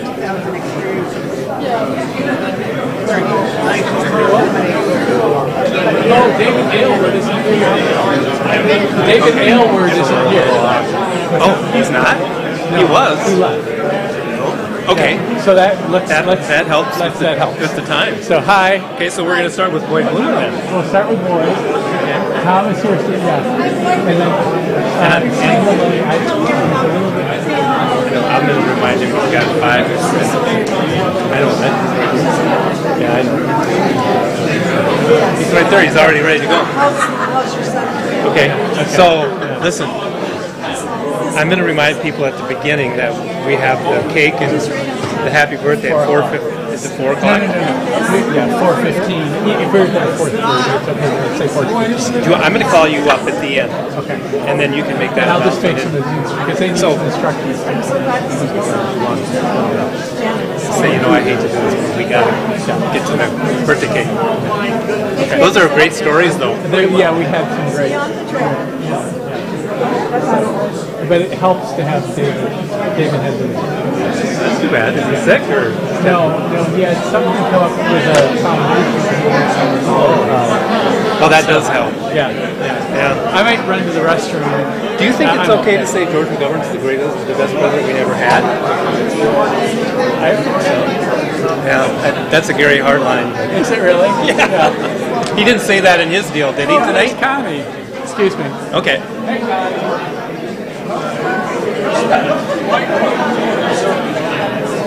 I'm sorry I didn't mention you. I didn't see you over there.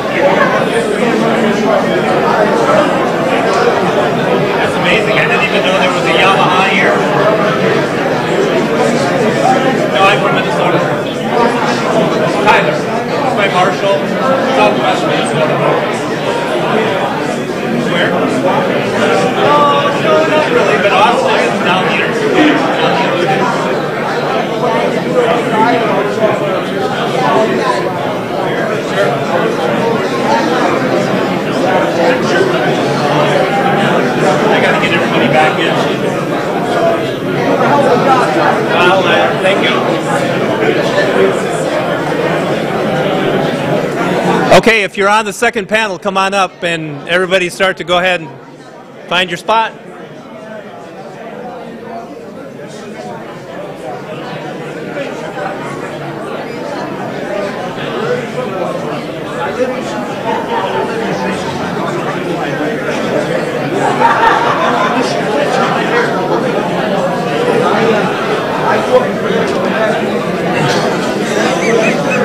You know what? This is worse than a classroom getting them back in. You go ahead and say, let us pray. Our service is starting in 1 minute. We're going to get started again. We want to be done at 4 o'clock. And so, unfortunately, David Alward is not able to be here. So we just have 4 on this upcoming panel. So. All right, here we go. We got birthday cake about 4 to 4:15 over at the statues, so we got to get rolling. We don't want to miss the cake.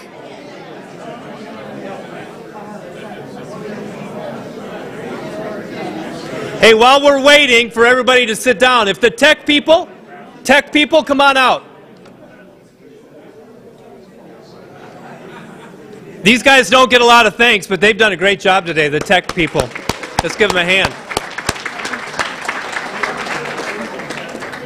I taught for a long time, and you only talk to them when you're having problems. So we're talking to you when it's going great.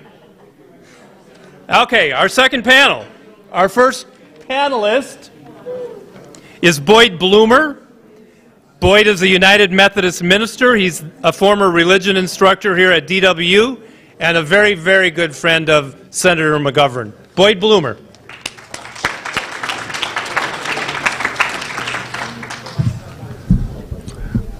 I've seen the stage play Oklahoma several times, and a few years ago we saw a summer theater in Wisconsin. And there's a line in that play that somewhere along this guy comes down, and it's the only time I ever heard the line spoken this way. Whoever asked him said, "Who the hell are you?" I think that's probably what you're saying about me. I thank you for this great event and for the invitation to come here. I was told that the era of wisdom begins for one when you hit 90.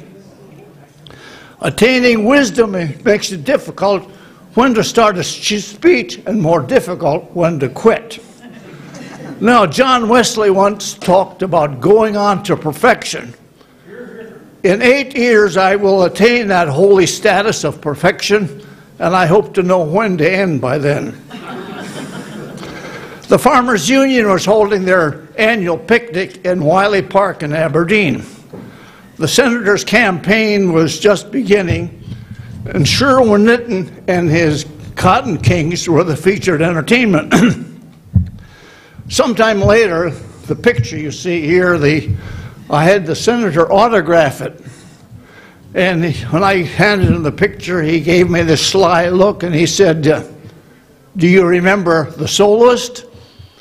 And I was grinning like a Cheshire cat, and I said, "I remember." Well, she was at least one size better than Dolly Parton. Now, I'm sure some of you would rather see that picture than a picture of a bust. But the point is, the picnic was on July 14th, Sunday, July 14th, 1971.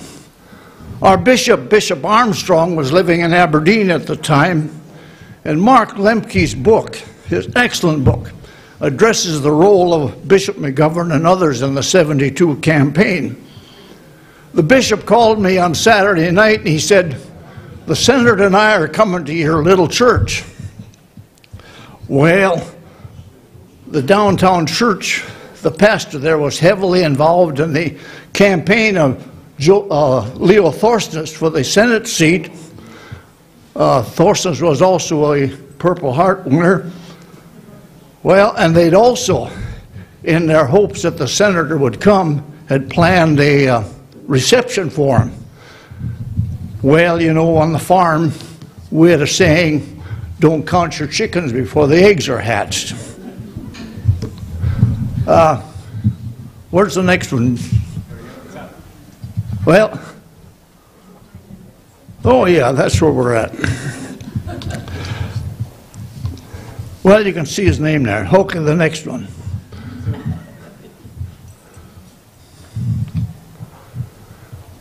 That's not a bad recommendation from one's bishop. Ursa was the name of the McGovern's dog. She was a big dog, about the size of a St. Bernard. And one time, about a year or so later, I think it was, the Farmers Union was holding their summer picnic here on this campus. And they were serving big, juicy, delicious pork sandwiches. A distinguished gentleman came along to sit on the chair across from the senator that was open. And he pulled out the chair to be seated, and Ursa appeared from underneath the table, and in 2 gulps ate both sandwiches. It was a beautiful day for a picnic. No wind, just a bit on the warm side. We're on our way to the Sherman Center to hear speeches, of course, and we passed the water fountain. Well, Ursa decided to jump in and cool off, and as she got out, she shook herself vigorously and anointed about a dozen persons. I worked on the campus maintenance crew for a few years, and my main responsibility was to check on the house that the McGoverns were living in. That particular day, the senator and I had glued together, nailed and glued, a larger bookshelf for his library. The smaller one was to go into their bedroom. Ursa sat in the doorway of their bedroom, and she would not move. Ursa knew I did not belong in their bedroom. Despite all of the senator's pleas, Ursa would not move. Finally, he reached over and grabbed her by the ears and pulled her into the hallway. The senator was gone for a day or two, and Eleanor was going into the garage, and she fell and broke her hip. Ursa came and laid beside her on that cold cement floor all night until someone came to help her in the morning. The senator had a man's cave in the garage, and there were several times, I don't know many, I would happen to be there and we'd simply chat about various topics and people. I got a very intimate look at the governor, I call him governor, the senator.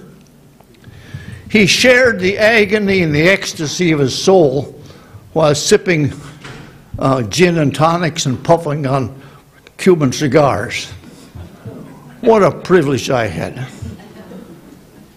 The McGoverns felt very guilty about the death of their daughter's tragic death. Terry had been to the finest of treatment centers all over the United States, and as they say, she fell off the wagon again and again and again. The latest advice was tough love for codependency. And so they did not respond to Terry's pleas for help. You see, tough love was the advice of the counselor. And they felt personally responsible for her death. Would soft, tender love have saved her? Well, who knows? I'm sure with many of you I've pondered long and often the senator's campaign for the presidency and Terry's tragic death. And the only answer I've ever been able to come up with is, what if? What if? I'm deeply aware of and most grateful for being at the right time and at the right place to cross the path of the McGoverns. These very personal experiences range from the mundane to the very, very rare. As I look back, there's kind of one common thread that appears to me that touched both deeply the bishop and the senator. We see both of them as prophets and leaders in their professions, but I saw the grieving of their souls, of what it cost them to be so well known and for their leadership. They lost their families, especially their children. I hesitate to mention this until I talked myself into it last night. I made suggestions to the family and the friends who were arranging the funerals for both the senator and their brother Stephen. It was the greatest of privileges for us then, and the greatest privilege for me now, to share these few words with you. Thank you.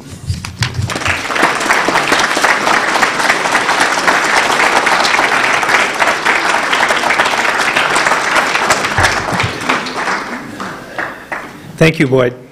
Our next speaker is Tom Lawrence. Tom is a noted journalist. He writes for the Daily Beast, for those of you that check that out on the internet, and a longtime friend of Senator McGovern, and there has been a request, if it's not in your remarks, to tell about the race car story. All right.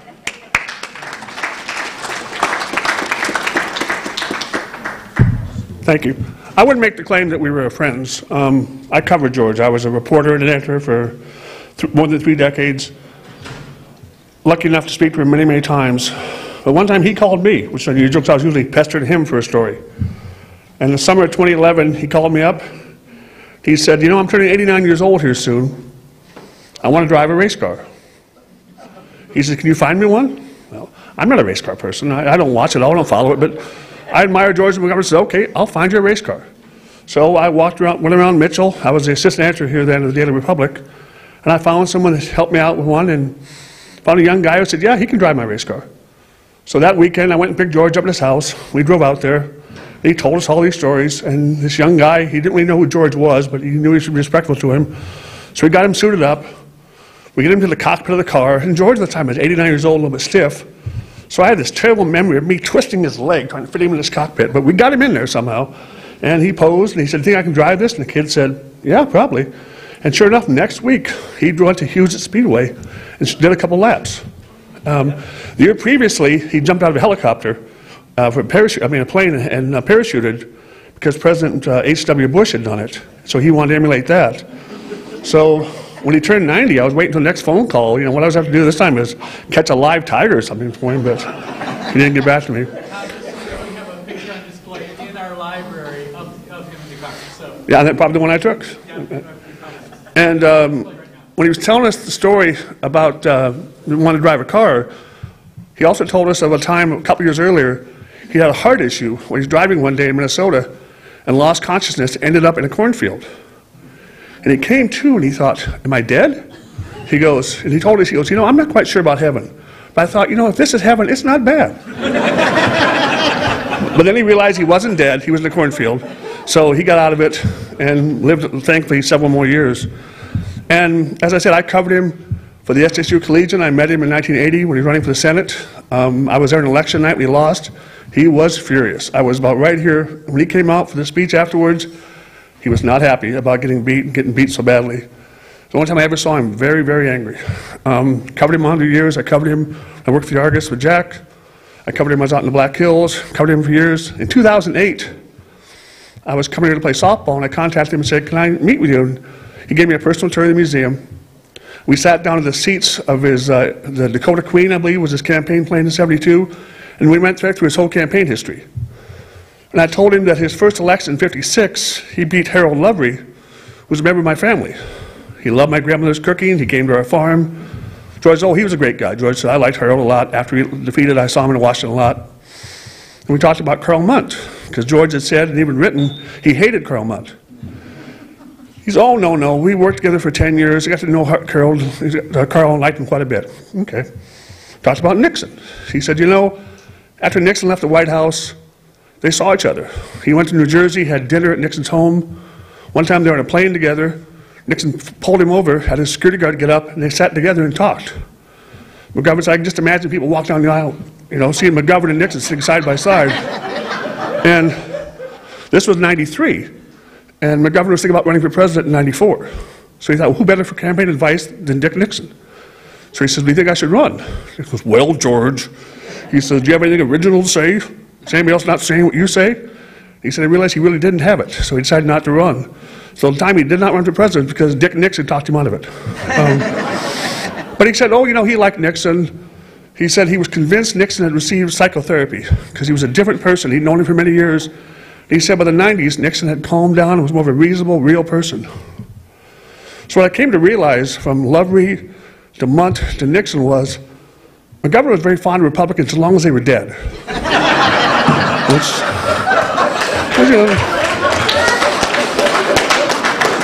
Although, as he told me many times, he was elected many times because of Republican support. Including my family. My family, the Lawrences, were Republican farmers from Hamlin County. And Harold Lovery was our relative, but they still voted for McGovern. They liked him. We didn't hold it against him. He knocked our relative out of office. Nah. We thought McGovern was a good guy. He was pro-farmer. So we had a lot of support from that way. The first time I saw him speak was October 25th, 1978. He gave the Harding Lecture on hunger at SDSU. I was a student there. And, you know, when I heard the great orator, so I went to it, and I was surprised at, you know, how flat, as you would call him, the way George talked. I was like, this is the great orator, George McGovern? But then we started listening to the words and the ideas. It was really remarkable that this man, you know, represented our state and our country so well. So I was so proud to get to know him. I was here in Mitchell, got to know him quite a bit. I'd give him rides, he'd call me up, you know, I need a ride, I'm going to see some friends, would you drop me off? Yep.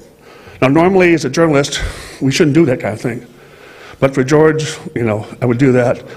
And one time I asked him about Hubert Humphrey, another South Dakotan, and they had been neighbors in suburban Washington in the 50s. But then in '72, if you recall, McGovern was winning the nomination, and they had a debate.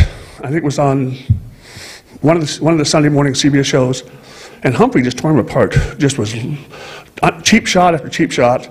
It really hurt McGovern. And a lot of the weapons that Humphrey used, Nixon picked up and used against him in the general.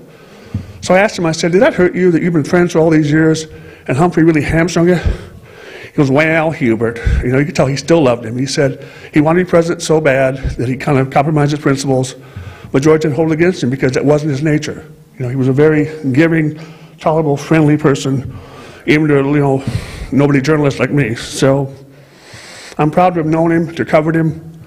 I was at the Daily Republican office when he fell and hit his head.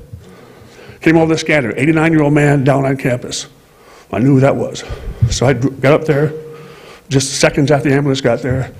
I could still see him sitting there, that proud old head, blood dripping from it, covered in a pink quilt. And they're telling me, you know, that he has to go to the hospital. He goes, can I do the TV show first? Because they were doing that live C-SPAN thing called The Contenders. Presidents or candidates who made a difference even though they lost. And they told George, no, you need to go to the hospital. He was disappointed because he still wanted to make his case. This was less than a year before he died. He was almost 90 years old. And he still wanted to make his case, explain why he was favored, the things he was in favor with. And it's a great way to remember him. The last time I saw him was in the fall of 2012 at State Fair in Huron. His grandson, Matt, was running for the PUC. George was there to support him. He looked great. You know, he just looked really vibrant. And it was an interesting debate. It was about 105 degrees. It was just miserable. Everybody wanted to get out there. It was over with. George stands up, Mr. Chairman, Mr. Chairman. So they give him the mic because he's George McGovern. He gives a lecture. He says, you know, I never cared about the PUC one bit. I never paid attention to it. He said, but after this spirited intellectual debate, I really think it's important. I want you guys to vote. And he gave it was like, here he was, giving one last political speech. So that's my last memory of George McGovern. And that's just a perfect one to leave it with. So thank you very much.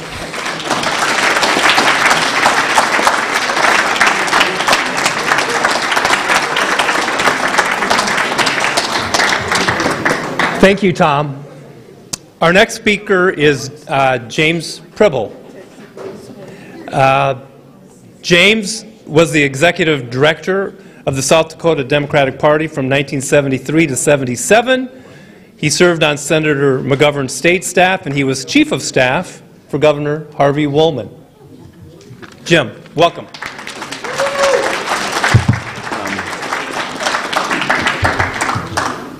So many old and dear friends in this room. I could go literally row by row, spanning back 50 years. My wife and Pat's over here someplace, right here, first met Senator McGovern at the behest of Rapid City Mayor Don Barnett in, I think, the summer of 1970, at a dinner in Rapid City at Gill's Sun Inn. We sat Mayor Barnett, I worked in his campaign, where we had volunteered in his campaign. So he put us with Senator McGovern at that dinner. And our next encounter was, I was in the Air Force at the time, was 2 years later, August of 1973, when I was hired to be executive director of the Democratic Party, which means essentially worked for George Cunningham and Judy Harrington, wherever Judy is in the room here. Judy's back here someplace. We were half the age of the senator, who had come off of obviously the '72 campaign. We were about 25 years old. We sat across from George and Eleanor at a county party dinner in Gettysburg, outside of Gettysburg. I'm sure Harvey Woolman was probably there. The county chair was Henry Hurdle, and we were absolutely petrified. We didn't even touch our food, but we were in such awe to be in the presence of Senator McGovern. Well, he adopted, in the McGovern political operation, adopted us very quickly. We worked very closely together, and with obviously a very successful election in the '74 cycle, and due in great measure to the organization that George and his team had built, 68 maintained, or 62, 68 maintained, and 74 in this state. The salad days, as Shakespeare would say. One piece of that, or the theme of that I'd like you all to remember, which I'm sure that the people who work in the presidential campaign are so well aware of, is George's mentorship of young people and the quality of his leadership team, whether it was Owen Donnelly, K. Cass Stevens, Jeff Smith, Jim Webster, David Alliard. I mean, just go on and on and on with the quality of the staff and the people and the way they mentored young people, the kindness and the humility that they brought to that. So once a staffer, always a staffer. We move on to Iowa. We helped George out when he ran in Iowa in the '83, '84 caucuses. One little story about how frugal George was. He stayed at our house one time in Des Moines in the fall of '83, before the '84 Iowa caucuses, and he had left his razor on the sink in the bathroom upstairs. Called the next day from D.C. and said, "Jim, could you mail me my razor?" George's love of ice cream was legendary. You couldn't take him anywhere in America where he didn't want to stop for ice cream in the afternoon. I remember driving him into Ames, Iowa. Dairy Queen, let's have some ice cream. Pat and I were privileged in 2008 to take him down to Ludlow, Colorado, just 10 miles north of the New Mexico border, to speak at the Ludlow Massacre annual memorial. He had done his dissertation about this great labor strife in Ludlow. As soon as we pulled out of DIA, and going down I-25, he sees the Dairy Queen or Wendy's. And pull over. Pat's driving, I think, and she pulls over and we get ice cream. Get to Ludlow. This is a great Ursa story. The dog, you heard that Boyd mentioned. So there was a barbecue, about 150 people, old-timers, whose literally their relatives have been massacred at Ludlow. It's 100 degrees out in hot Colorado sun in the middle of July, and we're served this really wonderful beef brisket barbecue in plentiful amount.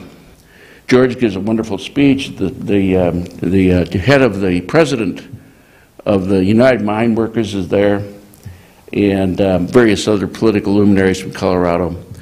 And George brings along several cases of books, which he sells for $20 a piece or whatever. And he has Pat collecting cash only, no checks, no credit cards. So she's got an envelope stuffed with, $2,000 in book sales. He says, "Can you get me a piece of tinfoil?" This is another example of his frugality. We get some tinfoil, and from everybody's plate, there's some leftover bones from this barbecue, this, beef barbecue. Now, mind you, we're 4 hours from DIA, and he's another 3 hours to get back to Sioux Falls or back to Mitchell.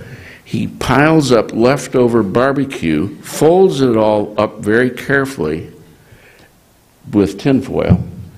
And when we get to the car, he stuffs it in his carry-on bag, along with the $2,000 in cash. I don't know how he got through security. No idea. The other thing any staffer would ever and always remember about George is how he loved to sing. I remember walking him around the 1974 State Fair in Huron, and my recollection, if I write Judy, amongst the entertainment were the Blackwood Singers, like a gospel group out of Tennessee or someplace like that. And we were walking around. George was always very proper in a suit, even though it's 95 degrees out. And so we stand in the back of the crowd, and he's singing along a little bit. They spot him and invite him up on the stage. Next thing you know, he's singing gospel songs with the Blackwoods. He often liked to finish speeches and lead the audience in song.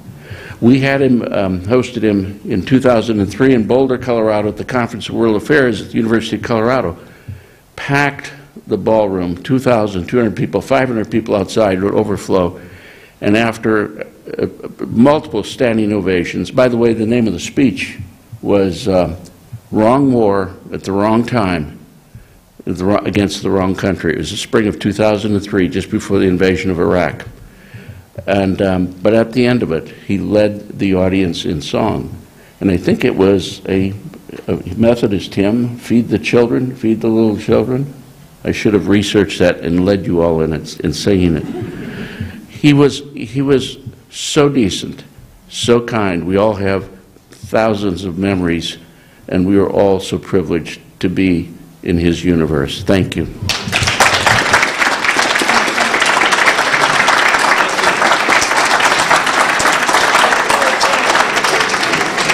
Thank you, Jim. Before we get to our last speaker, let me just say that Senator McGovern always expressed to me his love of Mitchell.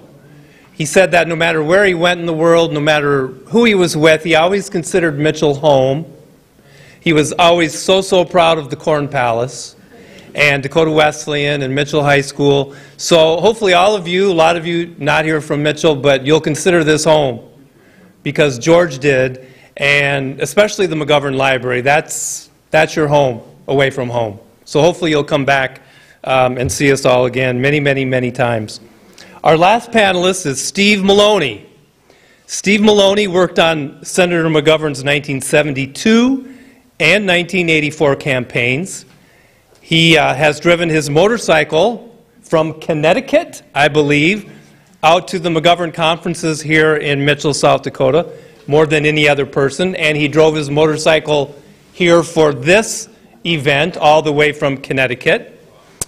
He might be, along with all of us, but he might just be Senator McGovern's biggest fan and just loves Senator McGovern. And I hope you'll tell us about page 156 in the book. I will, yeah. Okay, Steve Maloney.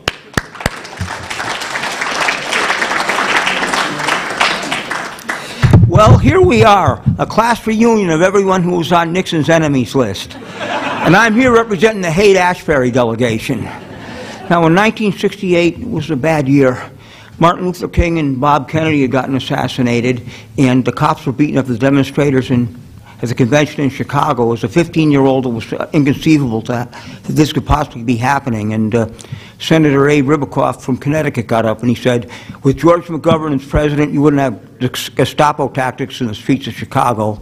I decided right then, we got to get this nice guy from South Dakota elected president. 1968 was a shambles, but I thought we could do it in 72, and I spent 4 years and 3 months believing George would be elected president and do wonderful things. Also at Branford High School in Branford, Connecticut that fall, Abe Ribicoff came there. I had a chance to meet and talk with him. And I was also a member of the Connecticut Peace Action Coalition. I'm very proud of that. And a lot of my fellow members did not trust politicians, but they lowered the voting age to 18, which they well should have. I convinced a lot of 18-year-olds to register to vote and vote for George, and that was my best contribution to the campaign. And I recommend you see the movie The United States versus John Lennon. George speaks in that. It's a good movie, and it shows a peace rally in Times Square in New York City, April 1972, in the pouring rain, with John Lennon speaking. I had a chance to meet and talk with John that day. He was very, very polite. And I told him it was discouraging. Not as many people were showing up at the peace rallies, but I told him I was campaigning for George McGovern, and John told me I was doing a really good thing, and here it is. I believed it was going to be one of the most important events in United States history. I received John Lennon's personal blessing. That meant a lot to me. And also, I met and talked to some members of the Socialist Workers' Party, and they hinted that I was maybe selling out by supporting George McGovern. And I said, no, quote, McGovern opposes the war in Vietnam and he supports amnesty for draft dodgers. And so, you know, I was when George lost, you know, it was devastating. I mean, people told me he was going to lose, so I remember being in shock when it happened. And when George decided to run in 1984, and I'm thinking, wow, I'm getting a second chance to campaign for George McGovern for president. How often does that happen? A good friend of mine, the late Rich Morano from Waterbury, Connecticut, ran the campaign, and I will be eternally grateful to Rich for including me in his book, Vote Your Conscience. I'm on page, I think, 155, and so we had a rally at Copley Square in Boston. George spoke there. Arlo Guthrie was there, and I had a chance to talk to a reporter from the Philadelphia Inquirer, and she told me how it was clear, it was a foregone conclusion, George would not get the nomination. I agreed with her, but I said, maybe if he did well in the Massachusetts primary, it would force a party platform more favorable to his views, and plus he might get appointed to a cabinet position. I was thinking at the time, if the late Fritz Mondale had been elected president, that he might read the Philadelphia Inquirer, and that might carry some weight. That's what Rich included in his book. And so afterwards, George owned the Stratford Inn in Stratford, Connecticut, and I used to come there at the Sunday forums. I got a chance to know the man personally and everything. That was wonderful, you know, that could happen. You know, it meant so much working in his campaigns, and I got to know him personally. He was a hell of a nice guy, and he came to New Haven to receive the Gandhi Peace Award at Patel Chapel in Yale. I was there, and I was a member of the caucus of Connecticut Democrats. I don't think they exist anymore. And we had a meeting at a house in New Haven. As I was going, I noticed there was a poster on the telephone pole that said how George McGovern was going to come to Yale at Patel Chapel and speak that Sunday, so I had a chance to see him then. That was in September 1994. And in recent years, I saw him out here. There was a conference in November 2005. I saw and spoke to him there. And I was at the library dedication. I was very proud to be there. And the last time I saw him was his 85th birthday party in Washington, D.C. And I was glad. I had a chance to talk to him in November of 2005. He had just come back from Madison, Wisconsin. I guess they had snow there. I asked him what condition Interstate 90 was in. I said, I planned on riding back on my motorcycle. He says, no, don't do it.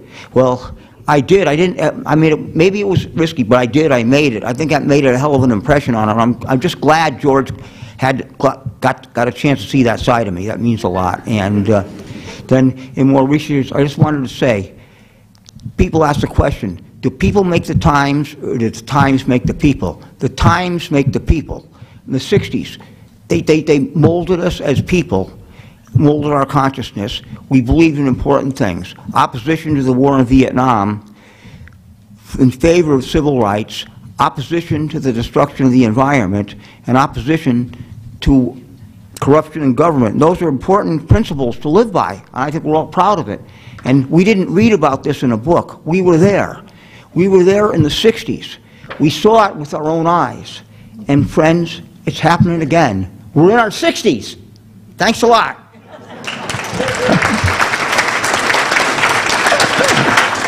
Thank you. This means a lot to me.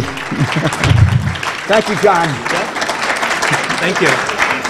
Okay, so we've got a couple. Judy, come on up here. Judy, and is it Jeff? Yeah. Jeff has a couple things he wants to say. I wish we had more time, but Judy's going to tell a couple things, and then Jeff, okay? And then, is Joel Allen in here?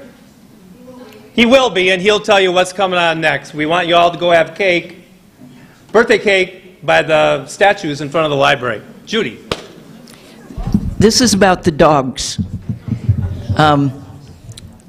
The story about putting food in the tin foil and putting that in his pocket and going on to feed Ursa. there was a family-style meal in the basement of one of the hotels in Deadwood. And I was sitting next to George, and the dinner's over, and he's going like this. He carried the tinfoil himself that night. And he's going like this, and he's putting it in there, and I thought, oh God, I hope not everybody sees him do this. And he wraps it up, sticks it in the pocket. And he said, can you see this grease spot up here? I said, yes. And he says, well, I think it needs to go to the dry cleaner, but I'm not sure. And I said, I am sure. Take your jacket to the dry cleaner. The other one, he was staying in your hotel, and he had the dog with him, and apparently he had called ahead of time and got one of your clerks that didn't know what the right answers were. So George has asked if his Newfoundland dog could stay there with him at the hotel. He was out there for that book festival, and she said no, absolutely not. Okay, so when he arrived with his car and his dog, he left the dog in the car, went and got settled in his room, came out quite late at night, gave the dog a walk, took the dog. He had, I mean, George knew quite a bit about Watergate, so when he had left the hotel, he'd put a block in the door, brings Ursa back from her walk, and they go to George's room, the two of them, and then early in the morning, because he was an early riser, and before there were a lot of people around, he walked Ursa back to the car, and then just like went and had breakfast or coffee. So that's at your place. Joel, you were out, so we got two more. Jeff wants to say a few things, and then you'll make your announcement. I just have very brief remarks. My name's Jeff Brocklesby. I was on Senator McGovern's staff in 1979, 1980 out in Washington, D.C., and then, of course, in the fall, transitioned over to Sioux Falls to work on the campaign. And what I wanted to talk about is a part of his legacy that doesn't get mentioned very much. When one thinks about George McGovern's legacy, what most often comes to mind are his great contributions to world peace and alleviating world hunger. But we should never forget another aspect of his legacy, his basic decency, kindness, and patience, which some people have referred to here today. Those of us who worked for him knew that the George McGovern you saw behind closed doors was basically the same George McGovern you saw in front of crowds. The simple politeness and courtesy he extended to his staff and all the people around him is an anomaly in high-powered politics. His low-key demeanor was the same, whether he was talking to a foreign head of state, a cabinet officer, or a waitress in Sioux Falls. It always astounded me how someone so important and prestigious, a man who was one step away from being the most powerful man on earth, and could easily indulge in throwing his weight around should he choose to do so, how a man like this could be so patient with others. Of course, he had his moments, as we all do. But the way he treated his staff and people in general set a benchmark for me that I've aspired to my entire life. Simple, basic Midwestern courtesy and kindness. And our political dialogue today could certainly use more of that.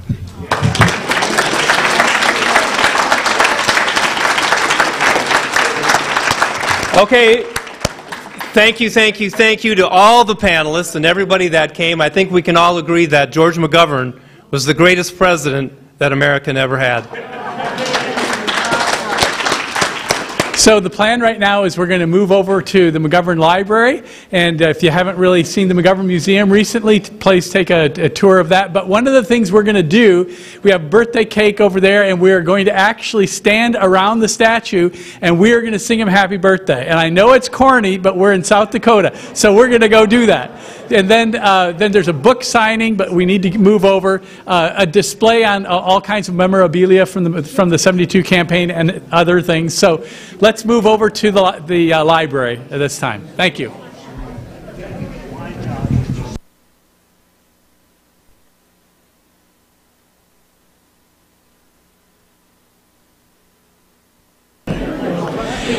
We do have a vehicle out here if anybody needs a ride. Right out here.